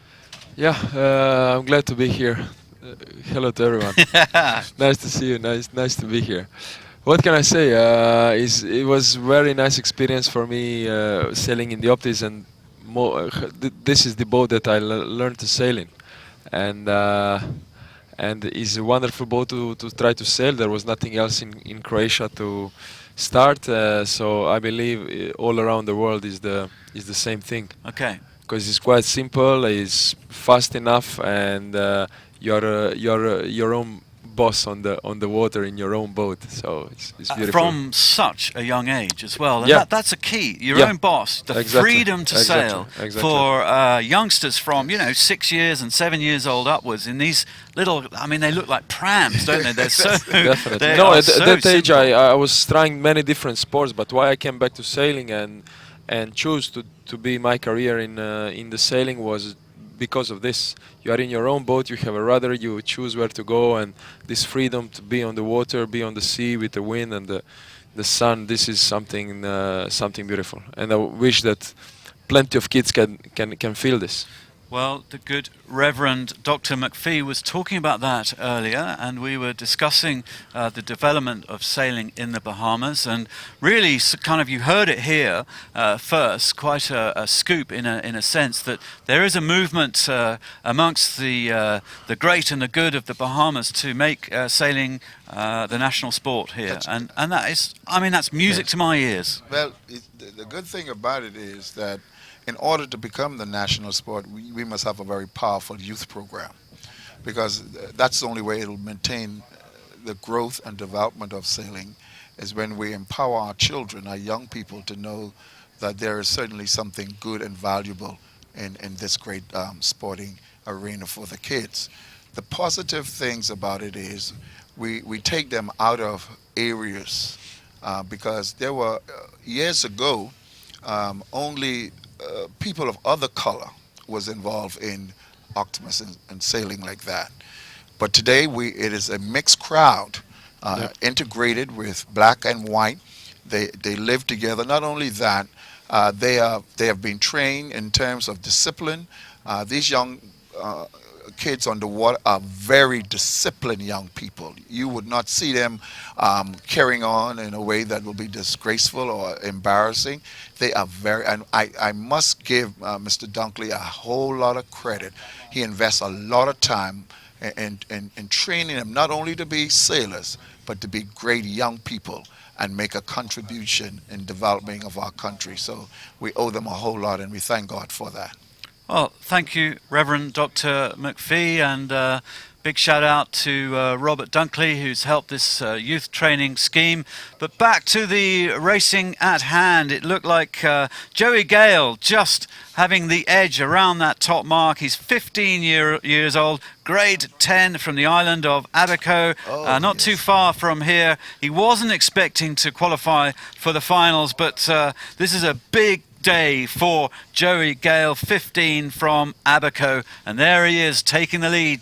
Oh no, hold on, what is happening? Virtual Eye is mixing us around. Yes, it is Joey, looking good over Tristan. Oh, it's neck and neck really at the front.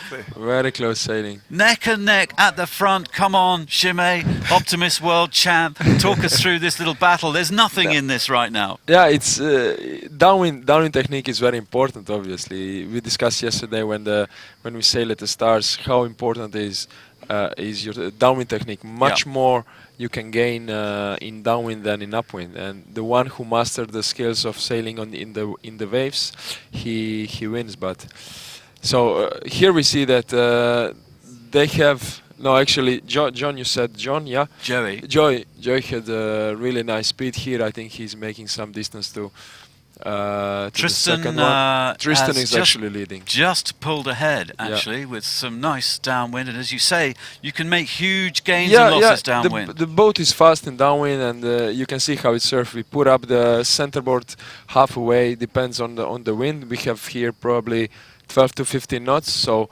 the centerboard stays half up. In the lighter breeze is more up than this, so is all about the balance in downwind and the pressure from the sails, and the effect of the body weight is even bigger than let's say in star class. Well, there is Tristan in our screen now, sail nice number technique. 137, and you say nice technique. Yeah, nice technique. Yeah, pretty stable heel, not much, rather movement, and working with the sheets. He found a very good balance, and I think he's making the distance to the guys. Oh, nothing in it, a pure drag race. And Tristan bailing for his life there. We have to keep it dry. Boy seems big. They are 15, right? So last year in the Optis. Yes. Because that's the last stage. The guy seems pretty big for the boat already. Yeah.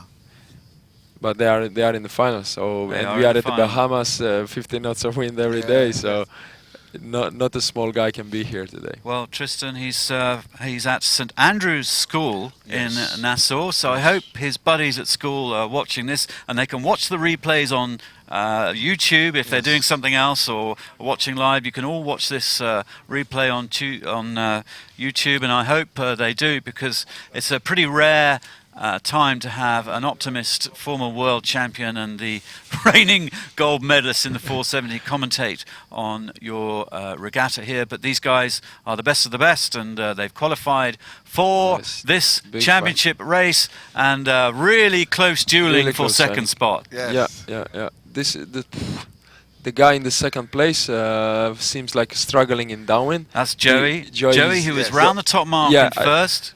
it's second now. It seems logical because he's the biggest, so in upwind he is the fastest, but Yeah. in downwind is not that light to go quick down the waves.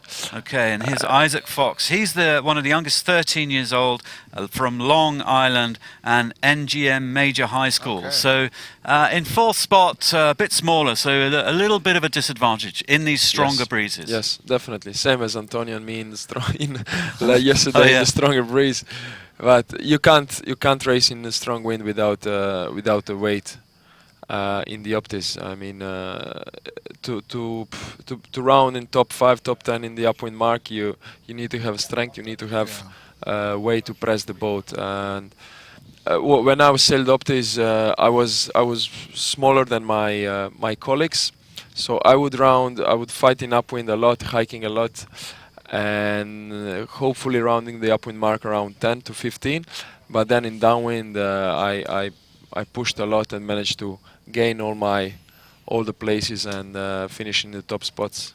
Well, Tristan doing a nice job in the lead, left of screen now. He's being chased by Joey, who may have a bit more speed upwind. We will see as they go around the top mark. But rather a nice performance by Tristan Eldon from St Andrew's School in Nassau there, leading with a few boat lengths. Yeah, seems he's pretty comfortable with his position, with his technique. And I think he just needs to secure it, let's put it that way. Well, the Reverend Dr. McPhee mentioned Robert Dunkley, who runs the youth program out there. And we know that Robert is out there on our TV chase boats with Louis Habib. Let's just throw over to you, Louis and Robert Dunkley for a moment. Yes, indeed. We have Robert Dunkley here. And I think Robert's got a question for Shimi Fantella, the gold medalist at the 470 in Rio, and also the previous Opti world champion. Robert, what's your question for Shimei? So Shimei, I mean, sailing in these stars, you seem to be a light guy. Did that bother you very much? Were you affected by your light weight? Actually, it did. I hoped arriving here that I could trim a boat and make the flat sails and put the rake down and still have the same speed, but it wasn't the case. I mean, I was there, but I couldn't compete. You're okay. You can't do better than that. Yeah, I couldn't be top 5, top 10 in strong breeze, but hopefully I managed to have a nice speed in light wind and make some gains there. Yeah, the point, I tell you what it is, Shimmy, that the difference between these two guys here that are leading, you've got Tristan Eldon in the lead.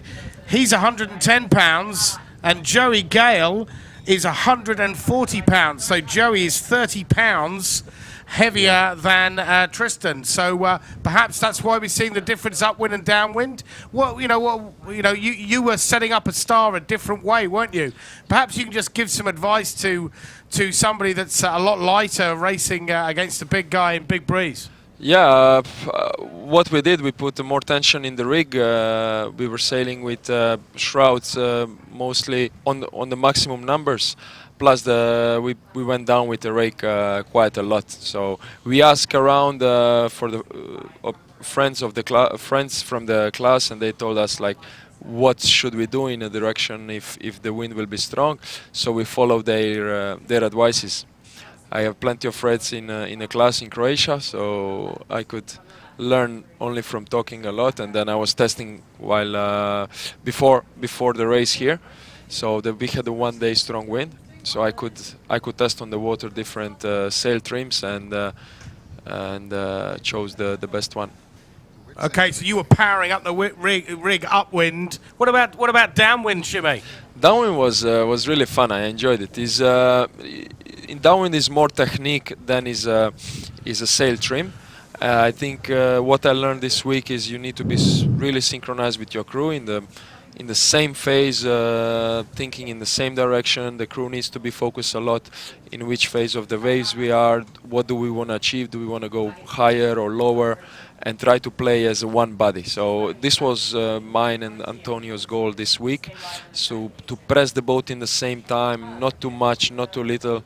And definitely we still need to work on it. We are far away from the top speed in downwind, but we enjoy this process. Well, Tristan Eldon leading down towards the bottom mark. Eric Boxman in the background there, picking up, I'm not sure if he's in second or third, but certainly Tristan Eldon is your man who is winning this best of the best regatta at the moment. Joey just trying to stay into it. Joey Gale. Oh, and he's crossed Eric in second spot. I wonder, as they come down to this bottom mark, Shimei, any advice for these guys? It's talking about the sail trim and the rake is pretty important in the Optis as well. When I was a lighter guy in the Optis, obviously there are some small tricks to deep power the boat, so we can rake the mast aft as well in the strong breeze. So we can see here the guys are big, so they don't need to put down the mast too much, but there is still control in the heel of the mast to rake it actually. Plus, you can play with the centerboard. Even in upwind, I was putting up the little bit the centerboard because I was lighter. I was, I don't know, 40 kilos. Of course, when I was 12, 13, even less. So you can trim your controls on the boom, on the mast as well. All these ropes, I don't know how you call them. We have 6 different attachments to put the sail on the mast. So every one of them you can trim like in millimeters. So it's kind of you can adjust your luff curve on the day. You can really go not too deep, obviously, as a star class, but there are plenty of small details how you can power up the rig or deep power, depends on your weight. We're looking at Eric now, Eric Boxerman. What can you tell Eric? From here you can see that he can press more the how you call this the gaff. The gaff, yeah, sorry, the gaff. If the gaff is not fully pressed, you can see this line on the mainsail. So the mainsail is breaking, and basically he's not using the maximum power of the sail, because the leech ends up open, and he could use more power. I can see that his bottom of the sail is pretty tight, so if he could release it, because we see it's a choppy waves, and he's not even hiking hard, so that means he can handle more power. So in his position, I would make more power in the rig, definitely make it fuller, go easier through the waves, and press more the boat, hike more. Okay, that's nice stuff and helpful for the youngsters, information to take forward. Virtual Eye can give us where we are on the racetrack. The guys heading down towards the bottom. Tristan managing to control the little fleet of 4 as they go down to that bottom mark. Joey Gale chasing for his life's work. Eric doing quite a nice job finding a clean lane down towards the right as they look down, and then Isaac in the background. So here is Tristan here, 137 on the sail. I wonder perhaps you could talk about Tristan sailing just for a moment, Shimei, so that he can look back and learn a little bit about what's going on. Yeah. Tristan sails tactically pretty well. He put himself between the mark and the rest of the fleet. So this is good. I see he's sitting quite back in the boat, but it's quite choppy conditions. So it's good. We see that his bow of the boat is not hitting too much the waves, and I can say that his technique is pretty well. Regarding the mainsail, maybe I would put some effort to make it nice and try to remove these lines from the mainsail. But these are already the details. I can see that he's nicely powered up for his weight and for his for this breeze. He's hiking, not too much, not enough, but to stay focused on the fleet and on the wind and on the tactics. You are not. The best is that you are not hiking fully out, because then you don't have time to see the race and to see what's going on. So I can see why he's first. Really nice, powered up for his weight, and tactically he's pretty experienced, I can say. Well, wonderful images from Nassau as the Optimists battle their way down to the bottom mark. This is their final lap, I think, of their best of the best final. They're getting some top-level critique and advice from Šime Fantela, a former Opti world champion from Croatia and the reigning 470 gold medalist in after such a wonderful performance in Rio. There is Eric Boxerman at the top, just coming in with a bit more space, but it's going to be Tristan Eldon from St Andrew's School rounding that bottom mark first. We can fly out to Lue and or Robert Dunkley on our chase boat, on our camera boat, just to talk us up for the little finale here. Over to you, Lue. Yes, thank you, Digby. I'm going to put you straight on to Robert Dunkley, and he's going to tell you a little bit about the leader, Tristan Eldon. Tristan, I think as mentioned earlier, he's from Nassau here, goes to St Andrew's School. He's also Tony, he needs turning up. He's got his headset right. National champion in the Optimist. He's also been sailing with Robert, sorry to cut in. I know you've got a headset on, and it's not your. Try and get your headset and your microphone a little bit nearer your mouth if you can. Okay, back to you, Robert. Is this any better? We just changed. Beautiful. Yeah. Happy days, Robert. Loud and clear. It's another headset. Okay. We're just talking about Tristan Eldon, and he is our top Optimist sailor in the country. We, a month and a half ago, had our Optimist National Championships, and he won it. There were 82 contestants from around the Bahamas, from all the different islands. He's also been sailing with Spencer Cartwright. Yeah, keep going.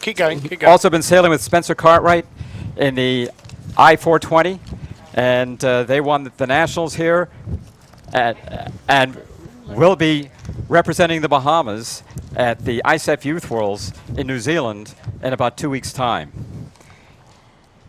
And Tristan also sailed in a number of international events over the last 2 years, twice the U.S. Nationals. All right, and he's related to Durwood Knowles, believe it or not. And perhaps that's where he gets that very good feel for sailing. And I know Šime was talking about, some of the technical stuff, but it's incredible when you get some very naturally talented youngsters in the program, and you can identify them, and Tristan is definitely one of those. He's a great sailor at this junior level, 14 years old. Okay, thank you very much, Robert Dunkley, coach of the Bahamas Sailing National Sailing School. Back to you in the studio, Digby. Thank you, Robert. Thanks, Louis. Well, looks like they have another lap to do, Šime, and Tristan, he's the youngster from St Andrew's School. We were just looking at the little fact sheet about Tristan, and his hero is Robert Scheid. Fair play. Robert, 5-time Olympian, a great Brazilian sailor, one of the best sailors on the planet right now, and Robert was in the top 3 of the Star Sailors League final, and these youngsters have had the chance to meet some of the best sailors in the world here through the Star Sailors League, and it looks like he wants to go into the 470 class, which is the route that you took from the Optimist into the 470s. Yeah. Reading this facts here reminds me of myself as an Opti sailor. I was dreaming to go to the Olympic Games, and now, like 20 years later, I achieved my dreams, and this feels good. So I had this path. I see that he's going next week, going to Auckland for the 420 as a crew. This is the only step I haven't done in my career. What we did, Igor and me, Igor Marinic, my crew from 470. After we stopped the Optis, we went straight to 470 without 420 because there were not so many 420s in Croatia at that time. So we thought, let's do it. Let's go straight to 470, and in the end, it worked well. So that's interesting. 20 years to go from what these guys are doing to winning a gold medal at the Olympics. Quite a journey. It is. It's been a wonderful journey, and what they say is, it's not about the last goal. It's all really about the process. Really about the journey, what we went through, which regattas we went through, the positive things, the negative things. We went in 3 games. Every Olympic Games we learned something. Along the way, we learn many good sailors, which become good friends of mine as well. So it's just a very nice world, this sailing world, the people that we know and which places we go, where we sail. I mean, coming here to Bahamas for the first time is very unique experience for me. I mean, you have a best possible conditions here, guys. Is amazing. Well, you know, it is said among us that you shouldn't go back to heaven until you come to the Bahamas. Yeah. Definitely. That's where paradise is. Yeah, and we can put it in the sailing terms. You can't go to the sailing paradise if you don't come to the exactly. Yes. Like every day, windy, sunny, and not too much. Not the any day wasn't more than 25 knots, so it's perfect. We had one light wind day, but still sailable. We were sailing, so it's an amazing place to come. Well, I would like to say this, that God has blessed the Bahamas with so much beautiful weather year-round. Yeah. And that is one of the reasons we want to offer the Bahamas to SSL even more than just coming in December. When your country is snowed in, we want to bring you sunshine. Yeah, that's correct. And give you an opportunity to share. Well, sorry to bounce in there, Dr. McPhee, but we are approaching the finish line, I believe, and it's really close, Shimei. As we were chatting away, it looked like Joey was taking some chunks out of Tristan, and there they go towards that finish line. Tristan just trying to keep himself between Joey and the finish line. Tristan about to jibe, Joey about to jibe for the finish, but I think it really is Tristan Eldon from St Andrew's School in Nassau, who was pretty much led all the way around, but there is Joey Gale just behind him, putting in an immense effort to come in second. Very close sailing. Joy did some gained some meters to Tristan, and is proper finish. Like they will finish in 3 meter separation. He's happy. Look at the body language. Tristan is really happy. I mean, yes. Yeah. Well, fair play. Well done to Tristan Eldon. Joey Gale in second place, and through the line Eric Boxerman 15, and bringing up the rear Isaac Fox 13 years old. Nice stuff for the crowds along the seashore here in Montague Bay. Yeah, lovely waves as Eric comes through the finish line, and a creditable 4th place. He had to work hard just to be here in this best of the best grand finale of the best 4-day regatta in Nassau. Reverend McPhee, we're having a really nice time here. We will see a little podium ceremony for those guys and the lasers in a moment, and we still have the big show, the big A-class, the huge sloops to come. So we're going to end on a high with these monster 28.3 feet, massive sails. How many crew do they have on board? 15. 15 guys, and they can alter and have more or less, I believe. Yes, they can't have more. No, they can't have more. They could have more, but usually if you put more than 15 on an A-class, it becomes a little hazard. Difficulty in having more than 15, but in this type of wind they will carry between 12 and 15 guys, and which makes them very competitive and easy maneuvering with that kind of numbers, and I think you will probably see about 12 to 13. I don't know if it'll go to maximum of 15, but I know for sure it'll certainly be more than 10 to each boat. So you're talking about at least 13 to 14 guys. It's blowing a very good wind out there, and those boats have what we call lead in its keel, and then we have lead inside of the hull. That helps them to be low in the water. Yes, to have more stable. More stable in the water. Today's race, you will have 3 unique boats. The Tidal Wave, which is certainly in the Bahamian tradition considered to be the best A-class boat out there. Then you have the Lady Muriel, who defeated the Tidal Wave yesterday. And they are sister boats.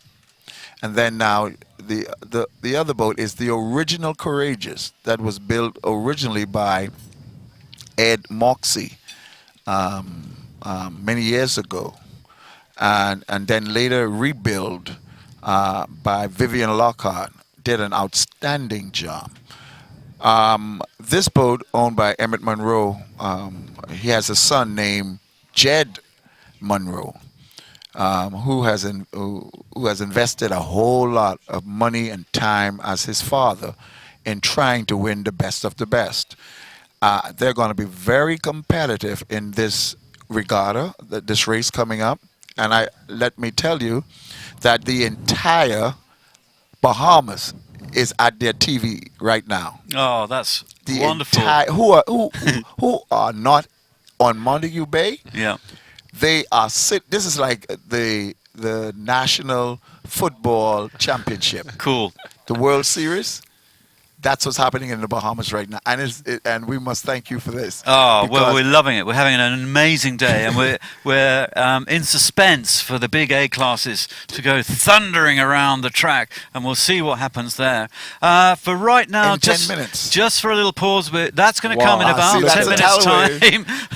I'm going to just leave that as a little teaser for a moment, but I want to thank you so much, Shimei Fantella, for spending the time and talking about Optimists and talking about the development and the great things about sailing. I want to thank you, Reverend Dr. McPhee, for your time, for coming in and looking so dapper in your marvellous black and white get up there. It's so cool. I noticed you've got the cufflinks and everything. I'm in awe of your satire there. That's great. And we're going to come back, but right now the Bahamas are well known as a fantastic movie location of things like Pirates of the Caribbean and the James Bond movies, and hands up who hasn't watched any of those films. And we have a little story here about how the Bahamas is so closely associated with some classic movie making.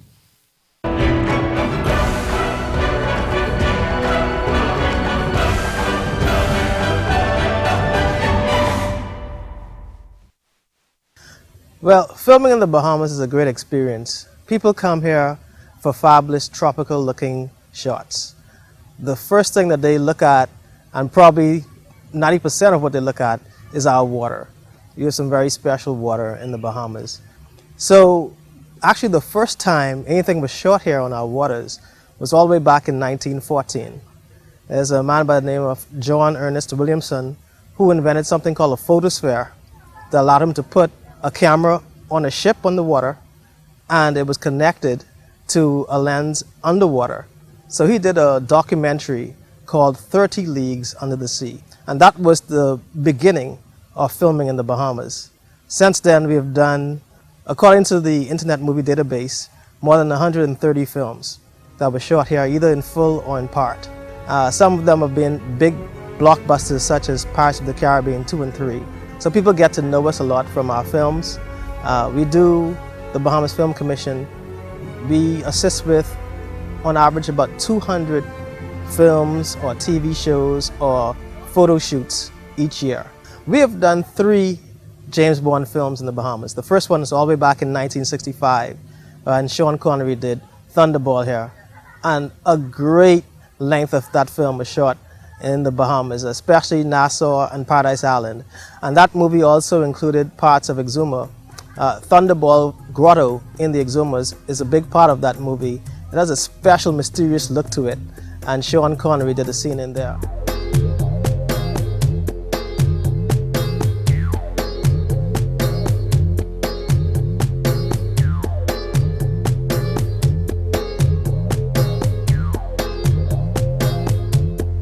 If you go back to also Never Say Never Again in 1983, starring Sean Connery, and some of the places downtown are well known for that. All over our Nassau dock, the Prince George Wharf, there are parts of what was the Sheraton British Colonial at the time. Right now it's the Hilton British Colonial Hotel, where there's an exciting meeting between James Bond and one of the villains in that film. And today that serves as Senior Frogs, which is an exciting party atmosphere. There's always music and dancing going on in there.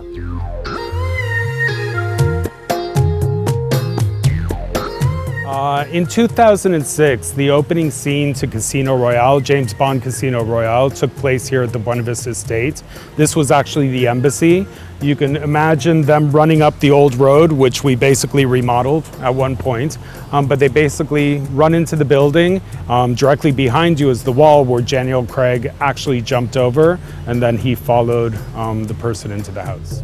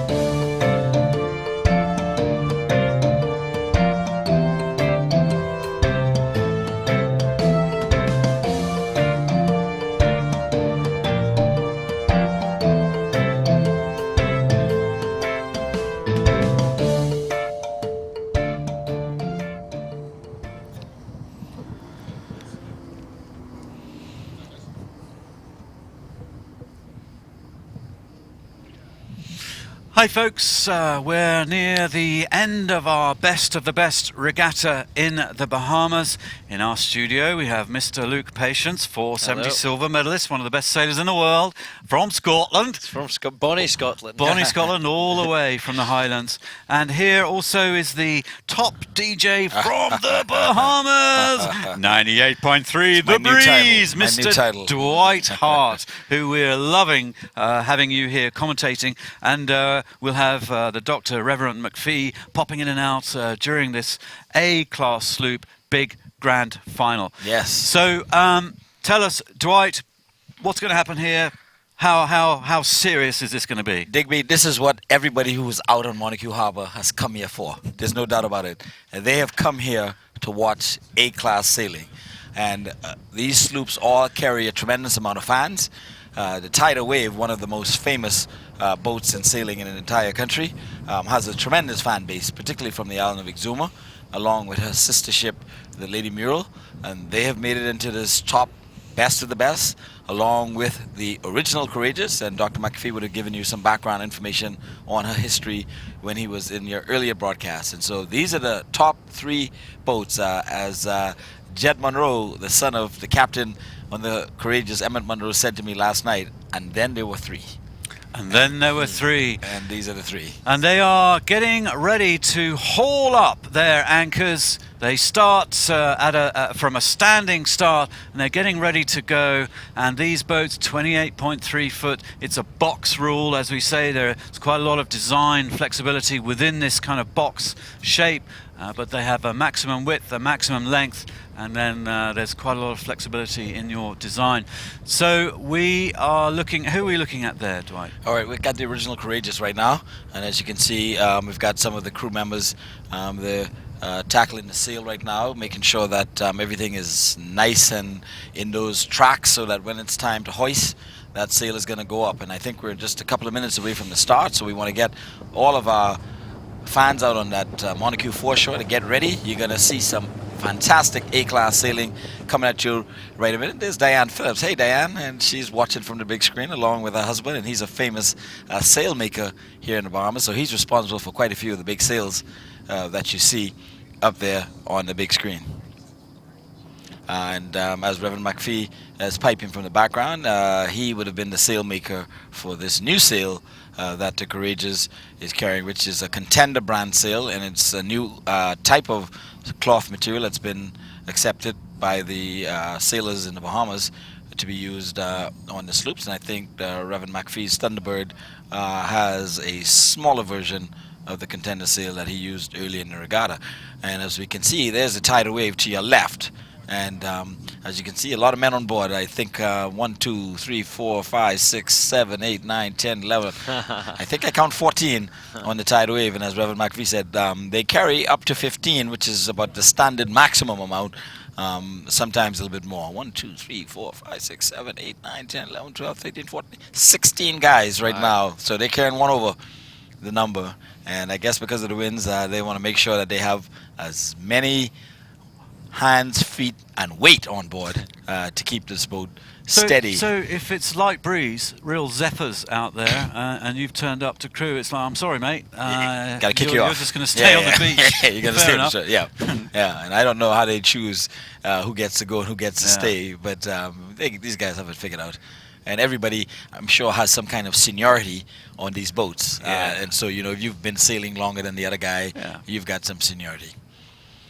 And just to the right, we can see the Lady Mural, and she's skippered by Steve Smith and out of Staniel Key. And, of course, the tidal wave skippered by Brooks Miller. And as we would have said, the original Courageous is going to be skippered by Emmett Monroe. And those are your top three. And let me tell you, this is what fans have come to see. And this one is going to be good. Okay, well, we are very, very close to the start of the A-class sloops in the Bahamas, the best of the best regatta, this festival of sailing, and we're using some technology from the Star Sailors class and technology from the Bahamas. A great setup you've got down there on the beach. You've got some big screens for everybody along the shore, foreshore to watch, and some really nice camera work going on as well for them. Absolutely, yes, and this is definitely a treat for sailors. Again, if you were just a normal fan regularly, you would have come to Regatta, and for the most part you only saw the boats up close when they came to that homeward mark. While they're out in open water, you really can't see what they were doing. But with this new technology and with the cameras that are on your catamaran out there, we're bringing you up close video of these boats. We can see exactly what they're doing when they're going around the markers. We can tell exactly what kind of speed they're making with the new GPS eagle-eye tracking devices that we're using. And so I'm sure all of the spectators on the Montague foreshore are appreciating what has been done between both of the groups that are participating in this broadcast, the movie group, the local providers of the video technology, and also the SSL crew that have come in and collaborated on this fantastic broadcast for today's sailing. And you know, I've been getting text messages and Facebook comments throughout the day. People have been enjoying this particular broadcast, and you can tell when they're at that 1 minute mark, because you're going to start to see everybody grab a hold of that anchor line. And once you see that anchor line being held, then you know it's going to be 1 minute away from racing. Is that Lady Muriel to the right of our picture? It is Lady Muriel. Well, they don't look in line with the other two. So will they move them, or is that near enough? Now, they are probably still positioning themselves, and of course, from our camera angle, we may be at an odd perspective, but they're going to be pretty much in one line across that imaginary start line between the two buoy marks. So we may have one or two of the other boats may have to just slack back a bit. I think we may see that happening right now with the Courageous, where they let out some more of that anchor line and the boat's going to slide back. We can see the crews just ready on the halyards, the ropes to pull everything up, and the crews ready on the anchor lines to haul the anchor in, which will launch the boat forward, get them a little bit of momentum, a little bit of way on, so that they can just fall off to the right or to the left and hit the breeze and get some sail power moving them forward. Very critical to get a good start in sailing. You need to get out. Of course, there's not very much catch-up you can do with these boats that are so evenly matched, and so it's very critical to get out to a good start and to get on the wind of whatever boat is going to be behind you. Okay, well, still a little bit of positioning. Yeah, it looks like the tidal wave is being let back just a bit. I think I saw a motorboat with a stern line, not sure yet. And again, we may be just at the camera angle that may be tricking us just a bit, but we'll see whether she's coming back or the others are coming up. Well, there's good breeze. You can see from the palm trees through our shot on the shore side. There's blowing, there's wind in the air, there's chop on the sea, there's sunshine. There are beautiful blue, azure blue, marine blue colors from the Bahamas. Louis Habib out on the water. Louis is our international journalist. He's been following the Star class. Louis, it looks really close to a start, Louis. Very, very quickly, Louis, conditions out there. Yeah, we've definitely seen some really good breeze. See white horses all the way up the track. Water's pretty flat, but there's definitely good breeze here. I'd say we're looking at 15 knots right across the track. Beautiful blue skies. I've just heard Dom, our driver here, he's telling me 18 knots. So I'd imagine it's going to be right on the edge for these boats, and my word, I cannot wait to see these guys pulling the trigger for this showcase event at the Best of Best Regatta. Back to you in the studio, Digby. Well, Dwight, here in the studio, I've just counted 8 guys hauling in on tidal wave. We've got to start. We've got to start, and there goes the line. Well, there's multiple action. There's the anchor chain being pulled in. There's the sail being hauled up into the sky. And it's all go. Oh, tidal wave with a great start there. And it looks like Lady Muriel, either they're going to be waiting to put the sail up, or they may have some issues with the sail. They may just be waiting. I think they have a lot of anchor rope out there. And that mainsail is going to start to go up. But the tidal wave has gotten off to an excellent start. She's got her mainsail up. The anchor, still anchor rope out there. Anchor rope, so, it looks like... There goes the jib. It looks like your... Courageous is now up. She's got both of her sails up. She's away, she's bearing away, the sail begins to power, the anchor's up, and now on the left tidal wave, and your middle boat still pulling up the mainsail. Yes, and you're going to see a lot of strategy at play at the very beginning of this race. There's going to be some positioning and defensive sailing. And make no mistake about it, you've got 2 boats that are sisters, and you're going to see tag teaming out there today. No doubt about it.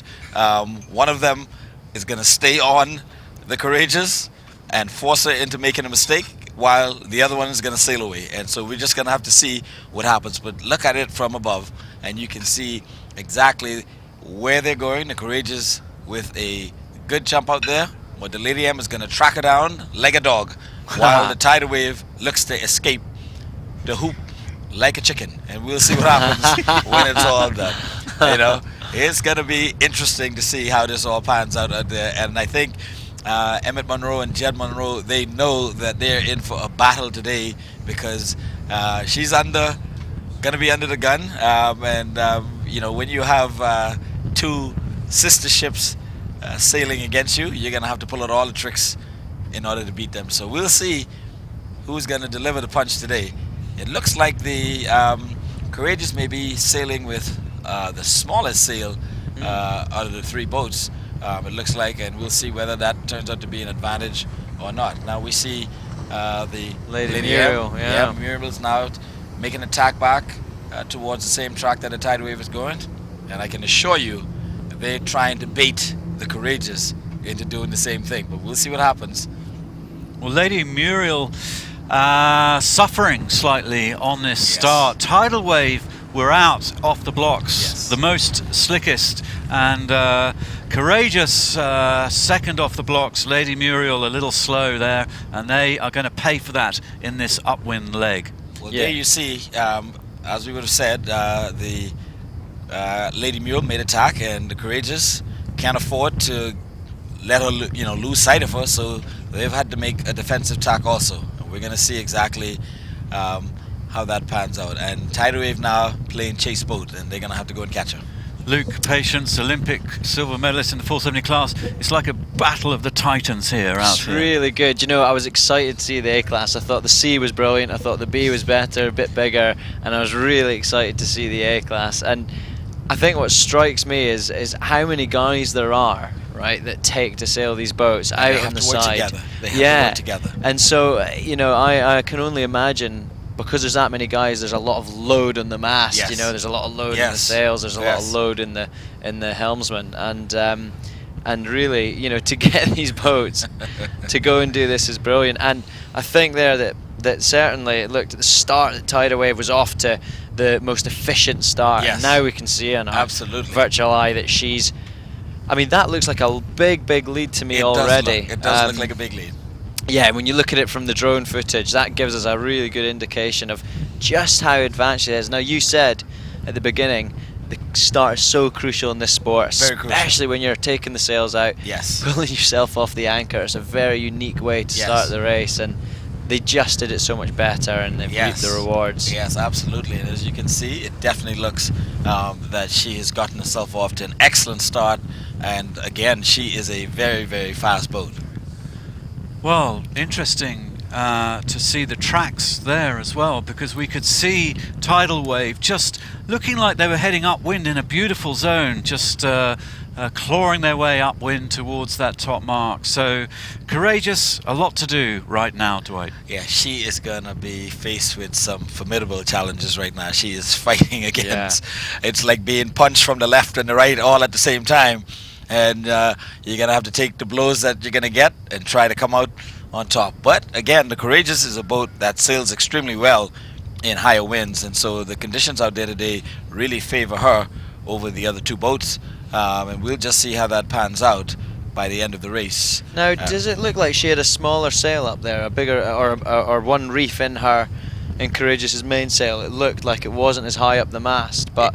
Yes, I'm not now. You're right. We have to look again once we get another look to see whether it was just not fully up or it was just that small of a sail. Yeah. Well, Tidal Wave sailing, well, almost a knot slower than the rest of them. A little slow, but they're sailing high. They are pointing higher towards that top mark. So they are climbing, look at that. and they've got they've got quite a few crew over on the side there. It's Unbelievable, yeah. I mean, if this was me right now and I'd made a jump that big, I know that I would now be inclined to, if I was Tidal Wave, I'd be inclined to tack over and consolidate that early lead, you know, and put myself between them and the next mark.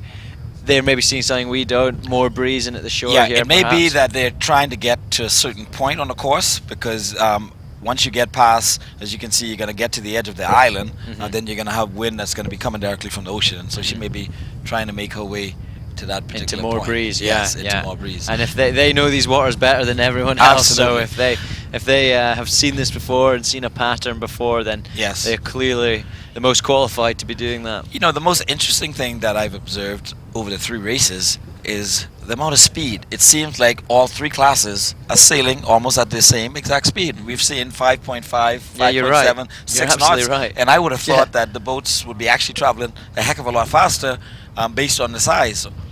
But it looks like they're all sailing almost at the same exact speed. You're right to assume that. I mean, I would too, you know, and in theory, in you know, marine physics, the longer the boat, the faster it should go. Clearly, though, they're obviously much heavier, the bigger boats, and that probably pays some of the reason why. Well, I mean, they're not barges, but they're transportation boats. Yes. They're not based on race boats. They're based on trade boats. So that could have a lot Yeah. to play in this. Some of the waves there Yeah. crashing over. Look at these Yeah, legs look at that. dangling Oh, in the man. water. Yeah. That's an excellent shot. Now, I must say, that doesn't look overly comfortable. Not if you're a man. No, if you're a man, you know, and perhaps some of these guys ride horses too, and so they're used to it, I don't know. But, you know, or they're riding a horse of the sea as we speak. So. Yeah. And these guys are going to spend almost the entire race in that position, just sliding up and down, just sliding up and down. It's just moving weight right now. It's real commitment. Pins and needles in the toes, I imagine. Look at that track. That is really cool to stay on there. That's Tidal a wave, great shot. sailing a really high course to the top mark. Lady Muriel and Courageous, I would say, pretty much sailing the same angle to that top mark. Courageous and Lady Muriel very close. When they come to engage each other, there's not going to be much in it. Perhaps Courageous has an advantage. We will see when they tack over towards that top mark, but right now it's over 40 meters lead for Tidal Wave, hammering upwind. Look at that beautiful drone shot. You can see those guys stretched out on the pry, and the sail is really tight. No whipping in that at all. And here we comes go. Your defensive tack. They're going to do this consolidation right now. This is really good. Really good to see how they get through and how they accelerate. And that's from other drone for swapping angles around Tidal Wave. We're gonna 16 now beginning to engage Courageous as they cross. Tidal Wave, of course, has the huge advantage. So our camera foreshortening the distances, which is a little deceptive, but quite fun. Very great shots, which we really appreciate very much indeed from Adam, our cameraman out there. Little shout out for Adam doing a wonderful job. As you can see from this angle, it's pretty clear that she's definitely got herself. Certainly, she's going to come across the bow of the Lady Muriel right now. Yeah. And then short order, she'll come across the bow of the Courageous. And it looks a bit closer than I thought it was going to look, actually. Courageous has actually, as you said, prefers these bigger breeze. Yes. Has pushed into Tidal Waves. Lead there just a small amount. But, you know, I'm glad to see her on starboard now. I've kind of been, that's been screaming in my head for the last 2 or 3 minutes, was tack, tack, tack. Again, I'm the novice though in these waters. I don't know what it is that they see. I'm just looking at it from an objective point of view. You know, a fleet race is a fleet race, you know, in whatever boat you are, and there are some generic rules, and one of them is to cover your opposition, which you are telling us, Luke. Yeah, and there's many reasons not to, as there are reasons to do it too. Well, but I just thought it was such a nice start. You may as well bank the gain. You know, it's a long race, so let's get the early gain in. Well, there goes your gain right there. Yeah. And that will give you exactly the distance. And it looks like it's at least an 8 boat length or more between the first and second place boats. And now, but between the second and third, that is much closer. Much closer. And it's going to be a game of dare now. First one to tack, because obviously if you tack, you're going to slow down. And so these guys are going to push each other to see who's going to tack first. Well, I think my money is probably on Lady Muriel going first. You never quite want to be the boat that's exposed and out on your own. I know Courageous is with her, but she has now converted herself into the furthest out to the right-hand side. Yes, this is we're going to see right now. The Tidal Wave is now gone Tidal Wave has come back, okay. It's another tack, so that's interesting. It is. Because they're going to lose distance through every tack they make. The fewer tacks you can make in these big craft, you know, the better. So I think you're right, Digby, and on the virtual eye, this is now going to look bad. Yeah, there we go. So the virtual eye's out again, and that looks bad and looks like there's been a change in the pecking order of this currently. But not to forget, Courageous, Lady Muriel will still have to put a tack in at some point, and they'll get their fair share of slowing down. Yes. Great shots, look at that. Well, and you know, as we saw from the Class B race, the boat that was sailing nearer to Paradise Island looks like, and it was Ant's Nest in the last race, gained from being in that position. Well, okay, we're very quickly going to jump to the podium for the Optis. They've got a little wave to the top mark in the A class, but we're very, very quickly going to jump to the podium for the Optis, and we'll jump backwards and forwards, Chris. I think if there's nothing going on here, we'll go back to the race, because I think our viewers are really tuned in to seeing what's going to go on. But stand by, listening to audio. Shimei, who was commentating with us for the Opti race, which was so cool, Luke. Yeah. You know, to have a Opti former world champ. They're the youngsters. Yeah. All lining up for their moment. On the beach, lovely flip-flops, sand, sunshine, really good breeze. Okay, we'll come back to the race, I think, very quickly. See how they're getting on out on the racetrack. And look at that. All three in a line. All three in a line. View. Excellent view. There's 45 people right now sailing those three boats in total, isn't there? It's a huge army getting these 3 boats through the water like that. And again, you're going to have a game of chicken coming up very soon. Yeah, there is. Who's going to make attack first? They've got a crucial tack coming up now. Has to be Lady Muriel, surely. And as you can look, again, it looks like the 3 of them are carrying different size sails, because it looks like we've got the tidal wave really with the larger of the sails. Yes. Looking more pressed. Yes. They look more bent and heeled over, I think, tidal wave. And just on that previous shot we had, they looked like they had more depth in the sail. You know, it looked more ballooned off the mast and round to the back of the boom, and that's possibly why we said earlier they were converging before they did their very first tack. You could see in the virtual eye they were converging towards both Courageous and Lady Muriel, and that's very indicative of a deeper sail, a sail that's less twisted, you know. And I imagine it's always harder on the helmsman as well. It means the boat pulls more. All right. They can't be far off attack. They're a crucial tack. Back to our Opti podium. Robert Dunkley, take it away. Sailors from the Bahamas. Third place, Eric Boxerman.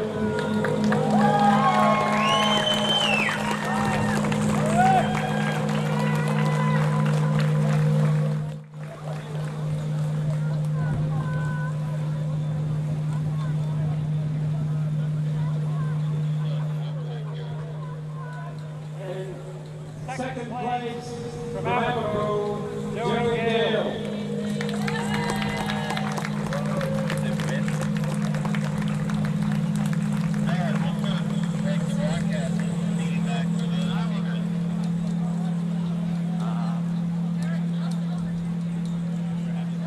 And in first place, Brendan Elman.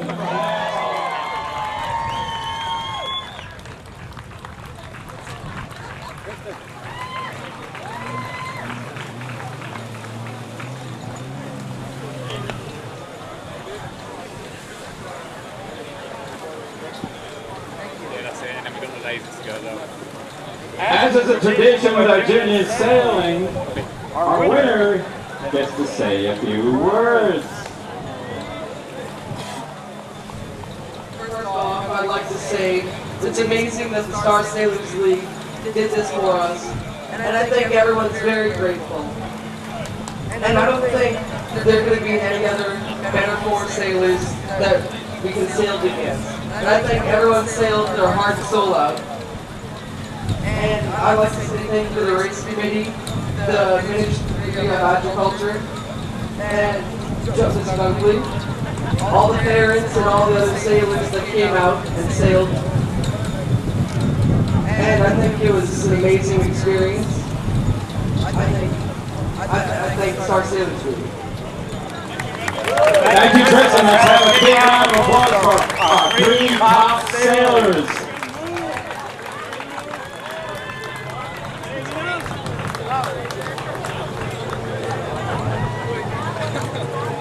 You got a pop?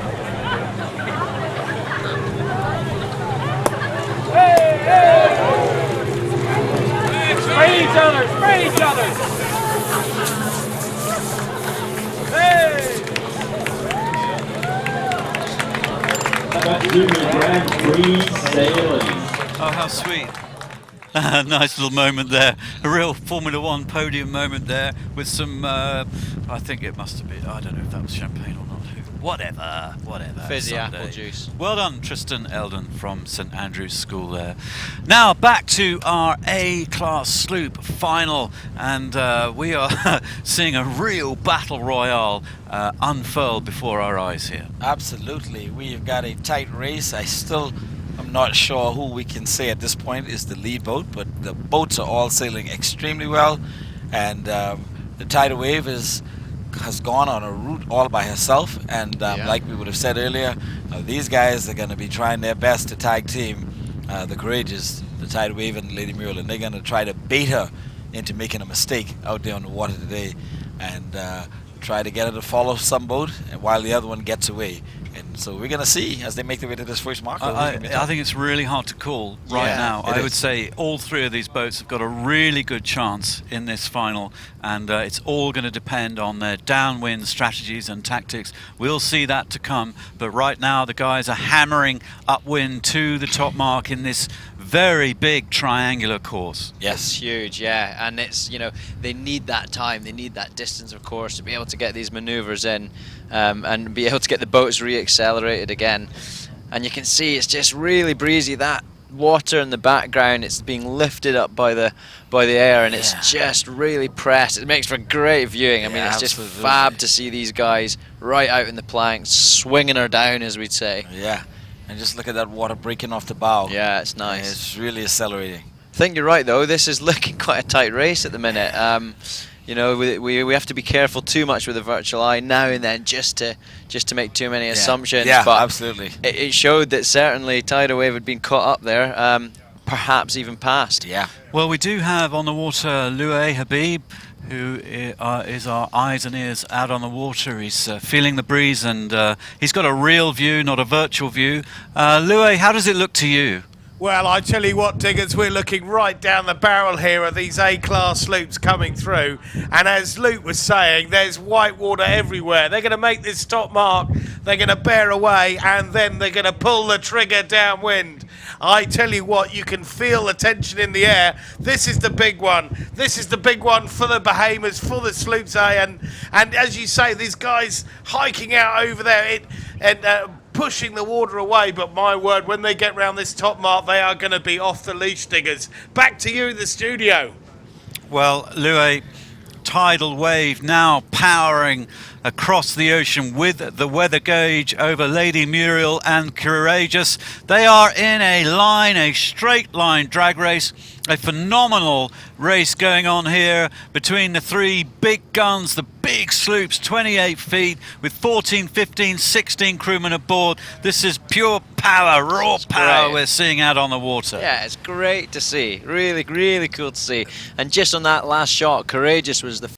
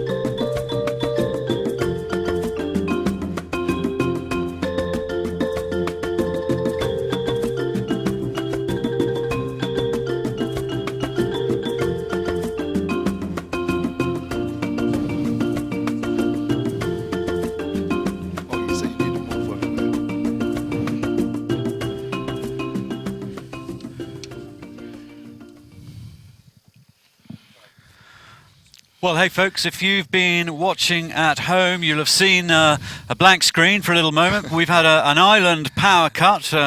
That's the way it goes. Incredible how we take electricity for granted, I must admit. In the studio, we have none other than Dwight Hart, DJ from The Breeze 98.3 FM, and the good Dr. Reverend McPhee here with us, both Bahamians and into the sloop racing, and we are looking at the final of the sloop class A. They've gone round one lap, fully on one lap. They're in their second lap, so there's quite a bit of the race to go, and we'll be joining that in a second. But we did see an incident at the top mark between two of the boats, Lady Muriel and Courageous, and we can replay that incident. Our camera was out on the water, and we can just have a little look, Dwight, at what happened there. So we had the tidal wave that went around clean. Ooh, how close is that? And the Lady M right up with the Courageous. Wrong side. Wrong side. Oh, she missed a buoy altogether. And then big trouble. Yes. Wow. Yeah, that's so at that point it doesn't really matter what position she would have been in. She would have lost points, Dr. McPhee. And that would have forced her to the back of the race in any event. Well, it's unfortunate because it is definitely your bow man. And we talked about that earlier. Yes. It's no excuse for that. There's no need to try to juke yourself because that's a Bahamian terminology. To juke. Yeah, all right. But that is to try to get an advantage at a disadvantaged position. Yeah. And it cost her now second place in this regatta, and so it's unfortunate they were sailing so closely, but what she ought to have done was to tack because she couldn't make the buoy.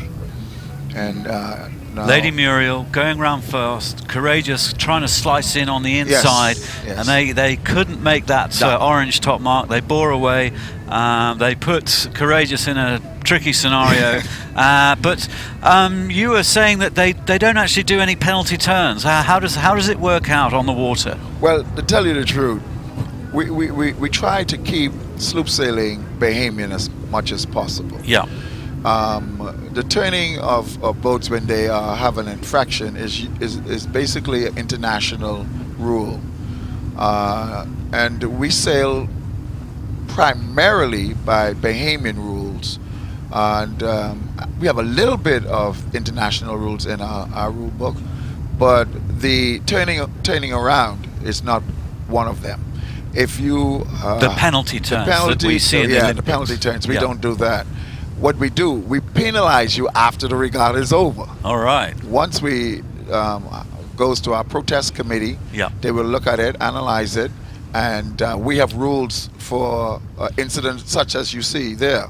A collision like that is usually 3 points or 2 points. Yeah. And if you lose 2 points in any race, game over. Yeah, game is over. So right now, Courageous is in third position plus penalty, so she's out. The only thing she could get is a third place finish in the best of the best in this year. Well, using that, Reverend McPhee and Digby, based on what we've seen so far, because the tidal wave came around the home marker about 2 minutes ahead of the Lady Muriel.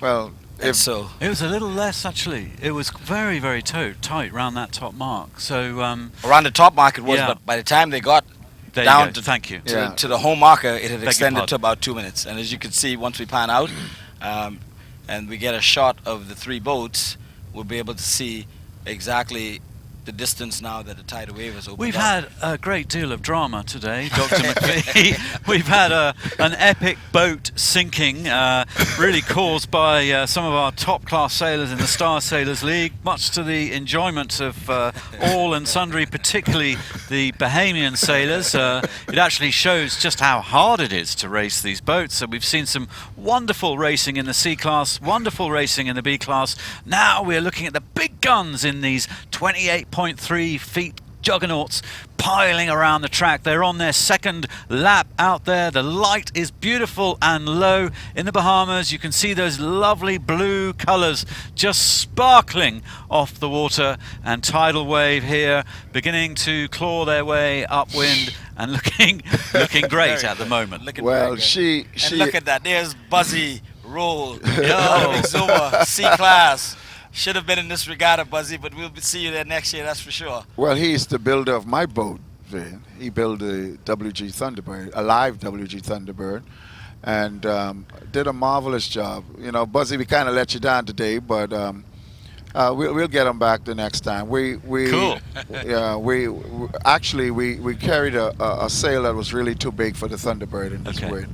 But we didn't recognize it until we got out there. So, you know, we suffered the loss. But we hope next year, as you know, the best of best is scheduled to happen again next year. Oh, nice. That's good to hear. We're going to set some new rules and attempt to kind of improve on what we did for the first time. Because, you know, every year we want to improve on it. So next year will be a little bit more boats involved and probably more strategy, and the concept of the idea will be improved tremendously at our ministry. I love the festival atmosphere that's been going on down on the Montague Beach. We've heard some, over the past 3-4 days, we've heard some wonderful music and bands playing and big screens, and you know, all the people cooking up their little bits and bobs, and the beers flowing, and it's really been a wonderful festival of sailing, and we're very proud to be part of it today. Yeah, Well- we've definitely been happy to have you here, and Yes, certainly yes. today's exposure internationally of Bahamian sloop sailing is, Rev, I think, going to do a tremendous amount of good cool. for sloop sailing in the Bahamas. Well, we're hoping when our Prime Minister comes today, along with our Minister, he will truly have a more sensitized approach to what Regatta brings to our nation. That will be impressed upon him by my minister for sure, and certainly by myself when we get together. So it's something that now will empower Bahamians to go and build more boats, to get them more active in every regatta in our country, and which means it's more financial input to the various islands where regatta is held. And to encourage the kids to get Yes, out there in yes. those little Opti boats. Yes. They're like little prams. Little trainers. You can pick up second-hand ones of those for not too much money, and it's a great way into the sport. Well, and as Shimei Fantella was yes, telling us earlier, yes. who was an Opti world champion back in the day, and the current gold medalist in the 470 class, stellar result from the Rio Olympic Games. Shimei just said that when he was a kid, you know, he got into this Optimist, and he had the freedom, and you know, he could just sail where he wants. It's like driving your own car, but you drive your own boat. You have this great sense of freedom, and you have this wonderful, wonderful water in the beautiful Bahamas. Well, just before, while we were off air, my sister and my nephew came, and he was so impressed by the youth sailing. He said to me, "I want to sign up right now," and it is because of what he saw on the TV. And I have a grandson, Caleb McPhee. He's excited, and I'm going to put him in because he's probably the one that will carry on the McPhee's tradition, along with my nephew, who seemed to be so excited with what he saw on the TV today. Oh, so that's a big accomplishment. Nice. And we want to see more young people getting involved in positive things in our country.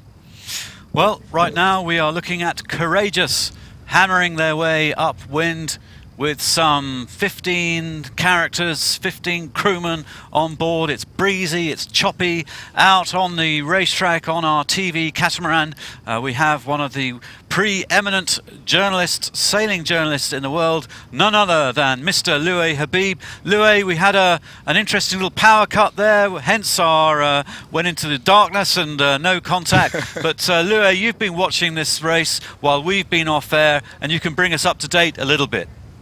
Yes, indeed, Digby. You know, first of all, I've never actually seen racing like this with the crew out on a board like that. It's quite incredible to see. It's very interesting. Obviously, the further out they get, you know, the righting moment increases. So they've got massive sail area up these boats, which is really really interesting. And sometimes they get out of control, and I think we saw a bit of that at that top mark. we've got a massive split in the fleet right now. We've got the lead boat, Tidal Wave, much nearer the mark, and I'm sure will be a covering game. They're going to keep themselves between the top mark and the competition, but they're about to lay that top mark, I would say. In attacking angle, these boats pretty wide in the next couple of minutes, and they have a monster lead. They are literally doing a horizon job now. So I think good luck to Tidal Wave. They've just got to hold it together, really.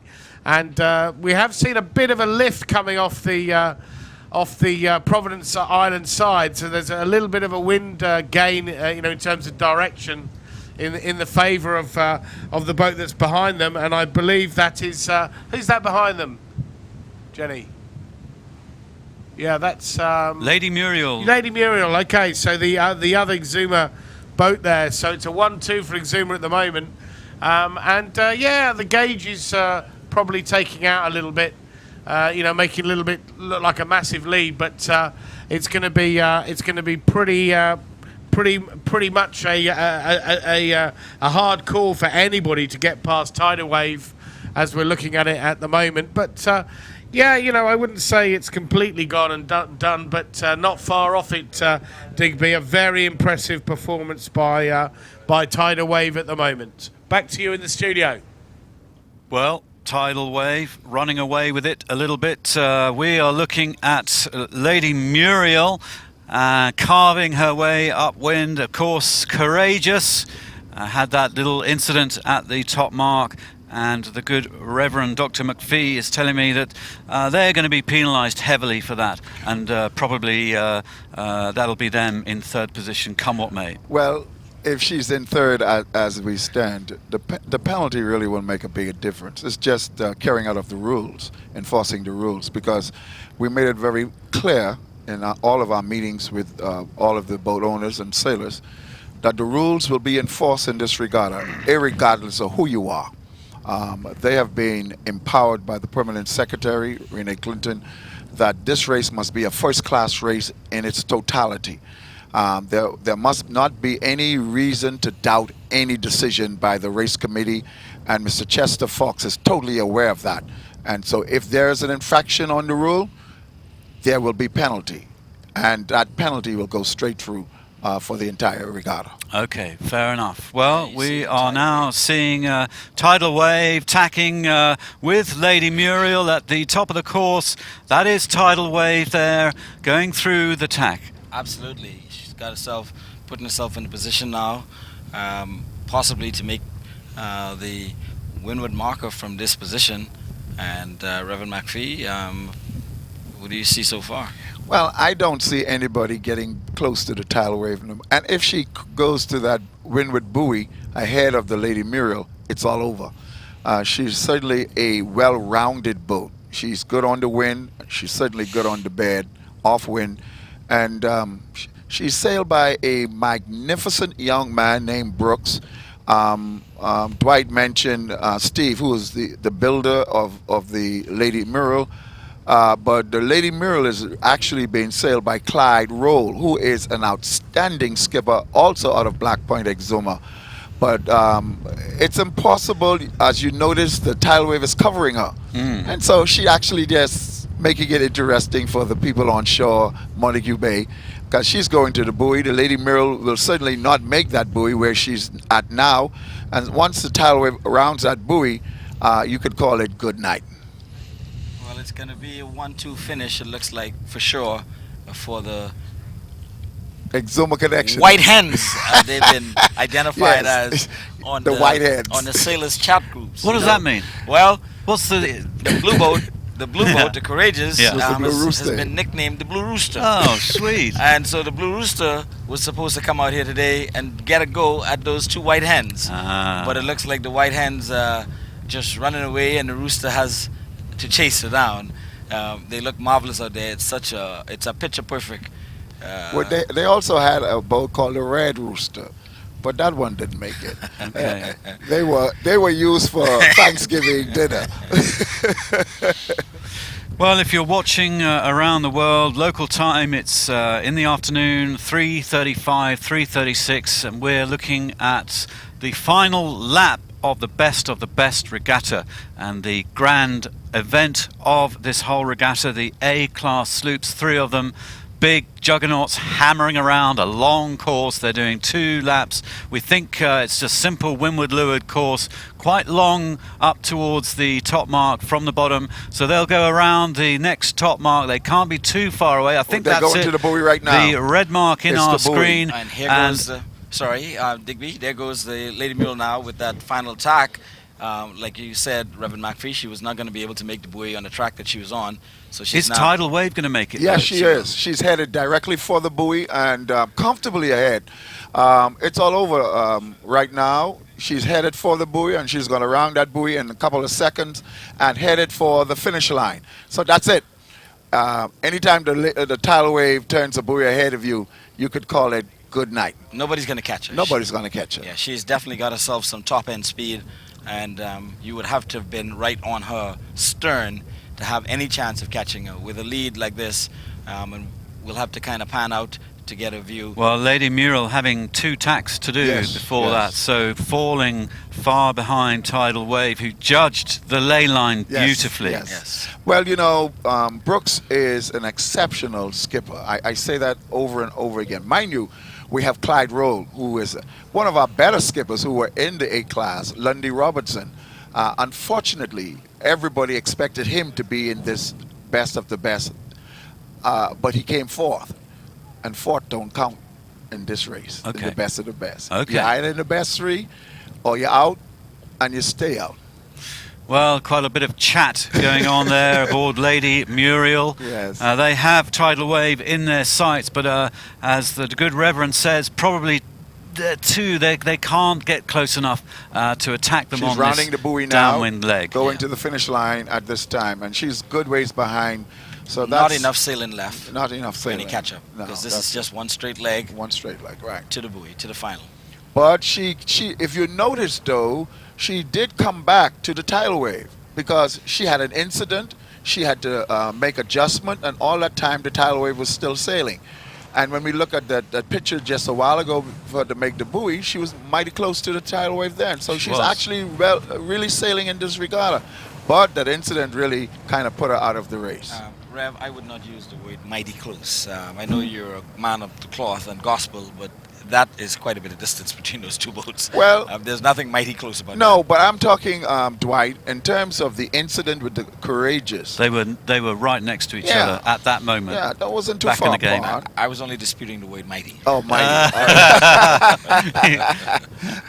There's a fight breaking out in the yacht club. Oh my God! Well, you know, Dwight is a Exumian. Yeah. Those 2 white hands are his pride and joy. Yeah. And so he pulls very heavily for the tidal wave. He don't believe any boat in the Bahamas can beat the tidal wave. So. Well, you know, I've been accused of being biased, and I try to mince my words very carefully. And there's no doubt, Reverend McPhee, certainly if we take the last 3 regattas, the tidal wave has been the dominating boat. Yes. She's come out of the Long Island Regatta, where she won 4 races straight. Out of the 4 races in Montague Harbor, if she continues to win, she's going to win 3 of the 4. So that's 7 out of 8. I don't know how you question the dominance of a boat that wins 7 out of 8. But I will sit back and allow you to expound on that, and also to question that if you wish. No, I'm not going to question it. It's certainly true that she has been the dominating A-class, not only for this year.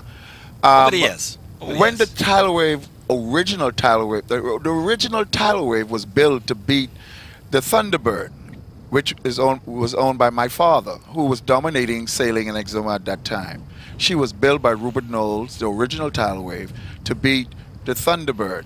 And the year she came out, she did beat the Thunderbird. The next year, the Thunderbird came back and beat her. Those 2 names have been very active in competition for many years until recently the A-class Thunderbird was disbanded at the time. Now, a whole lot of people are saying Mac to go build one and get one back into race. I don't know about that. It's a whole lot of money, a whole lot of time, and I don't know. I'm too old for that right now. But the tidal wave, the good news about the tidal wave is the tradition is so strong in Exuma. Exumians, in the terms of our language, worship the tidal wave, which means they appreciate tidal wave, the name tidal wave, the boat tidal wave, and Exumians pull together to make sure that that boat is always competitive. We don't have that same kind of feeling and spirit from the Andros community, and we hope that we can build that. Once that is back, I'll be glad to come back and bring the A-Class Thunderbird back. I tell you what, gentlemen, I'm loving the passion. I am absolutely loving the passion. You guys are really into this, and why not? We're into all kinds of sailing. Over the past 5 days, we've been into the Star Sailors League final here, and we've been shouting, jumping up and down. We've had a boat sinking today. We've had the islands, inter-island rivalry in full spate, and we've just had a little taste of it there. Pure passion for sport, for culture, for tradition, for our buddies, and for a beautiful sport that is sailing. Yes, and look at the finish at that on the Courageous. That's a beautiful finish. And these boats are wooden boats, and the paint job on that, look at that. It's glass. It certainly tells you the kind of care and attention and pride and money that is put into those boats. Yeah. And we owe a lot to these boat owners who have made tremendous sacrifices to keep these boats sailing at a very minimum give back to them in terms of it's all love and, as you say, passion for what you have. And giving us a glorious It's image a like beautiful this of image. 3 A-class sloops thundering downwind, sails billowing with the breeze behind them, heading to the finish line for the final leg of the best regatta in Nassau in the Bahamas, New Providence Island, and it's the best of the entire Bahamian regatta series throughout the whole year from all corners of the Bahamas. Big country, you have a huge stretch of little islands all over the place. Very beautiful part of the world. 700 islands. 700 beautiful islands of keys all around. Whatever you desire to have and to see. Which is the best island? Andros. He doesn't really mean that. He doesn't really mean that. Which is the best island, It's Dwight? absolutely got to be Exuma. Ah. And the Reverend knows that if he's challenged, he will have to come around and agree with that. Excellent. But I just wanted to say one thing, Reverend McPhee and also Digby, that with the tidal wave now about to win the A-Class Regatta, she would win it overall. She would have won 2 of the 3 races. And so it's fitting that she is the best of the best because she's won 3 out of the 4 races. In the B-Class, you had the Susan Chase. She would have won the 3 qualifying races, and she also won the day. So it is fitting that she's the best of the best. The only shake-up, if you want to call it that, is in the C, where the Sacrifice won 2 out of the 3. The Whitty K would have won 1, but she won, well, the third qualifying, and then she also won today. So they split the 4 races. But the Whitty K was expected to win all of the races. Yes. And so I think it's fitting that she's also the best of the best. I don't think anybody is going to have any questions or doubt that the best of the best in the particular classes was crowned today. I certainly agree with that. When you talk about the concept of the best, DB, it was based on selecting boats that won a regatta in the entire year. You must win a regatta to qualify for the best of the best. The tidal wave won the Long Island. Courageous won 2 major regattas. The Lady Muriel won 1, which was the National Family Island Regatta, which is considered the biggest regatta in our country. So, but out of the 5 A-class boats, they are considered the 5 best A-class over the last 5 consecutive years. So it's something that you could give credit to. The tidal wave certainly has been dominant for these years. When you talk about the B class, there is some concern among the B class because the Susan Chase has been dominating lately, but there are boats like the Lady Sonia, the Lonesome Dove, the Tarian, who did not make the best of the best because they did not win a regatta, but they are very competitive boats. And it's unfortunate that these boats like the Lady Sonia and the Tarian and Lonesome Dove did not qualify. It would have been just like the A-class, more competitive. In the C-class, you basically got 8 of the top C-class boats. When you talk about in terms of winning regattas, the Bulleredge, which is an exceptionally C-class boat, did not come for whatever reason, but she was qualified. She would have been a boat to reckon with. But from there on, all of the other C-class boats won a major regatta and are competitive boats. And so when you talk about celebration of the best, all 3 of those boats that are in the best of the best must be given special recognition because they really deserve to be there. It's unfortunately is only one winner, and the best boat won, and so they must be crowned the best of the best tonight when our Governor General of the Bahamas will be here. Our Prime Minister of our country will be here. The minister responsible for regatta development of our country will be here. The Minister of Youth, Sports and Culture is scheduled to be here. The minister responsible for national security will be here. All ministers will be here. The entire Bahamian community will turn out in great numbers and crowd to see the crowning of the first best of the best winner. So this is going to be a night. You talk about last night. This is the night to be out and enjoy the best of the best. Well, I certainly will be. I'm looking forward to it. It's going to be great. Your prize giving is scheduled for, I think, about 5 p.m. local time, so that's just over an hour. Yes. But right now, our boats are just about to hit the finish line. We can jump out briefly to Louay Habib, our famous world journalist, sailing journalist. Louay, tidal wave, looking relaxed, heading down towards the finish, and they are in the glory and looking great. They are indeed. There's just spectator boats everywhere here, Digby. It really matters everything for this A-class sloops. And, you know, Digby, I'm looking at the scene now. It's like the old meeting the new. We've got, you know, Nassau behind us with these fantastic facilities and these traditional sloops going back hundreds of years. It's just a picture-perfect sight, Digby, and we know how much it means to the crew of Tidal Wave and the people of Izuma, who I'm sure are watching these fantastic pictures. Back to you in the studio, Digby. Well, Louay Habib has been doing a sterling job on board our TV catamaran with the crew out there, Jenny and Tony and Adam on the cameras, and our drivers doing a marvellous job chasing these wonderful sloops. So here we see the final stages of the best regatta. Tidal wave gracefully flowing down towards the finish line.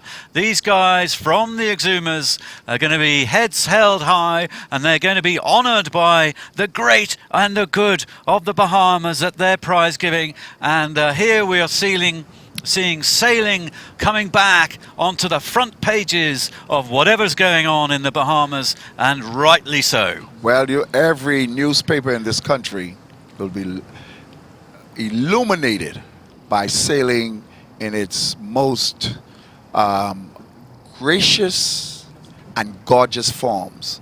And I think the Bahamas will be so proud to see the accomplishment of the best. And so this entire week, all you will hear about is sailing in the Bahamas. And that's wonderful. And Reverend McPhee, you mentioned earlier that you're working hard to make sailing the national sport of the Bahamas with you and a whole bunch. But here we go. We are meters away from the finish. Dwight, talk us over the line. Well, they're coming up on that finish line, and you're going to see some hands go up in the air. These guys are just inches away from crossing that line. And there's going to be a cannon going off in just a few short seconds. There they go. There's a cannon, the cannon in the background. There go the hands. That's it. Hands in the air. The tidal wave has done it. She's demonstrated that she is the best of the best. Brooks Miller and crew proving that all the trash talking is over. it's over. They were able to back it up. And Rev, we are part of a chat group. It's going to be lit up tonight. That's right. Well, DB, let me tell you, there's a chat group of sailors. It'll start about, right now, it will over about 4 a.m. tomorrow morning. That's all they're going to be, talk. Because a whole lot of people didn't want the tidal wave to win. She's proven that she is the best of the best, and we must respect that and give her the credit. Yes, Reverend McPhee, as you know, I've been tuning into this chat group 2 a.m. in the morning, drunken sailors in a chat group. It's not the best thing you want to be a part of. But, it's all in good fun. They're all very competitive. You have the sailors from Exuma, you have the sailors from Long Island, you have the sailors from Regatta Island, the sailors from Acklands, the sailors from Andros, the sailors from Abaco, Cat Island. They all have passion for this sport. And Reverend McPhee mentioned earlier that there's a plan afoot to make sailing the national sport. It's cricket now. We don't have a lot of Bahamians that participate in cricket, but sailing is definitely gaining ground here in the Bahamas. You're getting more and more young people involved. I think what has happened out here on the beach today, Reverend, and over the last 3 days has brought sailing to a whole new level in this country. People have definitely gotten a better appreciation for the skill of the sailors, the effort involved, and what it takes to get these boats out there moving. Certainly the SSL sailors that participated earlier today got to go at it in Class C. Realize you just don't jump on one of these boats and make them go. Not easy. It takes a lot They of skill. demonstrated that loud and clear with sinking and shipwrecking there. Unfortunately, but they sailed C-class boats last year, and they won. They beat the Bahamians. I believe the wind was a little harder, but we will have a different system next year. I believe what we should have done was added at least 2 or 3 of the Bahamian crew on those boats and then allow the skipper and the bowman to be on the boat. That's how we did it last year. Okay. And we kind of thought they were able to handle it without any Bahamian help. But we found out that it's sailing in the Bahamas is a little bit more unique than other times. Yeah, not easy at all. Well, Some of the fans on the beach enjoying the lovely sunlight in the afternoon here on New Providence Island as we look at Courageous coming down towards the finish line. That beautiful sail spread out along the huge boom, and here they come. They had that incident at the top mark. They really tried. If you don't capsize sometimes, you're not trying hard enough. That's what I heard. But they pushed the mark. They didn't make it. They stuffed up Lady Muriel quite badly, and now they bring up the rear in third position, still on the podium as the qualifier for this best of the best regatta. But here, Courageous and crew coming across the line, and they will enjoy a wonderful evening back ashore and the prize giving and all the lovely atmosphere down on the beach. Absolutely. It's going to be some real loud noise, Reverend Well, McPhee. let me say this, Dwight.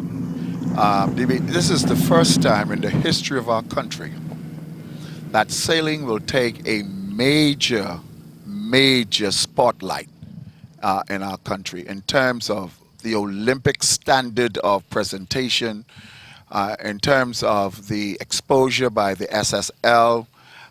We want to send out a very special thank you to Michelle Nicholas. He has been the brain behind the whole movement, the passion, the love.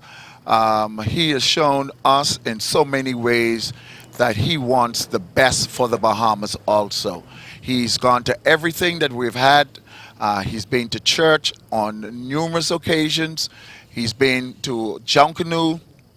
He wants to share in the culture of our country.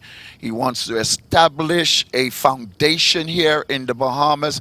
And I'm going to whisper in the Prime Minister's ear today exactly all of the many things that he has on his agenda. And hopefully we'll have a gathering of the minds before Michelle leaves the Bahamas, along with our Prime Minister and my Minister and Permanent Secretary, so that we could look forward to an even greater expression of sailing next year in the Bahamas. Well, that's very nice to hear. Beautifully and eloquently put, Dr. Reverend McPhee there, one of the prime movers of sailing here in the Bahamas. And there we see Courageous crossing the line, that beautiful painted hull in this evening light as the sails come down. Their day is done, their work is done. They had a good battle out there on the water. They had their chances, they had their shot at it, but third across the line it will have to be for the crew of Courageous. And we will have the prize giving in about an hour's time for the class. So go down to the beach, to Montague Bay. Montague Bay, if you're watching this nearby, pile on down. You've got about an hour to get here, and you will see the great and the good of the country celebrate 3 awesome, awesome Bahamian sloop teams who've had a super, super, super day here on New Providence Island, just off New Providence Islands, just off Nassau. Now, fun. Very nice to hear those words about the future of sailing in Nassau. I'm a big, passionate believer that it's a great sport, and that you have, you know, really a God-given playing field here all around you amongst your 700 islands. And if your Prime Minister decides, okay, like Kennedy and the moon or whatever it is, we're going to land a man on the moon, you can just say as a country, well, okay, we're going to get on a podium of an Olympics at some stage, whether it's in 4, 8, 16, you name it. Sometime in our future, 50 years, however long it takes, we're going to have somebody on the podium like Sir Durwood Knowles, you know, back in the day, a real inspiration for the club here that we're sitting in. And, you know, politically, it just takes a few people and a leader to jump up and say, right, that's our mission, and boom, everything will fall into place. Well, that is basically the discussion that we're having with our Prime Minister right now, especially with my minister, who is also very passionate about sailing. The Honourable Alfred Gray has done a great job in moving sailing to the level where we are today. And I want to take my hat off to him. DB, he has done an outstanding job. And I'm hoping that you'll have an opportunity to meet him, to talk with him, because it will take him, because the promises that our Prime Minister has made is aligned and attached to his position in terms of presenting it to the Honourable House of Assembly, because it has to be passed in our Honourable House of Assembly for it to be the official national sport. Cool. And so he has promised me that he will do it, and I'm hoping that it will happen before the next election, which is next year, which will be another big feather in his hat if he does it, because there have been several prime ministers who promised and did not deliver. We are holding him to deliver on the promises to the Bahamian people and Bahamian sailors. We want to hear him announce, if not tonight, in the very near future, that sailing is our national sport. Reverend Dr. McPhee there on your political podium, just for a final word. I can see you persuading anybody to do anything, and I really wish you the best of luck in that endeavour. It's a good one. It's a very good one. Now we can have a quick replay of the Opti podium, back to reality a little bit, and here are the future potential Olympians, the future stars of the sailing from the Bahamas. They had a lovely little regatta earlier today, and we saw the lasers out there, and we saw the Optis, and we can just replay the Optis right now. Third place, Curtis Burrows from Nassau.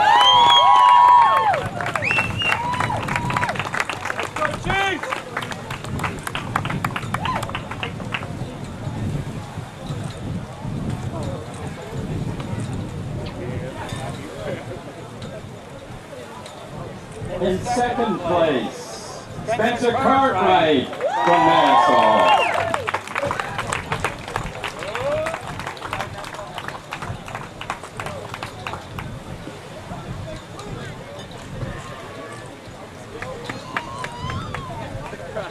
And now, our number 1 laser sailor of the junior levels, Paul D'Souza. Congratulations, Paul.